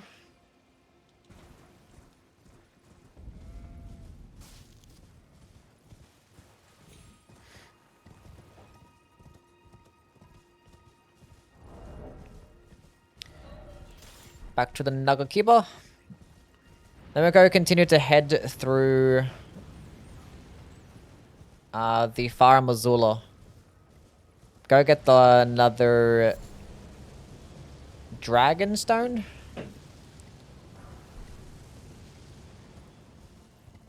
And we can go upgrade our other 2 weapons.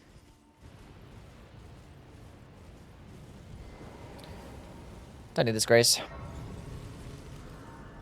Can kill that Erdtree avatar that's right there as well. You can just like drop down and just go kill the Erdtree avatar. That one gives you all the elemental tiers, well, the rest of them at least. The magic, holy, and lightning one, but I don't need any of those. We're just going to be doing physical damage. You have lightning infused on the dagger, but it's not worth. Not worth actually using as a crystal tier over the thorny tier or the green burst. Doing bandits, curved sword scavengers. Now seeing if I'm missing anything. What, you gonna do like a blade bolt or something, or just keen infused?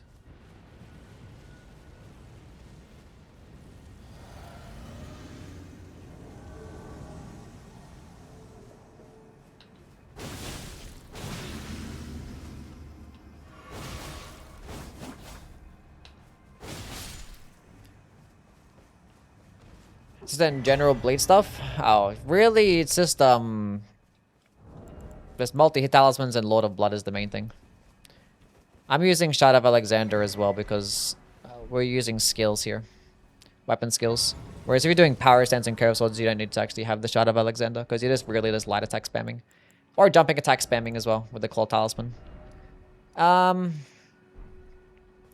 that is in fact the last sacred tier that I should have picked up a lot earlier.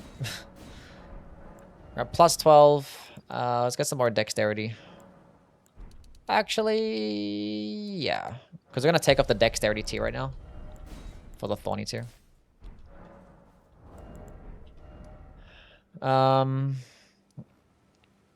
Actually, what I will do. We're going to go get the Opaline tier. We're not going to use it, but just in case you want more damage negation, the Opaline hard tier is the best damage negation tier. Well, it's like one of 2 damage negation tiers. The other one just the bubble, which is not as good.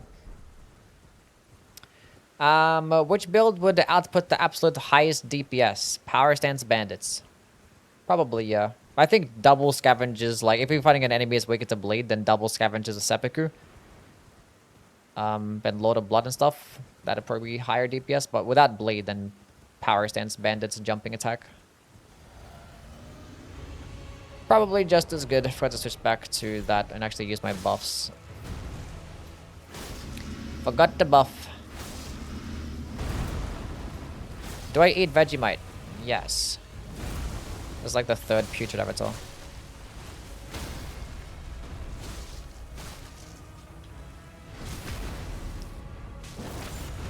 Big boy damage.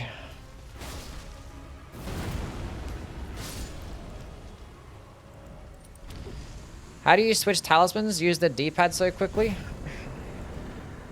I don't know, it's just fast, I guess. I just have a regular PS5 controller, then I just regular thumbs, I guess. That's about it. And when you play the game for 5,000 hours, you can just, you know, you can switch through and menu a lot faster. I'm not going to actually use the Opaline Hearts here, but if you just want more damage negation, if you feel like you're taking too much damage, then put on these two things and the Opaline tier. Probably get rid of the Thorny tier for it. Anyway.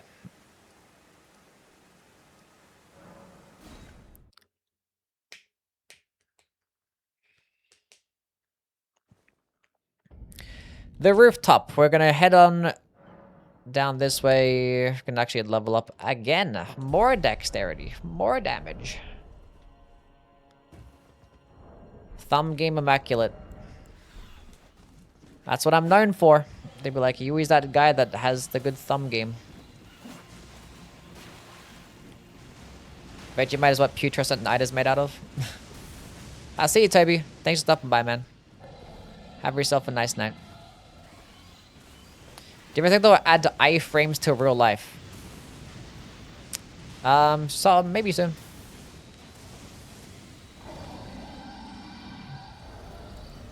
Not sure who's gonna implement that update though. Devs seem to be pretty lazy as of late.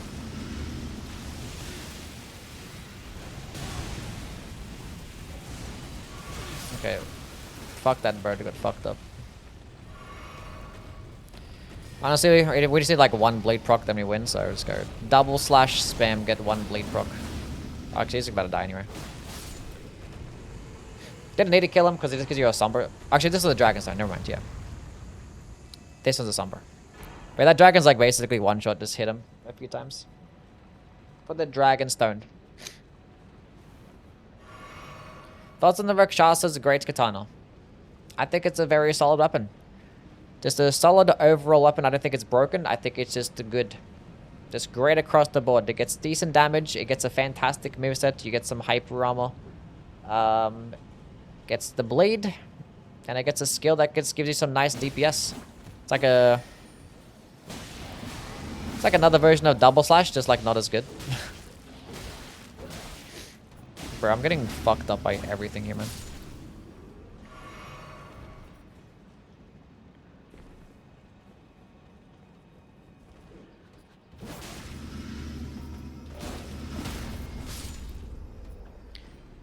Kind of ancient ruins, how things, man. Rank Elden Ring enemies based on how hunky and manly they are. Maybe tomorrow. Weed Cutter is double slash, but cooler. Maybe.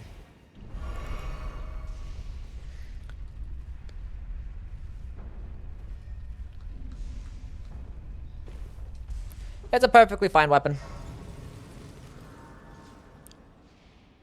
Ever add real life to iframes? How would that work?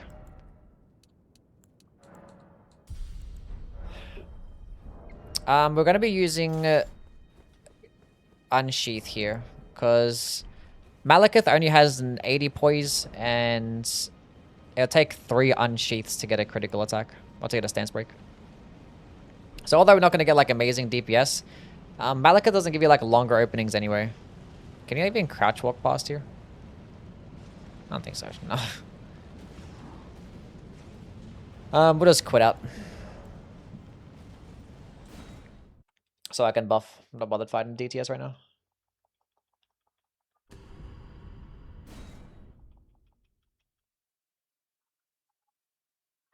I don't think they're gonna add real life to iframes, personally. We'll use Blood Flame Blade. Maybe get a couple light attacks off. Maybe get our proc blade a little bit quicker. We're still gonna switch to the Misericord.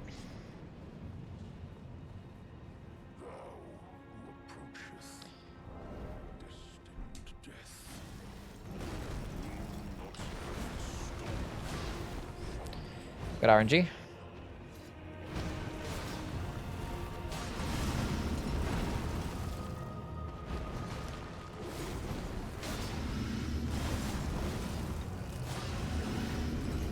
One stance break, please. That's gonna be second phase. Bam. Big boy damage. I'm over here, buddy.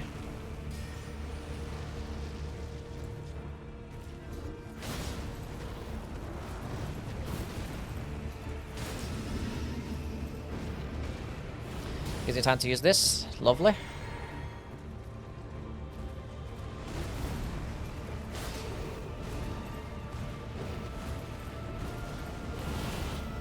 Give me a stance break.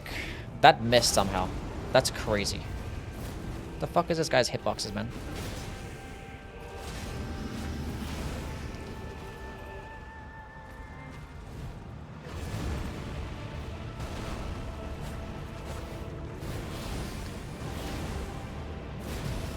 I was gonna stance break him too. I missed again? If I had Nugget Keeper, this wouldn't have happened, chat.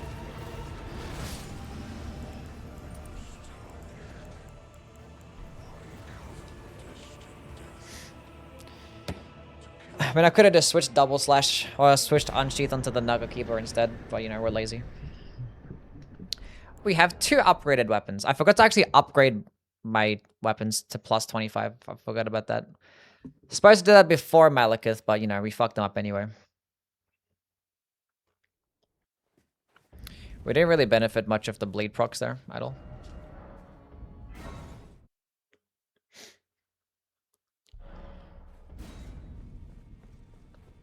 Okay, let's go upgrade these to plus 25. We're definitely going to be double slashing Gideon. Plus 25 and plus 25.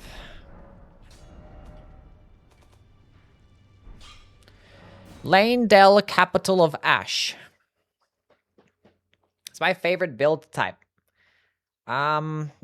Strength Faith. Let's go level up some more. Get some more health. Responsible. We should be actually about 60 vigor at this point, the end game, but you know, we're not really killing many things to get levels, but ideally, if you're playing through the game in a casual playthrough, you're killing more bosses than I am. And you're at a higher level. But you definitely want to be, have your, like, Vigor be about 10 levels higher than your Dexterity. Until you get to 60 Vigor, then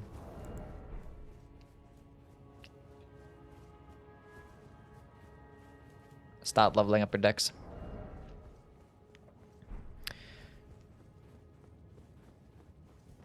Any place online have fastest times for every boss, not speedrun, just for every boss individually?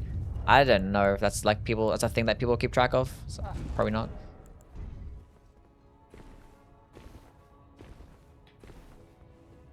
Okay. Time for some buffing.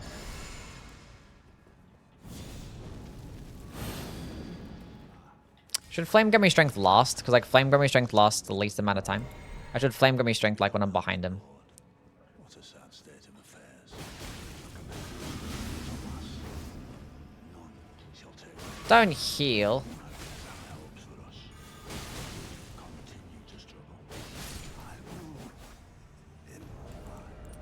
Bullied. Try the Sleep Executor build. No.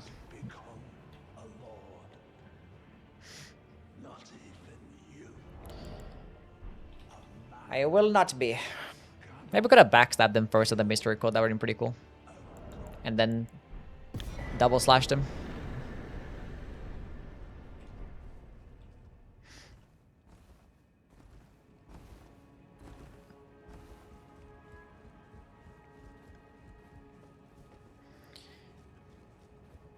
Why do I only get one blah blah blah a day? Because it's annoying. That's why you guys only get one a day. Build looking IP, it's looking pretty good right now.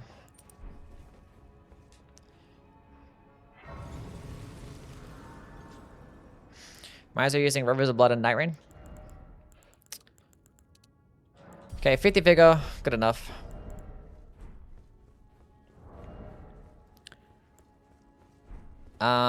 We'll save Radabeast for the end. We'll probably go to the DLC after this. Go to Mogwin's Palace. So I haven't really picked up every single golden seed in the game, but, you know. Yeah, Rivers of Blood got nerfed in the base game, but the Night Rain version is pre-nerf.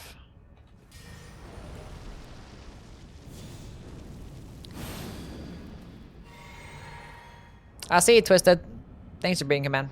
Appreciate it. Have a wonderful rest.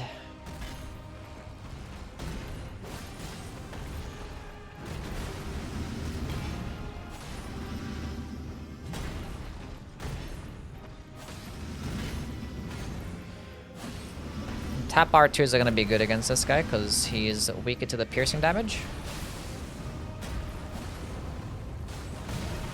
I thought I could greed one more light attack and I couldn't.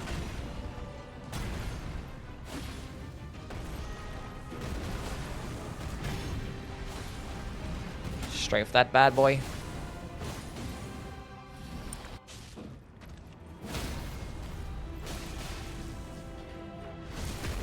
Thought as much.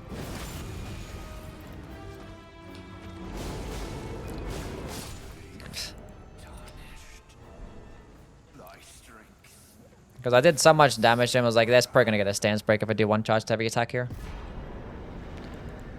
That's what we call absolutely cooked.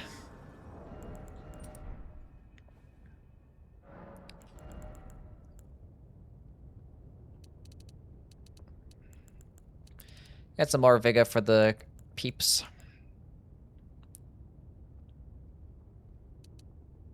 Like, our damage is perfectly fine. We don't even need more than 40 dexterity right now.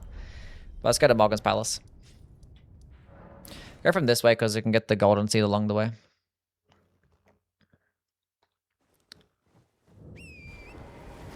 See, Car, why didn't you just do that when you're level 1 run?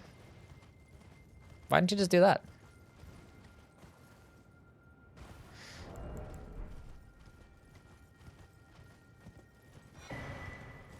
It's easy. Guys, gonna go head down, grab the teleporter. I was vibing to the Strokes concert. Chat, I'm being replaced by the Strokes concert.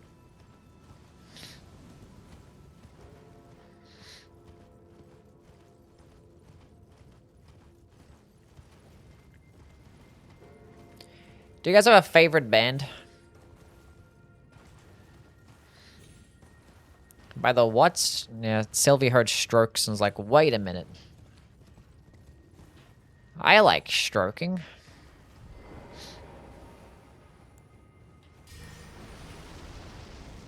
Apparently a Strokes concert is cooler than the Yui stream. Lady Gaga. Iron Maiden. Nickelback.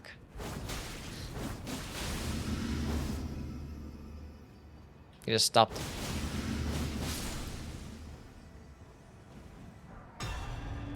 It's too hard to pick favorites.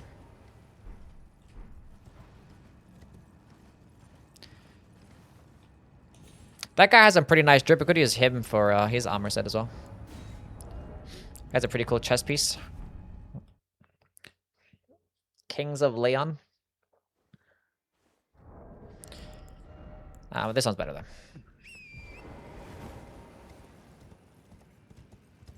Hello, Justin. How you going, my guy? Hope things are well.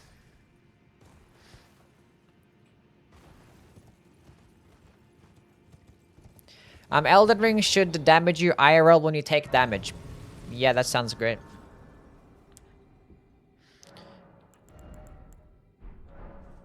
Level 160, pure strength versus Spellblade int versus quality. Probably I don't know. It depends on the weapons that you're using. I know you can make broken builds with every single one. Intelligence is pretty broken though.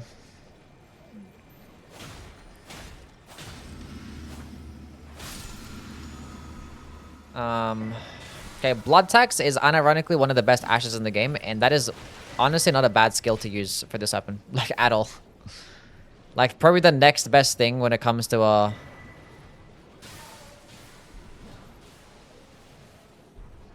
spamming skill that can fuck up some things. would in fact be blood tax next to double slash. Because blood tax can heal you as well. As well as give you really good bleed build up and stun lock potential, so.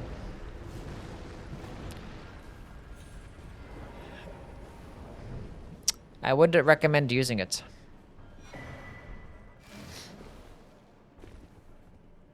Elden Ring Shock Collar Run when? Tomorrow.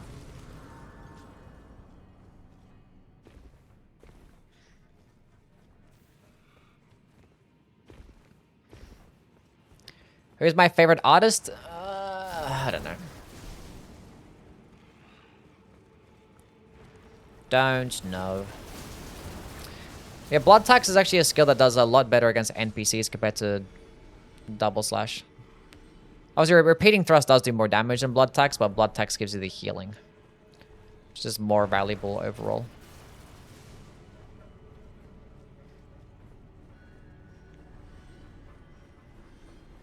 We're gonna go back down and go get the white mask, don't worry. Favorite music genre? I'm gonna listen to hip hop.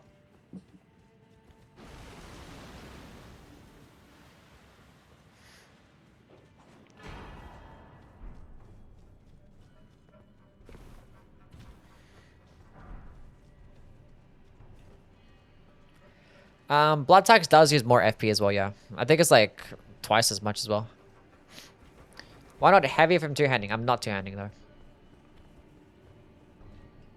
I'm two-handing to run because it has the blocking frames. Or it has the blocking ability.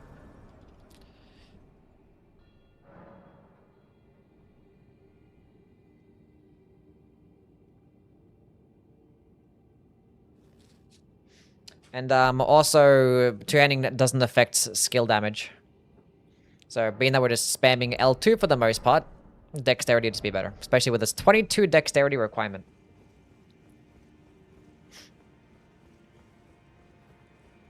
Listen to Lucky? No. We actually don't need this, but everything's so fine. We are going around here because this is actually a nice way to get everything. There's a golden rune here, and I fell down like an idiot. And we're gonna run back again.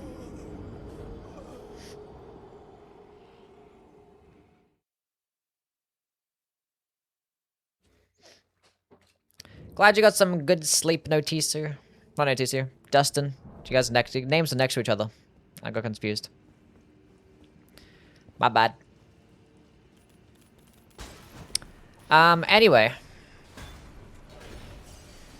Why are you question marking me? I just described why I said what I said.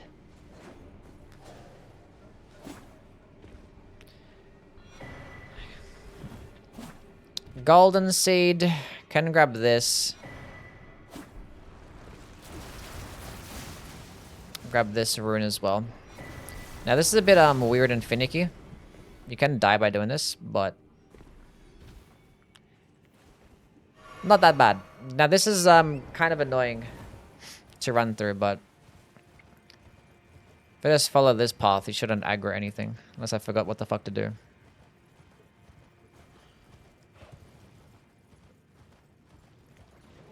Basically, you just run around, and this very far NPC invader, because yeah, if you run straight to the middle, there's going to be other NPC invaders that spawn in that you don't want to kill, because I didn't give you the white mask. I'm not going to respec to Arcane. This is going to be a dexterity build. Just keeping it simple. And the only reason I want to go to Arcane is if I'm going to be using Blood Blade or using spells, which I'm not going to. Double slash Blood Blade is better with a dexterity build.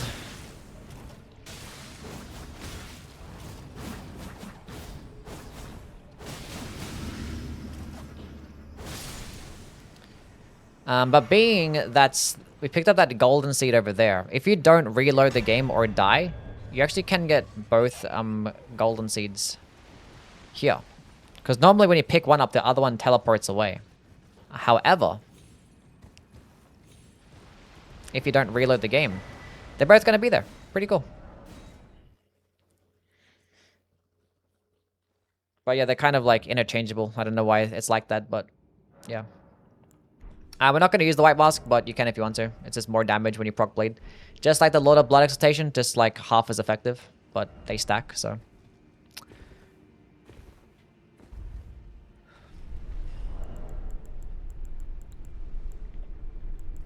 Okay, we do actually have, we have the purifying tier, and I didn't put it on.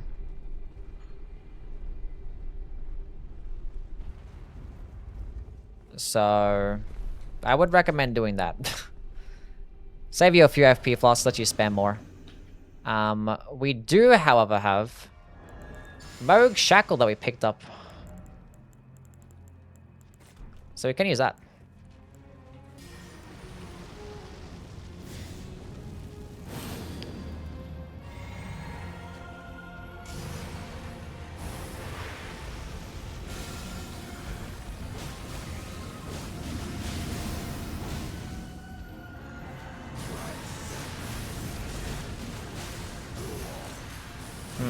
Might not get the one. Ah, we're gonna get the 1 cycle.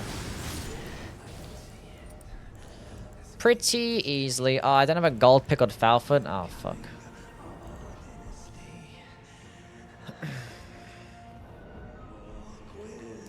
Whatever.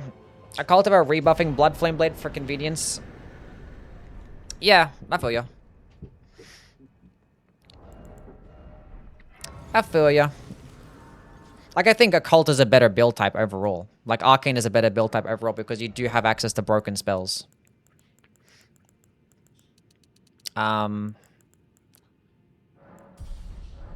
60 Vigor right before the DLC. Lovely.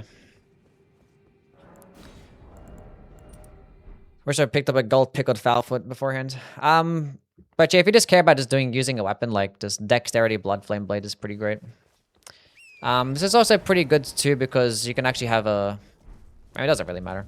But like, a lightning-infused Misericord if you're going to be using like Unsheathed and getting a critical attack is better than like an occult-infused Misericord, you know?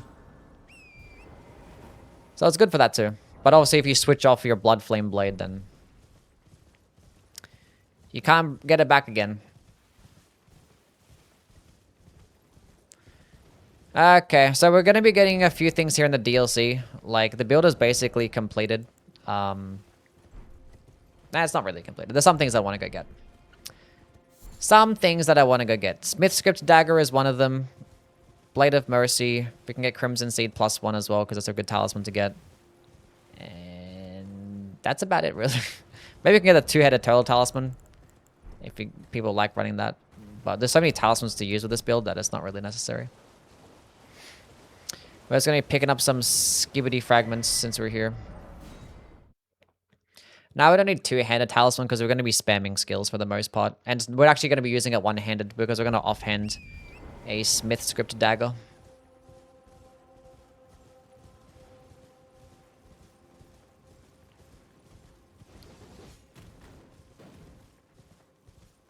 It's more about having like a quick projectile attack, so that's why we're not going to use something like Grand Sax, you know?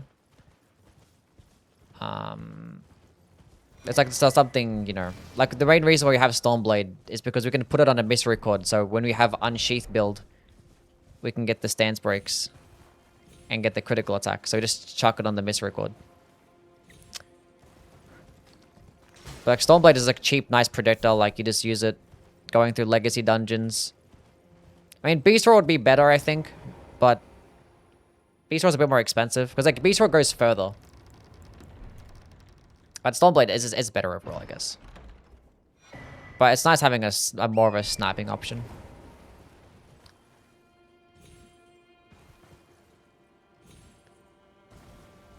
Okay, Blade of Mercy would be a nice replacement for when you're fighting bosses that are immune to bleed. You just switch off the Lord of Blood Excitation, use the Unsheath build, and use Blade of Mercy.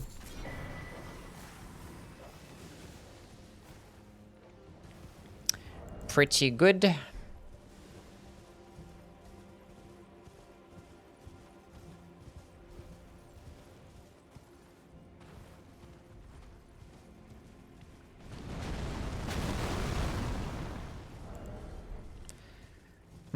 Stormblade can also hit twice if you're close. Yeah, but we're using Stormblade as a projectile. Like, if we're going to be close, I'd rather just use double slash. Although we were using it for against Borealis, but that's because Borealis has 80% resist to slashing damage. So, like, the Katanas wasn't going to do anything there. Yeah, Baltic, it's nice for a sniping option, but, like, it's just a bit too complicated to, like, be like, hey, look, grab the bolts of Grand Sex and upgrade that, and then keep it in your back pocket to switch between. Stoneblade is more simple. More simple stuff. Yeah, Stoneblade just standard damage, yeah.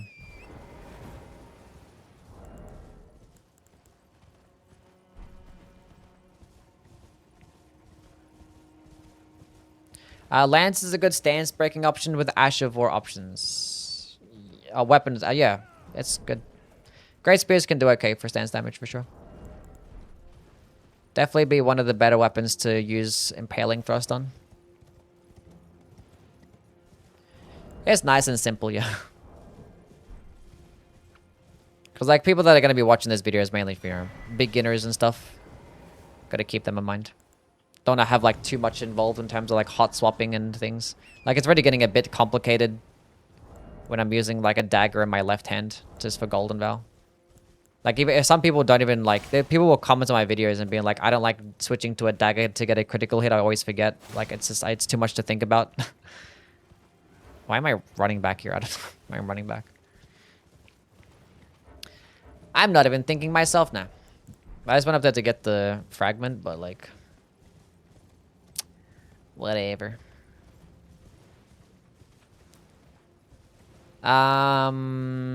Yes. I'm pretty sure the Smith script dagger is in that forge over there. Which might as well clear out the forge and just get the smithing dragonstone. The forge down there. We can go right back around. Let's go down.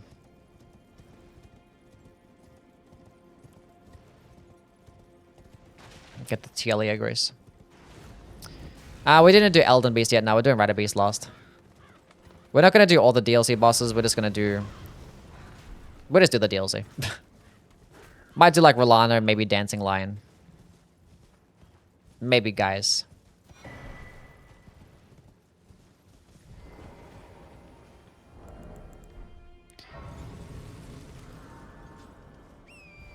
Not going to spend too much time though. Because it's a build walkthrough. It's not really going to be like a walkthrough, right? So...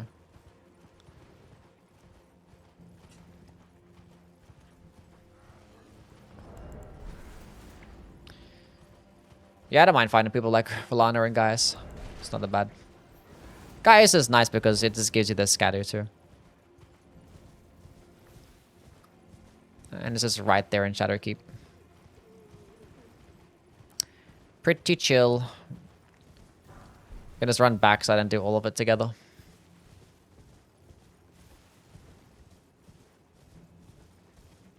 But I'll probably still kill a little golden hippo and then just run back around.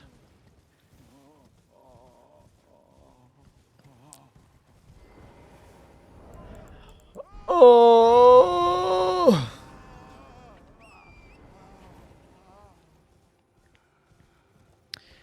Where is the... Here.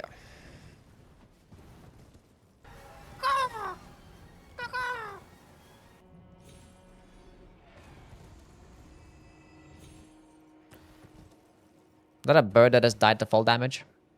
Imagine being a bird and dying to full damage. What affinity for the mystery code? It's lightning, because critical hits bypass flat defenses. So when normally split damage is bad, for like regular attacks, for critical hits, it's not bad at all. So you're actually better off just going with the thing that just has higher AR, which the split damage just does. But we're here to go pick up a Smith script dagger that I kind of forget the location of. Is it even in this place? Maybe it is. I think it's right there.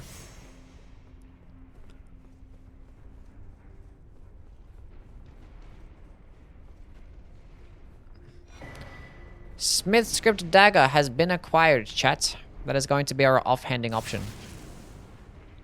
And we're going to put Stoneblade on that as well. So that means we can just have the miss record. We can get rid of the dagger. Anyway.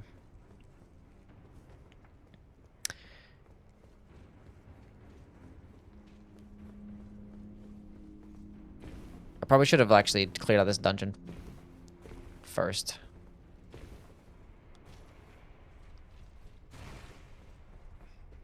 It's backtracking, it's fine. So I think you gotta pull the level and then you pick up the thing that's there. So I should have done that first, yeah. Because you gotta pull this lever to lower that thing.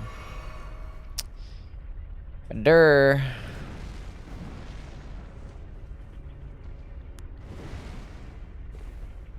What's going on, Iki? How things?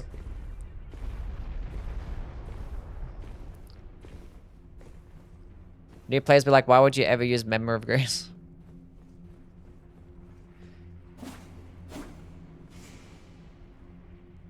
Chat, I'm an idiot. I'm a silly dumb chat. It's fine.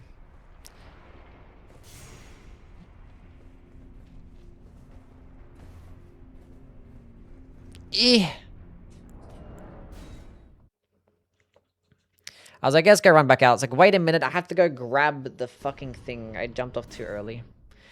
Blazing, thank you for the $10 donation. Appreciate it, my guy. I made this ordeal be so much longer than it needs to be.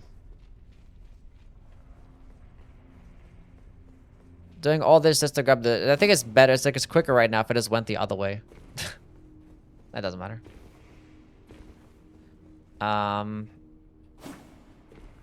Whatever. Elden Ring was quite a journey for me. Thanks, Yuri, for everything. It made me a nerd. I'm glad I could have helped you out.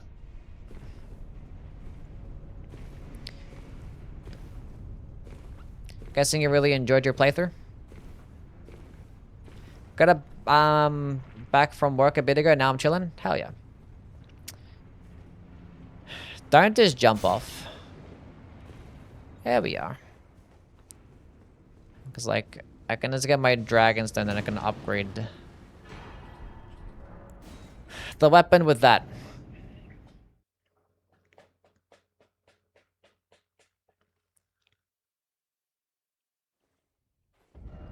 Which is a bunch more Dragonstones. Like, I could have went up to, like, the tower that's here to get the Dragonstone, but...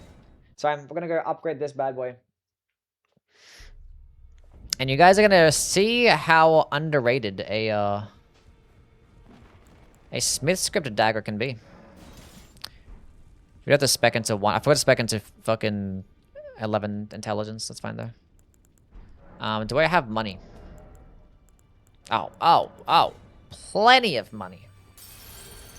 Plenty of money.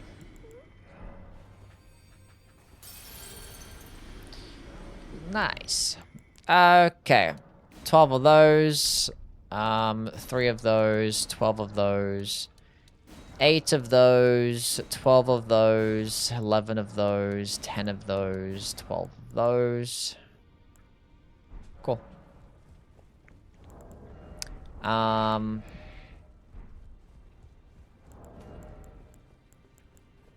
Unfortunately, I can't really... I need 11 intelligence still.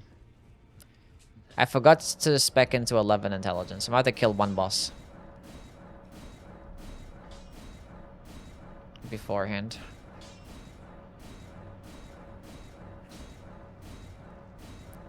I could kill Dancing Line or something.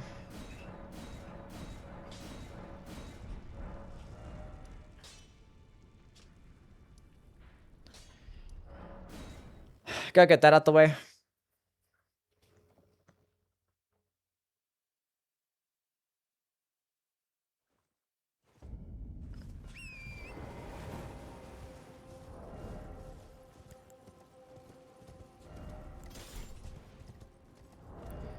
Then use the money to go spec into 11 intelligence. I could pop these remembrances, but it's fine. Do this playthrough without them because I know some people that first starting off the game that want to, like, you know, keep their remembrances, which is completely valid.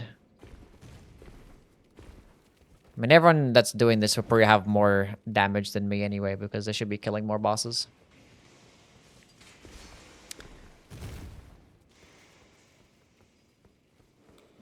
We're 5 hours into this playthrough.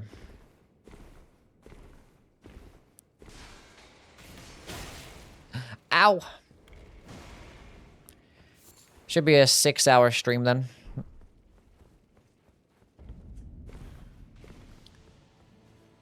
I think the DLC in Radagon will take an hour. That might. I mean, there's nothing else that I really have to pick up. I mean, I could get the Crimson Sea Talisman, but do I want to go run to south? I don't know. We'll see.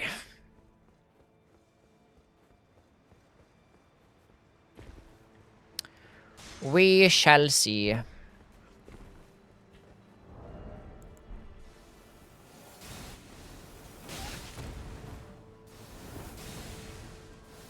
This guy's hit too hard. Leave me alone.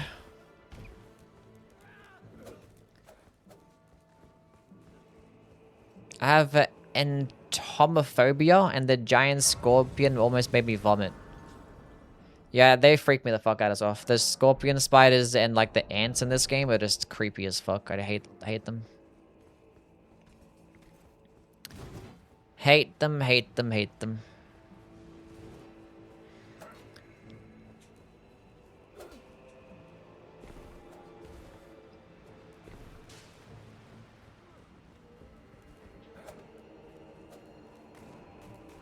Oof.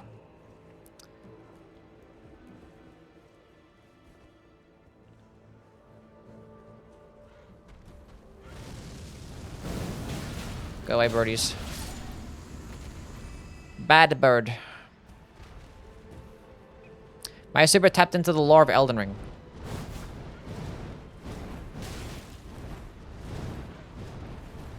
I was gonna try and kill it, but now 1,000 other birds have come this way. Nah. Not really a lore guy.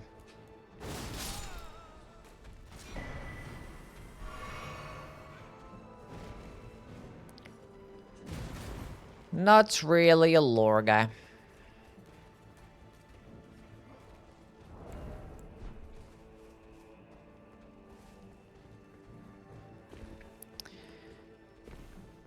There's a bunch of bosses with health bars until you see the credits.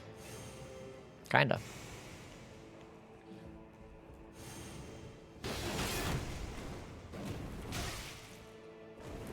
Chat, they're hurting me. God damn.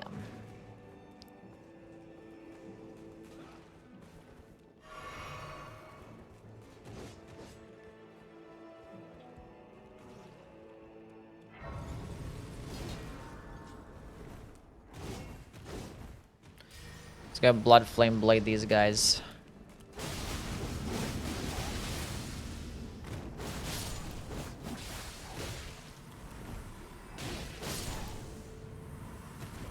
Double slash spam.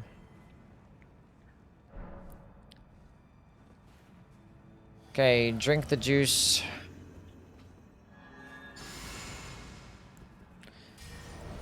Flame my blood. I feel like I kind of want to run Unsheath here instead. Because this guy doesn't have much poise. This is another boss that has 80 poise. I feel like Unsheath would be better here. Also. We'll see.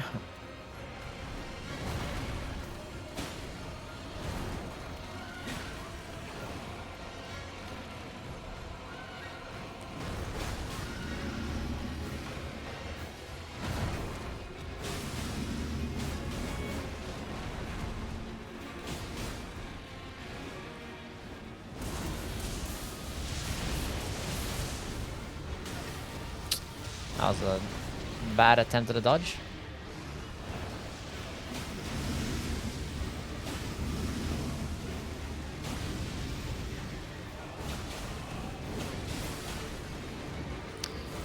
Never mind. We're kind of melting.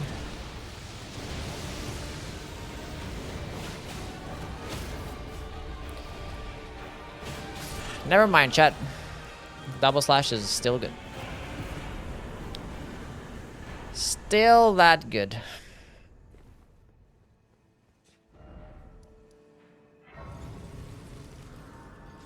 We'll go run around. We'll go run around. Get some more scatter before we fight Runlana.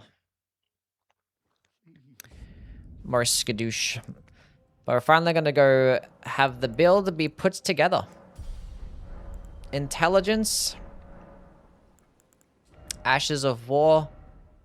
Stormblade, Keen Infusion, Misericord. Golden Vow, Lightning Infusion. We no longer need this dagger. We put in the Smith Script dagger instead, and then boom! This is the play chat. We now have the build online. Okay. So yeah, the Smith Script dagger, the purpose of it is that it just helps you just do chip damage when enemies get a bit further away from you. You just hit them, stop them from generating their poise. That's gonna die. We didn't die. I could have just walked around, but I'm lazy. Also, my bingo brain had me do that as well. We're not gonna do TLA skip for the guide. Could have just walked and jumped down, but yeah. Doesn't matter.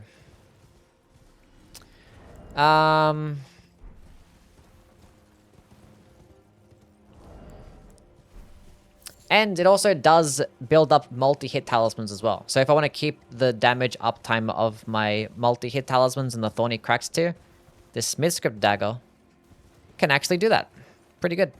I could make it bleed infused too. So you can actually also do more bleed build-up at a distance. But the thing is, the bleed build-up is so bad in the Smith Script dagger when you have it bleed infused, and it makes your damage be awful. But more importantly, one thing I don't want to have happen is proc bleed at a distance, and therefore I don't get to benefit off the Lord of Blood excitation. So, like, I don't want that to happen. Because, like, the build-up is that bad anyway.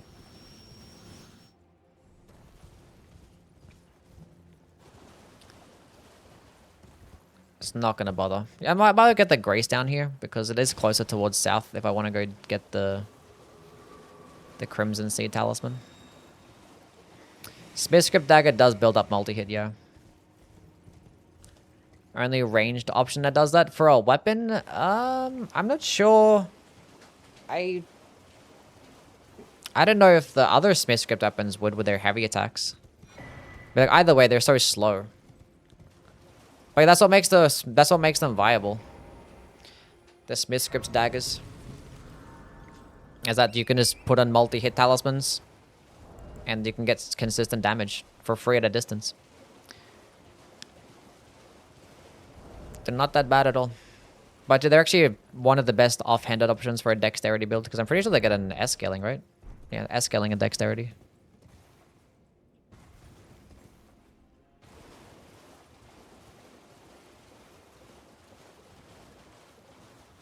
I see you, Blazing. Thanks for stopping by, man. First time I fought the Divine Beast, I did normal amounts of damage and I killed it in a normal amount of attempts. Definitely. I believe you. I believe you. Yeah, so if we end up doing... fighting a boss that's immune to Blade and wanting to use Unsheath, we'll just switch to Blade of Mercy. And probably keep these two.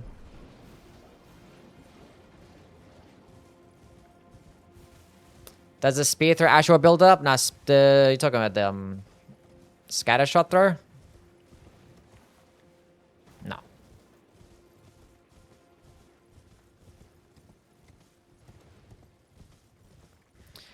Unsheath is a very good skill. We actually don't need this talisman at all, but I'm picking it up anyway.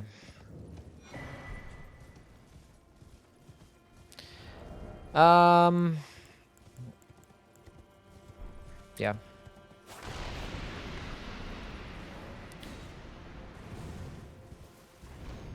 It's gonna circle around the back here, grab some more scatter to make a Rolana fight even better. Even easier.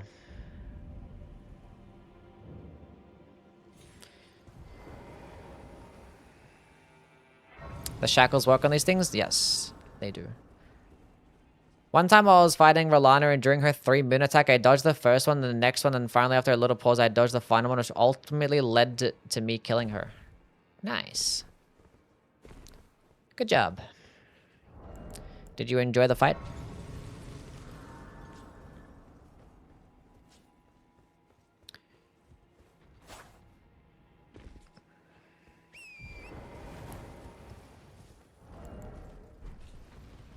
Okay, so...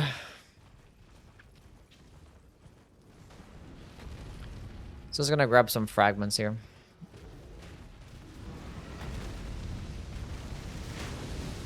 Should I kill the hippo first? Maybe.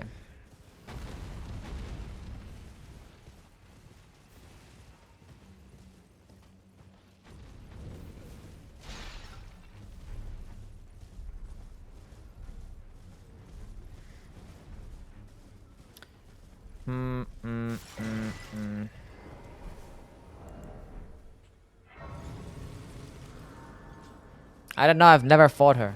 Oh. I see. Maybe we should fight her sometime. She's pretty cool.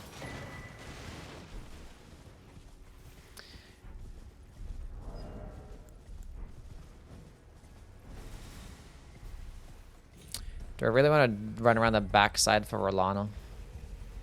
On a guide. And skip the entirety of Castle Ansis?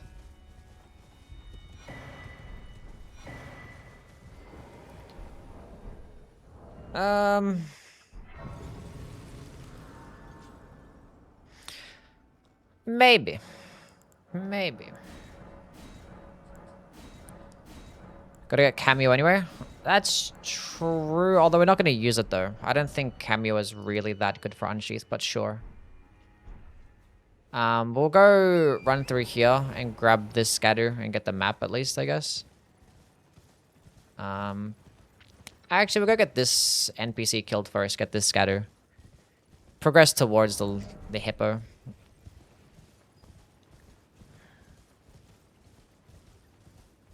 I don't think Rolana's cameo is really as good for Unsheath, in my opinion. Because in the time that you charge up Unsheath, you could just use it twice, which is double the damage. I think Rolana's cameo is better if you're using projectiles. So like, Sword of Night and Flame and Moonveil, I think are just better.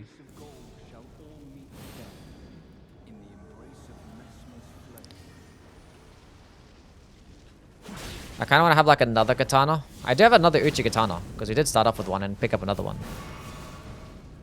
Just to have repeating thrusts so we can deal with NPCs. Because that would deal with NPCs a lot better.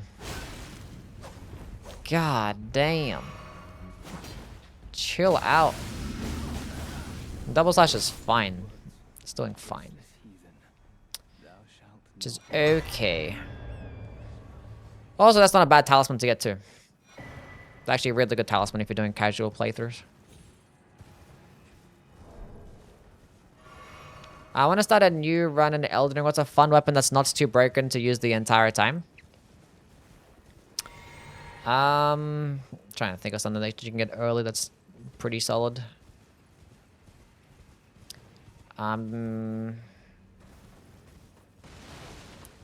Somebody said the Regalia earlier. They mentioned it.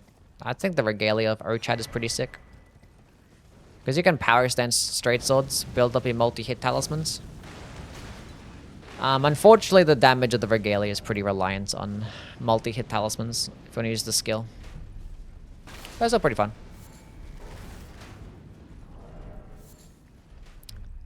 I was gonna say Regalia. Then why didn't you, Kara? We're basically the same.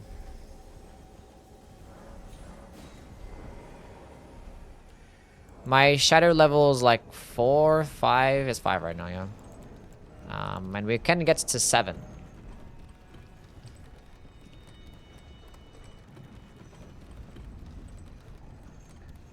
I have made a really cool build with the Regalia power stance with like a pure arcane build.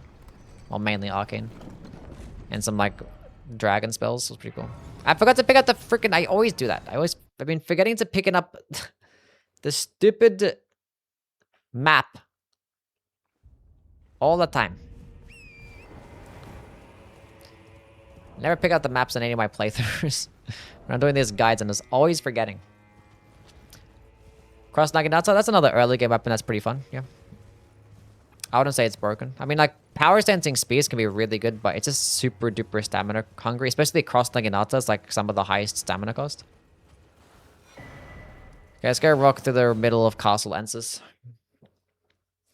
What if I make another hot takes video? What if I make another hot takes video? I could at some point. Can you rank the bingo skips? I hate them all. You sure the hot takes are funny? Yeah, maybe. I haven't done one in a while. And I have no idea what I'm going to do for my next couple of videos until Dustbloods get released. Or the Dustbloods network test, at least. So. Assassin's Gambit's Broadsword and Regalia be a fun stealth arcane build. Yeah, it could be interesting. Could be interesting. If there was a bleed straight sword, that'd be so sick. But there isn't one. And like a two-handed spear? Yeah, it's not bad. Unfortunately, it still gets a spear heavy attack, which kind of sucks, but the light attacks are pretty decent. Not as good as like DPS, but like it's just, you know, you have decent hit detection. You're not getting a bunch of like these skinny poking attacks that are like fucking whiffing half the time. Oh shit.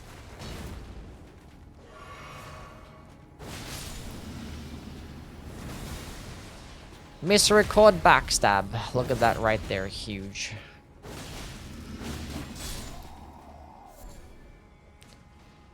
Amazing. Ice Spear for stance damage. Don't care about the R2s. That is 1000% correct. Don't have to worry about none of that.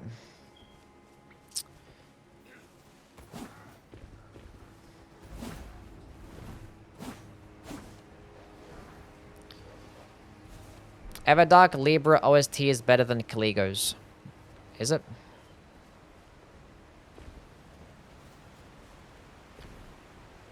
Can you do an iframes tier list? An iframes tier list is kind of interesting. All the different things in the game that give you iframes. When you get hit mid-air and fall down to the ground and you have to stand up. That's number one. Standing up iframes, number one. And then Blink Bolt.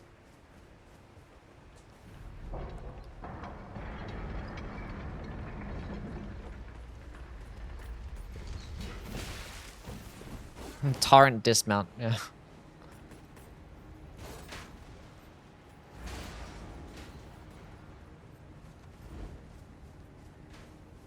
There's plenty of things though.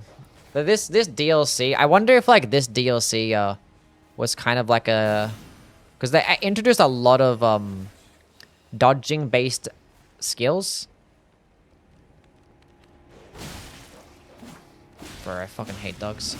And I wonder if like that's gonna be like a system that they kind of work on towards more in the DLC. On DLC, their next game. That is crazy. I've never seen an NPC do a delayed jump attack in my life. That's crazy. I was like, that's crazy. I was waiting for the jumping attack and I was like, oh, he's not doing it. That's fine. And he delayed it. And in perfect timing. That's wild. That's fucking insane. But yeah, there's so many like iframe dodging skills, and I think all of them are super fucking cool. I think like Blind Spot, Blink Bolt, Raging Beast, like they're just super fucking cool. And it makes... It's like a nice skill ceiling as well. Anyways, it kind of helps out the gameplay flow. Because like a lot of like the really cool attacks in the game have like these long animations where it's not really as cool, but like if you have something that you can immediately do after an iframe dodge, kind of makes it more viable. Because like a lot of the cool like skills in this game, or the cool spells and stuff with these longer animations, are just not really as viable, especially like in the DLC, because of the animation length and how fast these bosses are. But like the iframe skill stuff are all really good. Yeah, Miriam's vanishing is a... Yeah, they introduced that in the DLC too. I wonder if they're going to implement more into that in their next game. Just iframe dodging stuff. Because like deflecting was the thing that you implement when it comes to a faster paced game. Because the faster enemies are, like the more it makes sense to implement deflecting. Because like if enemies are attacking the entire time and you can't benefit, like what the fuck are you gonna do? Whereas like deflecting, you benefit by deflecting. Like the more the enemy attacks, the more that you actually benefit. So this whole like continuous spamming shit, it's not that bad when you have deflecting stuff. That's why when you fight something like a Black Knife Assassin, it just feels terrible. But if you fight a Black Knife Assassin in Night Rain with the Executor while just deflecting the entire time, the fight actually flows really nicely. It kind of feels like a Sekiro fight. And, you know, kind of on that same note, if you have like Sekiro bosses put into Elden Ring or Dark Souls, they're just like, going to be attacking the entire time. And then like every single one of these fights are going to feel horrible. Be like, bro, Genichiro is such a dog shit fucking boss. It's just constantly fucking attacking over and over again. I don't get an opening. But with deflecting, you don't need an opening. So I wonder if there's gonna like you can still have a faster paced game, but have something like iframe dodging skills. Also, I still want to see a game that implements the deflecting mechanic from For Honor as well.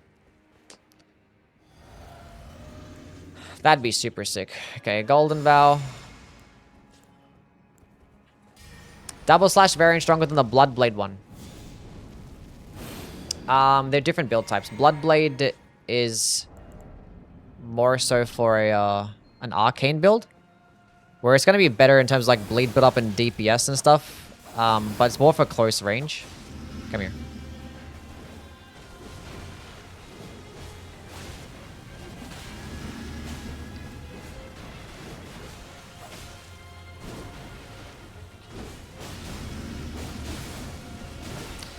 I had no stamina. Yeah, the import rating is disgusting. Never a charged heavy attack.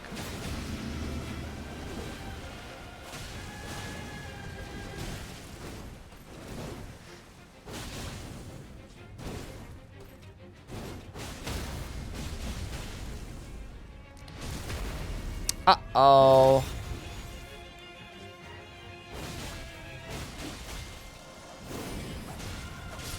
So I was hitting yellow damage with that right there. Smith Script Dagger is not that bad.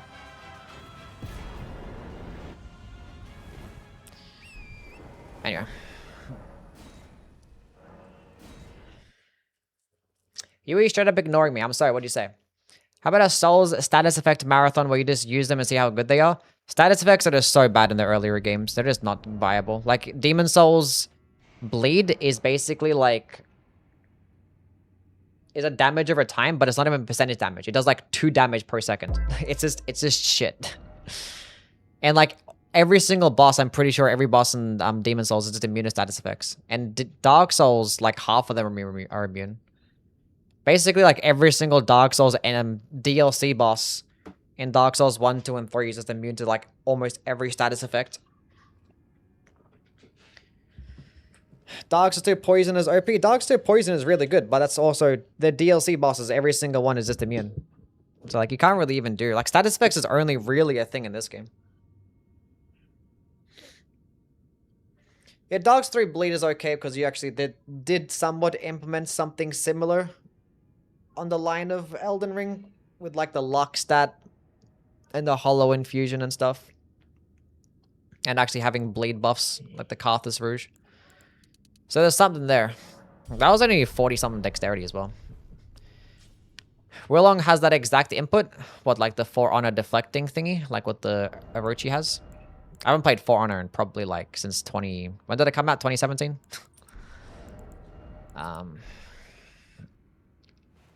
Okay. Was luck a good stat in Dark Souls 3? Not necessarily, no. It's pretty niche.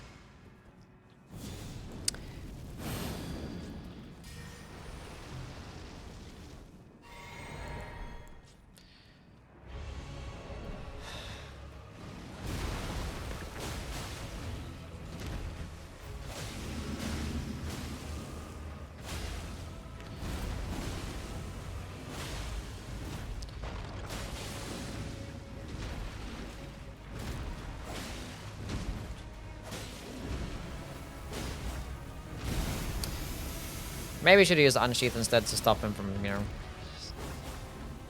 That's gonna hurt.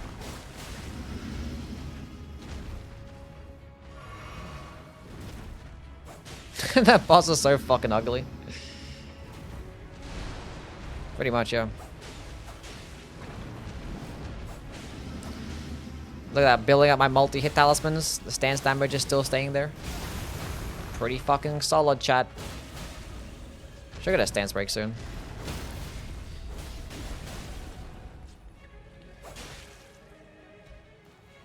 GG.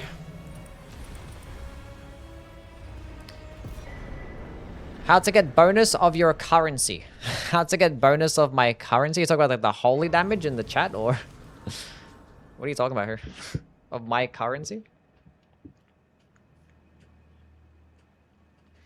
Remember how in Night Rain network test there was a Dolmen power increased damage against enemies from falling stars? Yeah. There's so many weird powers in the network test. There was actually a relic in the network test where it said it just added a status effects to your every weapon that you picked up. They were like adds frost to your weapon, and any weapon that you picked up just came with frost. It was broken. Even rod as well. And they changed it. It's where like now it's just your starting weapon. Can you explain luck in Dark 3? It's pretty much the arcane stat, just not as good. In terms of like damage and stuff, and the benefits of the status effects. But like it also does improve the damage of your hollow infusion, and it can give you more bleed buildup, essentially. And also it improves your item discovery, which is like the main thing. But there's not many weapons that scale with arcane in the game, or luck in the game at all. And the actual status build up, the potential that you had with the luck stat was just nowhere near as good as arcane in this game.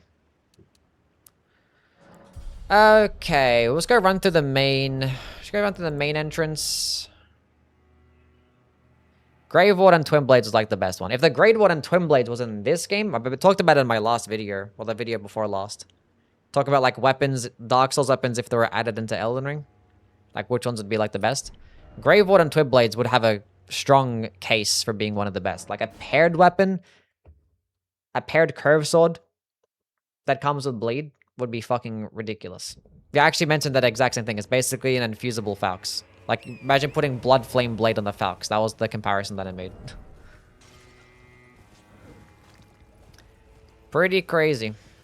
It would be kind of insane.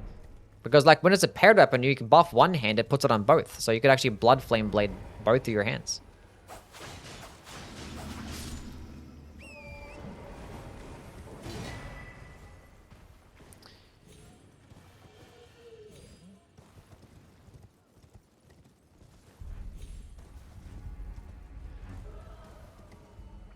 Look what we're doing, chat. We're going through the regular way.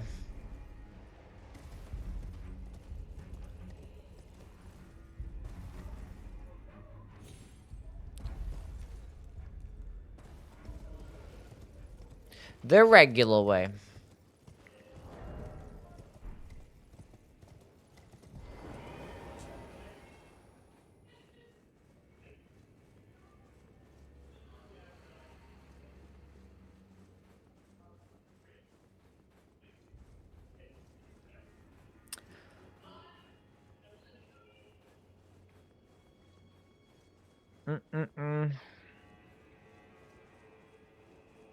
Crackblade on Starscourge's Greatsword would be like the worse than Power Stancing.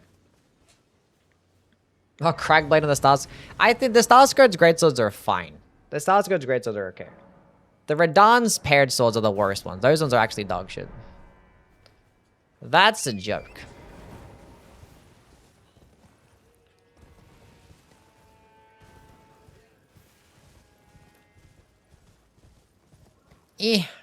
That one's an actual mistake. Is Yui like your first name? No, Yui's just my nickname. It's the condensed version of my actual name, which nobody will ever know. Wish there were red iron twin blades in Elden Ring. Could be pretty cool. They're kind of, I know, they're a bit slow for like Elden Ring standards, I want to say, but you could speed them up, I guess.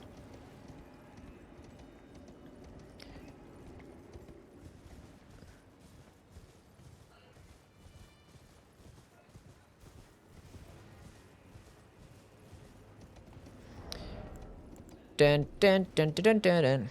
Speaking of katana, Sword of Knight is so fun in Millennia. Chamber's annoying to get. Sword of Knight's my favorite katana in the series. I think it's actually great. Sword of Knights is solid. It's great. It's a fun weapon to use. Because it super incentivizes your positioning. Because you can like fully charge it when enemies are just finishing their combos and you lunge and it just feels nice. I kind of wish that like using it fully charged to give it like more bleed build up, but it doesn't. Because like it still hits the 3 times. But it's pretty good. I always thought like the heavy attack that it had just kind of counteracted the skill, because like they're both like these double swiping attacks. But no, the heavy attack, it just does like, it's just still good because it also builds towards your multi-hit talismans and it's just nice stance damage. Like one's probably better for stun locking.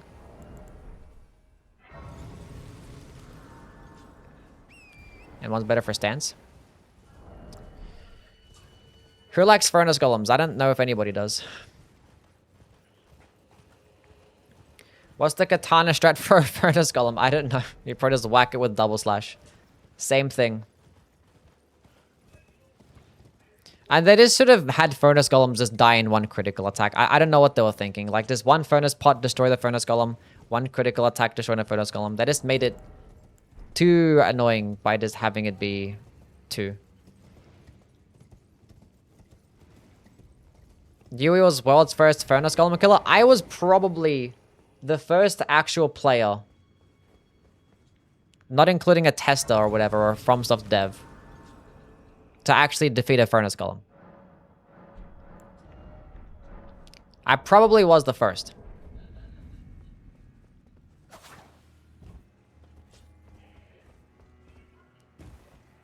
Maybe.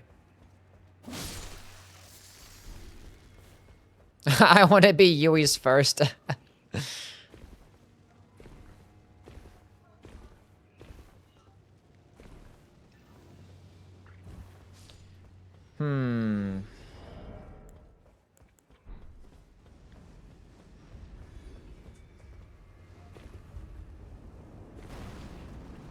Right, I'm gonna speak to all the other people that actually had early access to the game. Or that actually were invited to the previews. But like, nobody that I know, or that I heard of, actually did it, so.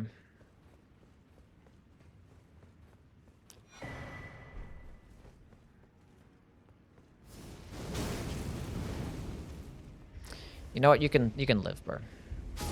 I can die. I just jumped straight off. I just missed and whiffed the arm, chat. My 67,000 runes down the drain. We're going back and I'm gonna get my revenge. We're gonna kill him this time. Runner's dead? Ah, we're fine. We're okay. But yeah, before my 2 hours is up, I'm like, I want to kill this big fucking guy. I want to kill this big guy. Oh my god, the camera. And then I actually use the torrent iframe strat for when he's doing like the big attacks. I tested out so many things. But that's why, like, when everybody else did like their preview videos, nobody actually mentioned deflecting, and I'm like, bro, there's deflecting in the fucking DLC.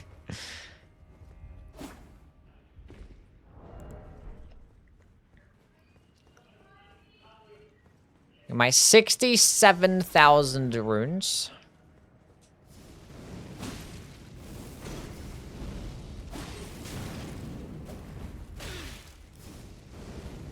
I love fighting these guys so much. They're really fun.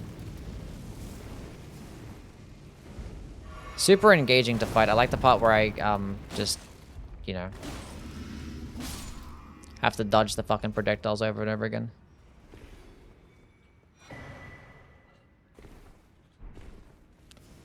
Pretty sick. Tried spinning slash on the washing pole. Spinning slash is also really good. How many hours are you playing today? I'm not going to be live for much longer. Probably like another 30 or so minutes. Like, we're just going to be killing Gaius, Mesmer, Ramina, and then we're done. 30 to 40 minutes, I want to say. It's not going to be too much longer. We're just going to be killing Gaius first, which I might do Unsheath. Well, I kind of want to do Unsheath Gaming. Might do Blade of Mercy Unsheath Gaming.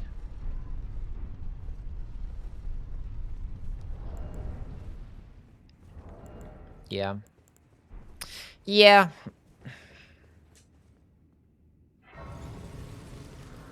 Gonna kill all of them in 30 minutes? Close to it.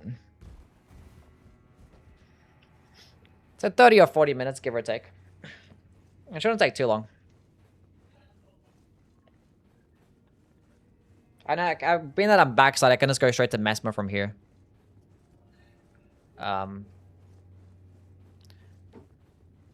Just kill some of the bosses. I mean, like, the backside the way to Mesmer is kind of unintended, but, like, it's easy to do anyway, so... And either way, running through the middle is not challenging either.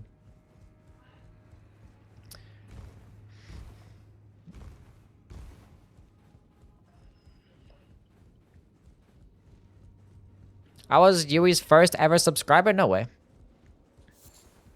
You were? Wanna finish on Radon? We're actually gonna finish on Radabeast today. We're gonna finish on Radabeast.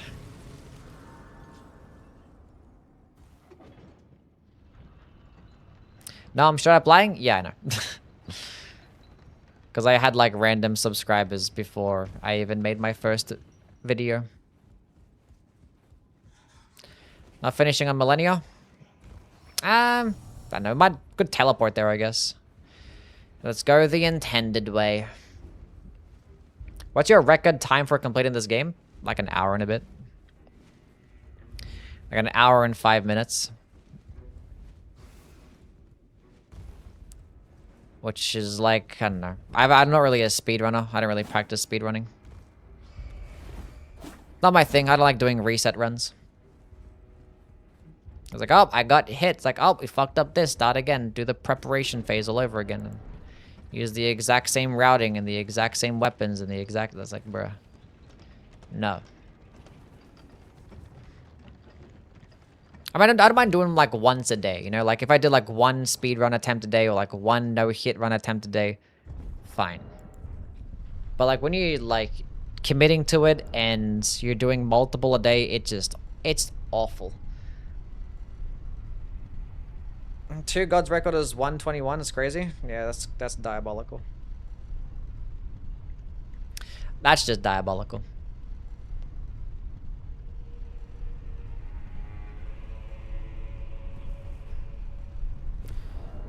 That is just diabolical.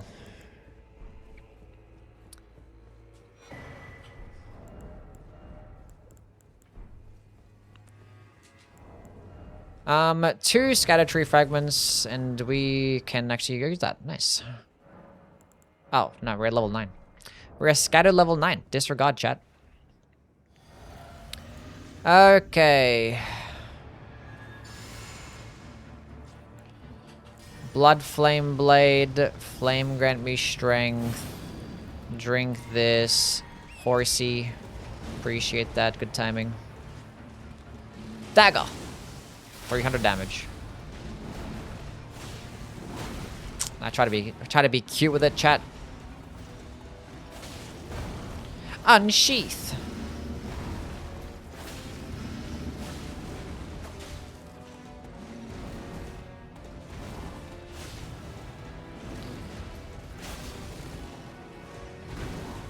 So much more fun playing without.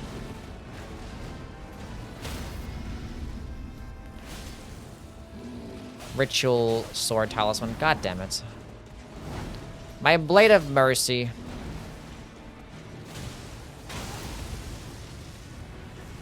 I want to start again. That was not a clean fight. I want to have a better fight. That one sucked.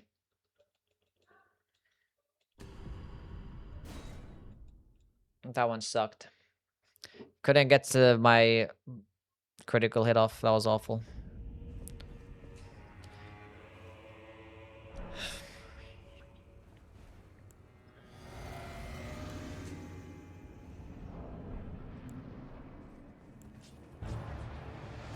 What the hell am I doing? I forget. been this blah blah blah blah blah.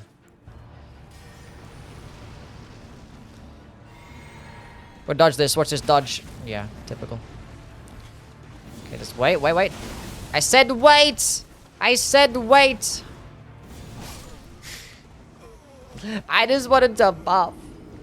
I just wanted to buff.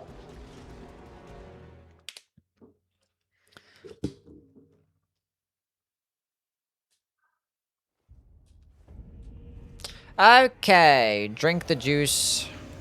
We're gonna buff correctly this time. How do you do the minimap thing? It's a mod. Tis a mod.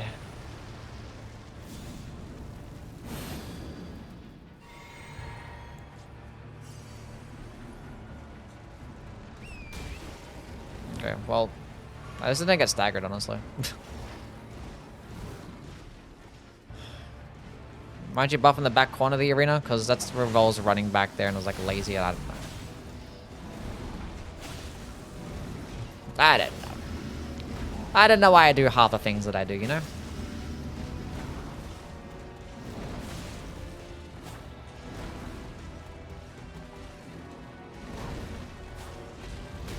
I rolled into it and was like, it's whatever. So let's go back from the curious about Yui's completion record. Sub 10 took me about 4 playthroughs.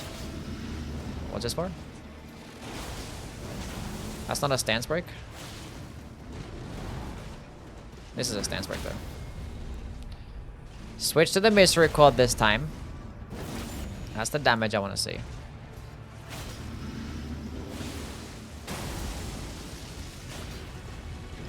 Unfortunately, I didn't actually. Whatever.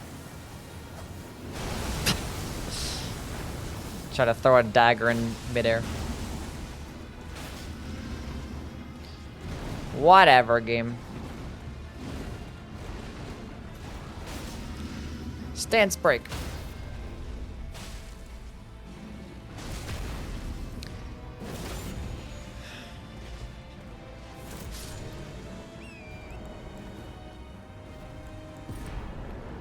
That was a better fight.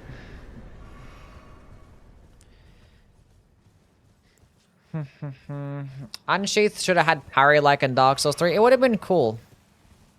Although this is better honestly overall, because like parrying is just not really as useful in this game. And although like the light attack version of Unsheath isn't really used that often, but it's still nice to have because it's a quicker version of it, and you know, sometimes you only have an opening for a small, quicker attack, you know.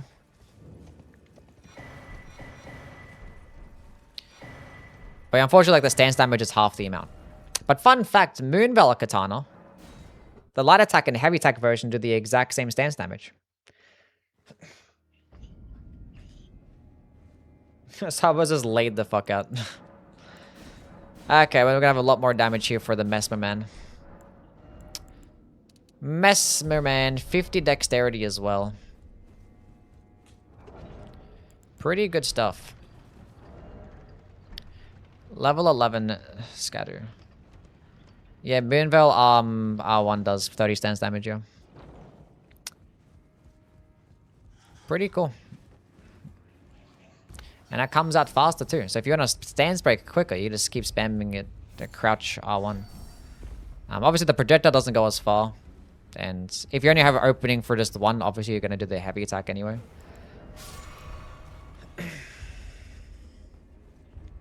Nagakiba.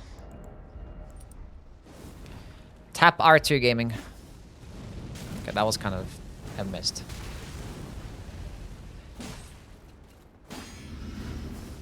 I was just gonna backstab instead.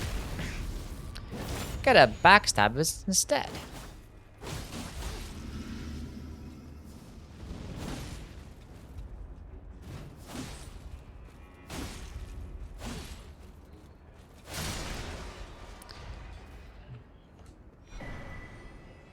Should make another hot takes video. We'll make one eventually.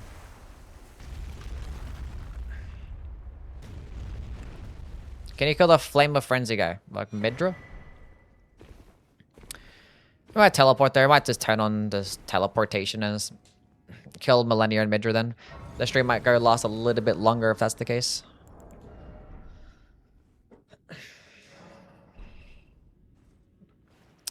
Okay.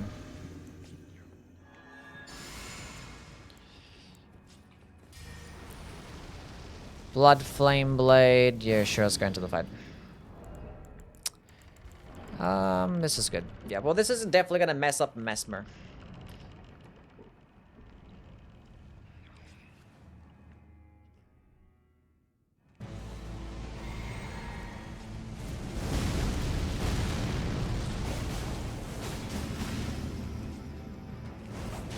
That's what the Smith Script Dagger is for.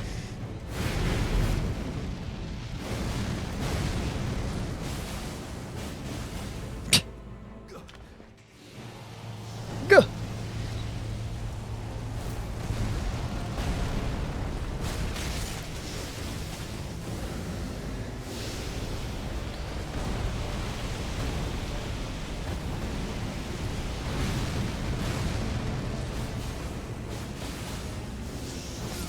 GG.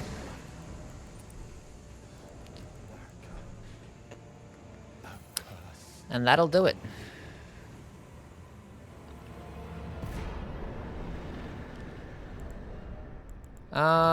Cool. He's what we call Dedge.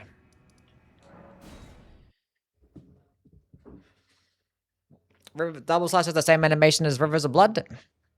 You're mistaken. Rivers of Blood has the same animation as Double Slash. Because that one, I'm assuming, came first, right? More dexterity, sure.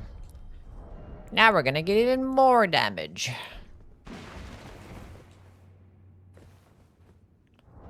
I didn't need that grace, but whatever. Sure thing. But the Smith Script Dagger just when, you know, bosses stall out a little bit. And also it has Stormblade on there, so if I want projectiles when going through, like, legacy dungeons or whatever, it's nice to have a higher damaging attack. Your haircut makes you look like Zeke Yeager. Who's that again?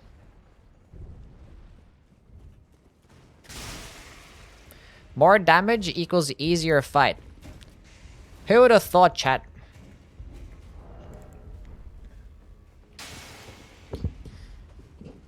I only find out this information on the Yui stream. You can't find it anywhere else. This is the type of educational content that I have. I still want to be able to get, should I run through and get, like, the two-headed turtle talisman? Just to, like, pick it up. If I have the Elak River Cave, I could just run and pick it up. It's pretty far, though. Because I can run around this way. Because there's a couple of scatter along the way, and I can get the two-handed talisman, too, but, like, I don't know. That's not really as necessary for the build. Like, I already have Green Burst here and all this extra stuff. Where am I going? Let's go Thorny and Green Burst. Just the best tiers in the game. Just those. I had Dexterity earlier. And switched it out for Thorny.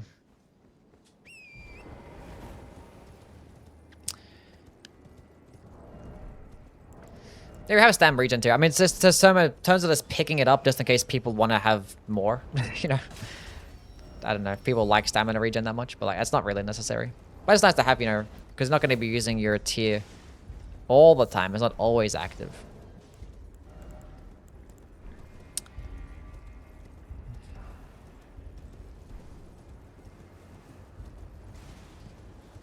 Bloodborne better than Dark Souls 3. Depends who you ask. Yeah, it depends who you ask. Some people like it better, others don't. What determines whether you like a game or not is plenty of different factors, you know. You might play both games and you might end up liking one way more than the other. Then you might play them again and you'd be like, no, I was actually tripping, this one's actually better. Then you play them again and you'd be like, wait a minute. I hate both of these games. Then you play them again and be like, actually, both of these, best games ever made. It's how it be sometimes.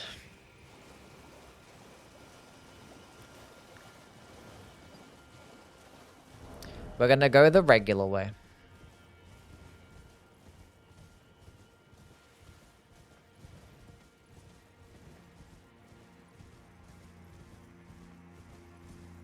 That said, Dark Souls 3 is better. This place is so beautiful. It's really cool.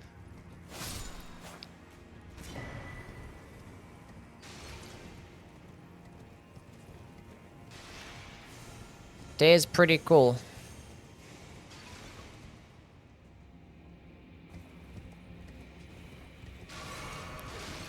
Through the hole.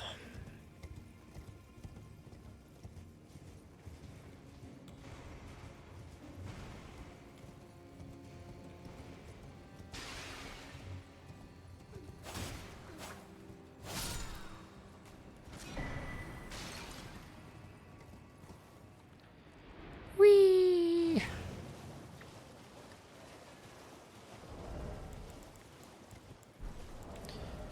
Okay, now we have enough to get to 12 scatter, which is basically good enough for the rest of the playthrough. We could probably run through and get a couple more some other places, but it's fine. It's fine. It's fine. We can get like 2 more in any limb, and we can get 1 here, so we'll probably end up getting to 13. If I want to pick up the 2-headed talisman and actually run around to the prospect town or whatever it's called, the temple town, could probably get even more, but not a big deal.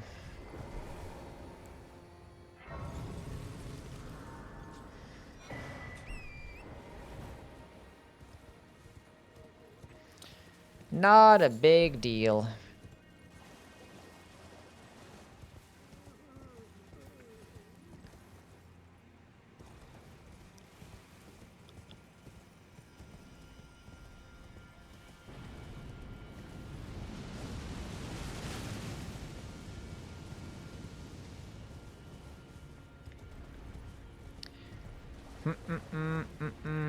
Torrent's like the realest motherfucker in this game. Torrent is? Torrent sucks. Hit a stupid horse. There's a grace that I don't get a grab. Skipping the grace in a casual playthrough, wow. How dare I?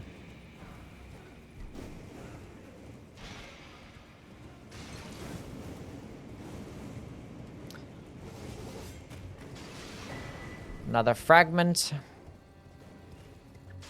Gina made a fantastic comment on the horses. What do you say?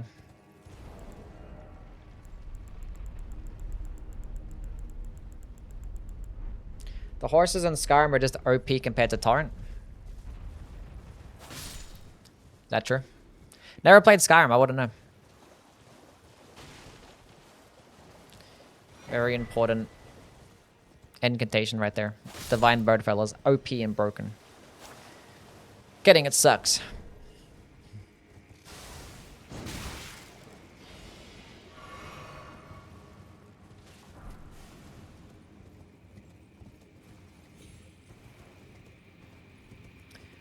Okay, time for Romina.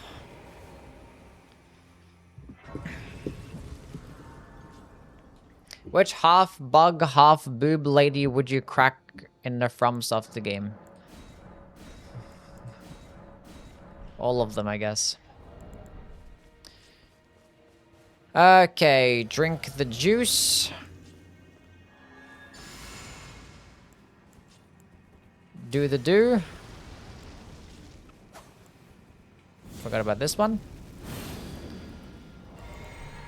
Long and hard.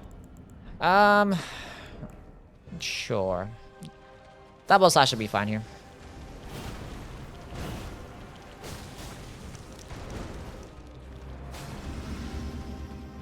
Come back. No, you can't really hit this thing with fucking projectiles. We're trying to do like the bow run, it just sucked. Just trying to hit Romino.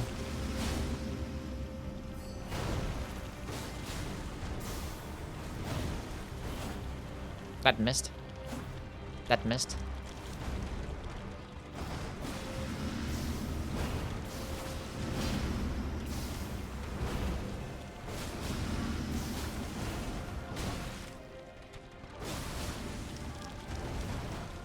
Oh, big damage. Oh my god.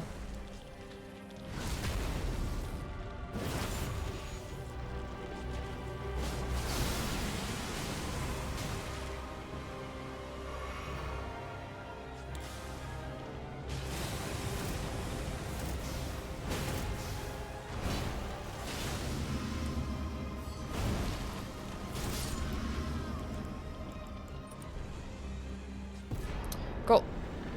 GG.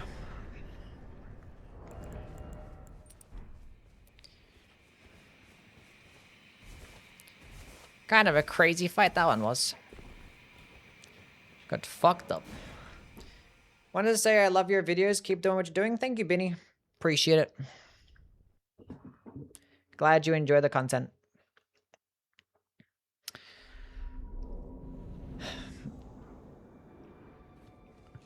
Radon time? Yeah. We'll do Radon. Another woman slain by Yui. The car woke up. It's gone, Tuxedo Cat. How are things? Yui, I love you. Love you too, Cat.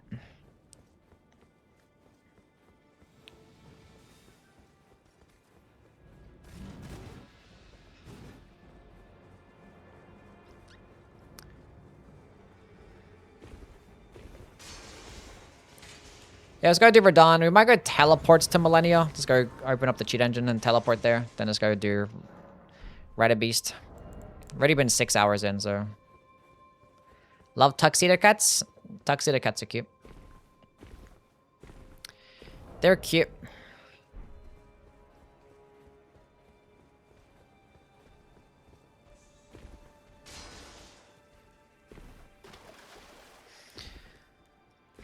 They're the chillest of the cats, are they?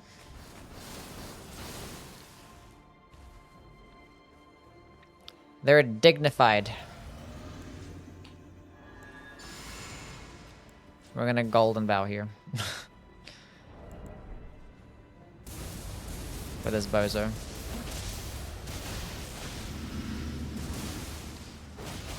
Got a blood flame bladed too, but it's fine.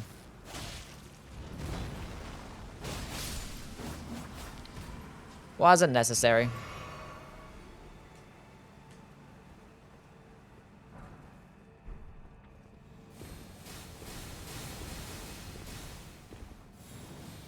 Stop that.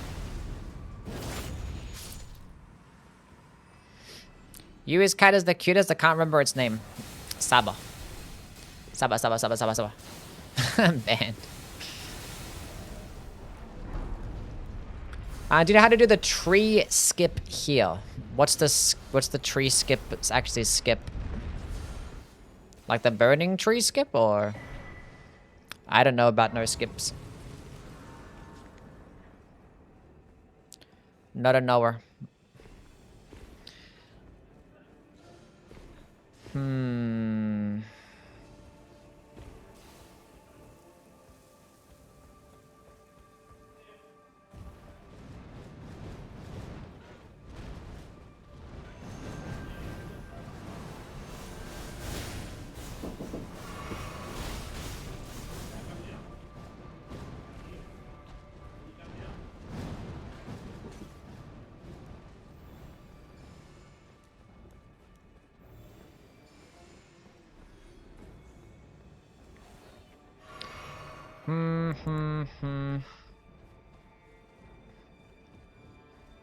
Why not do Millennia chat?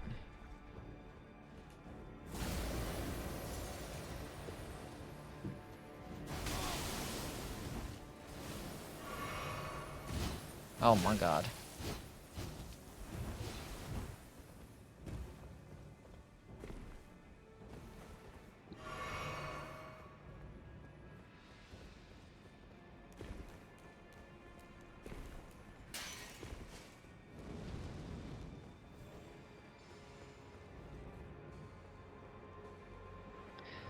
Okay.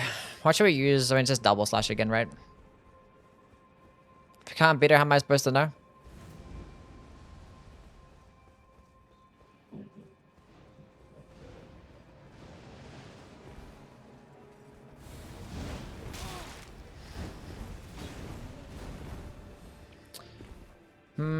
Four,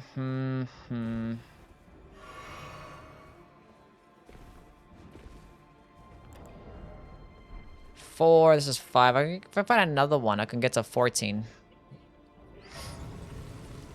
That's fine, though. That's fine, though.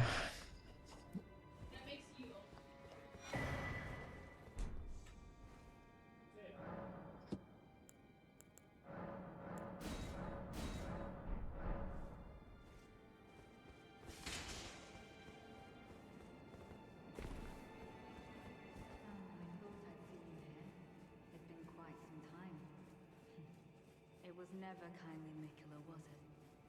The Erdtree was leading you all along, so that you might ascend to lordship. Why come to these lands to begin with?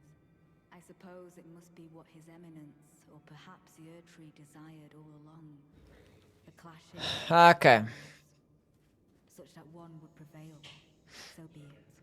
If you I'm asking too many questions? No, you're fine. facing Miquella the Kind, People are outside my door that want my attention. Where they're gonna go.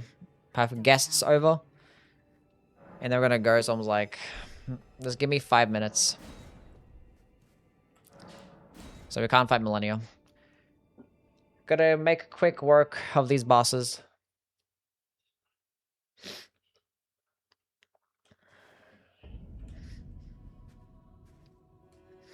don't you dare approach Miquella the Kind. Needle Knight Rebel, Dry Lord Okay. and our allies will never allow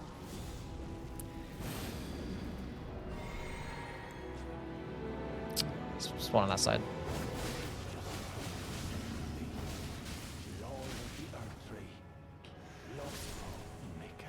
Don't you dare poach Miquella the Kind. Needle Knight's letter, Dryleaf Dane, and our allies.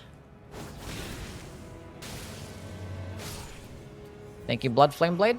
You're the goat.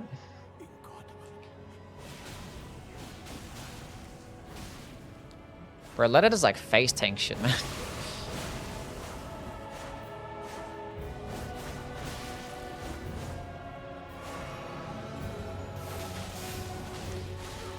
Fuck her up, Natan.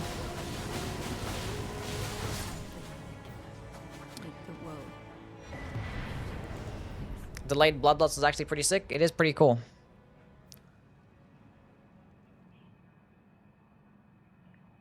Hello, Saba.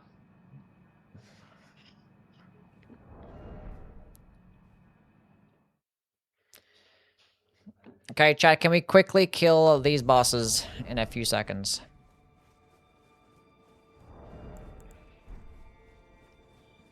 Would have been perfect timing if I just, didn't fuck around.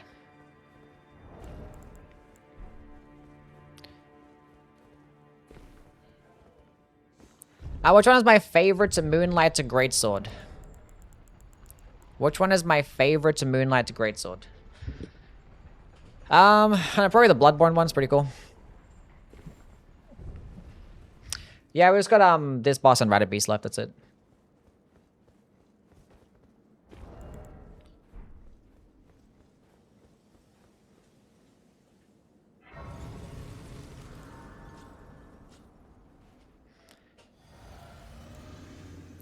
Okay, Blood Flame Blade, Flame Grammy Strength. I forgot to use a Golden Vow, whatever, it doesn't matter. Let's just go.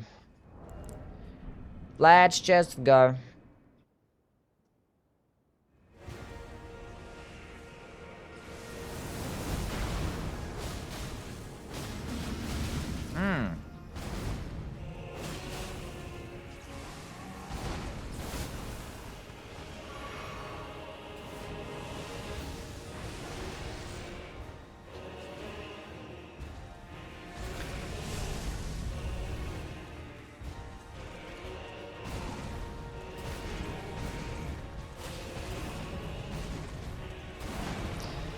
Bam bam. Can I get a... Okay, he's not doing that combo.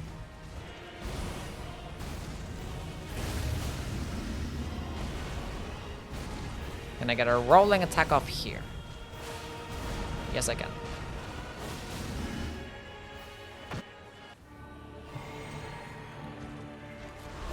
Oh, okay, dude.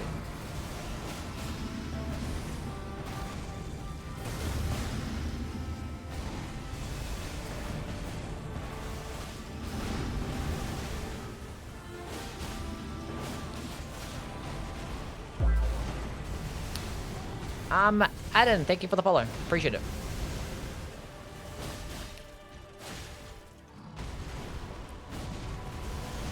Is this continuously doing the combo? Just try to get a stance break.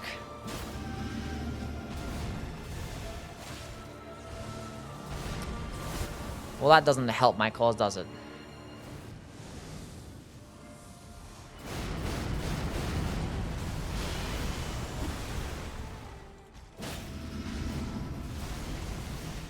I want stance break.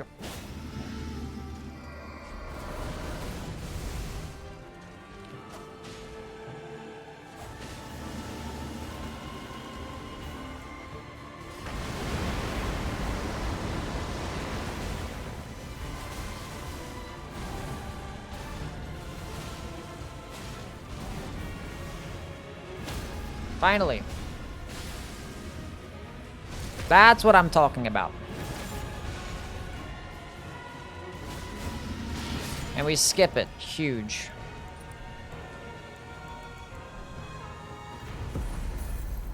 Amazing. Quick, go, go, go, go, go, go, go, last boss. I fight as Horaloo. Warrior.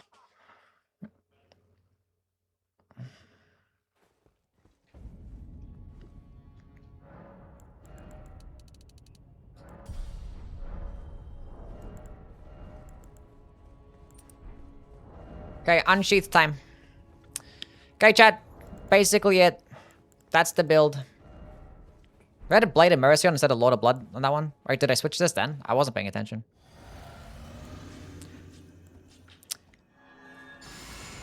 And it just beat PCR too, really? That's cool.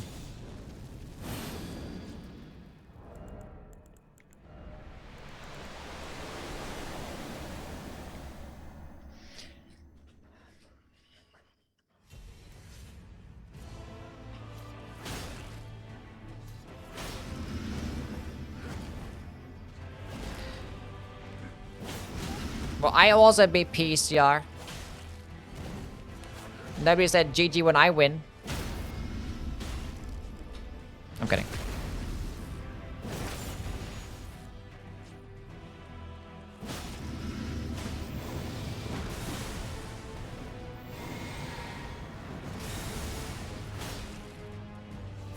Ideal's gonna happen. It's unfortunate. That hit me? That didn't kill him? Sure.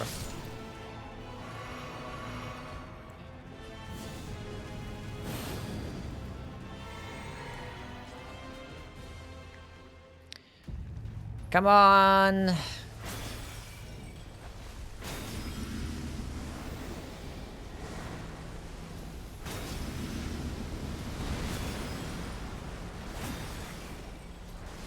Stance break, appreciate that.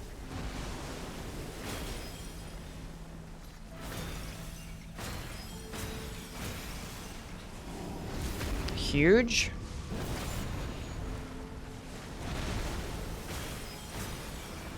Smith script dagger for the win! Huge, chat, huge. And we did it. And that's the game with the katana build.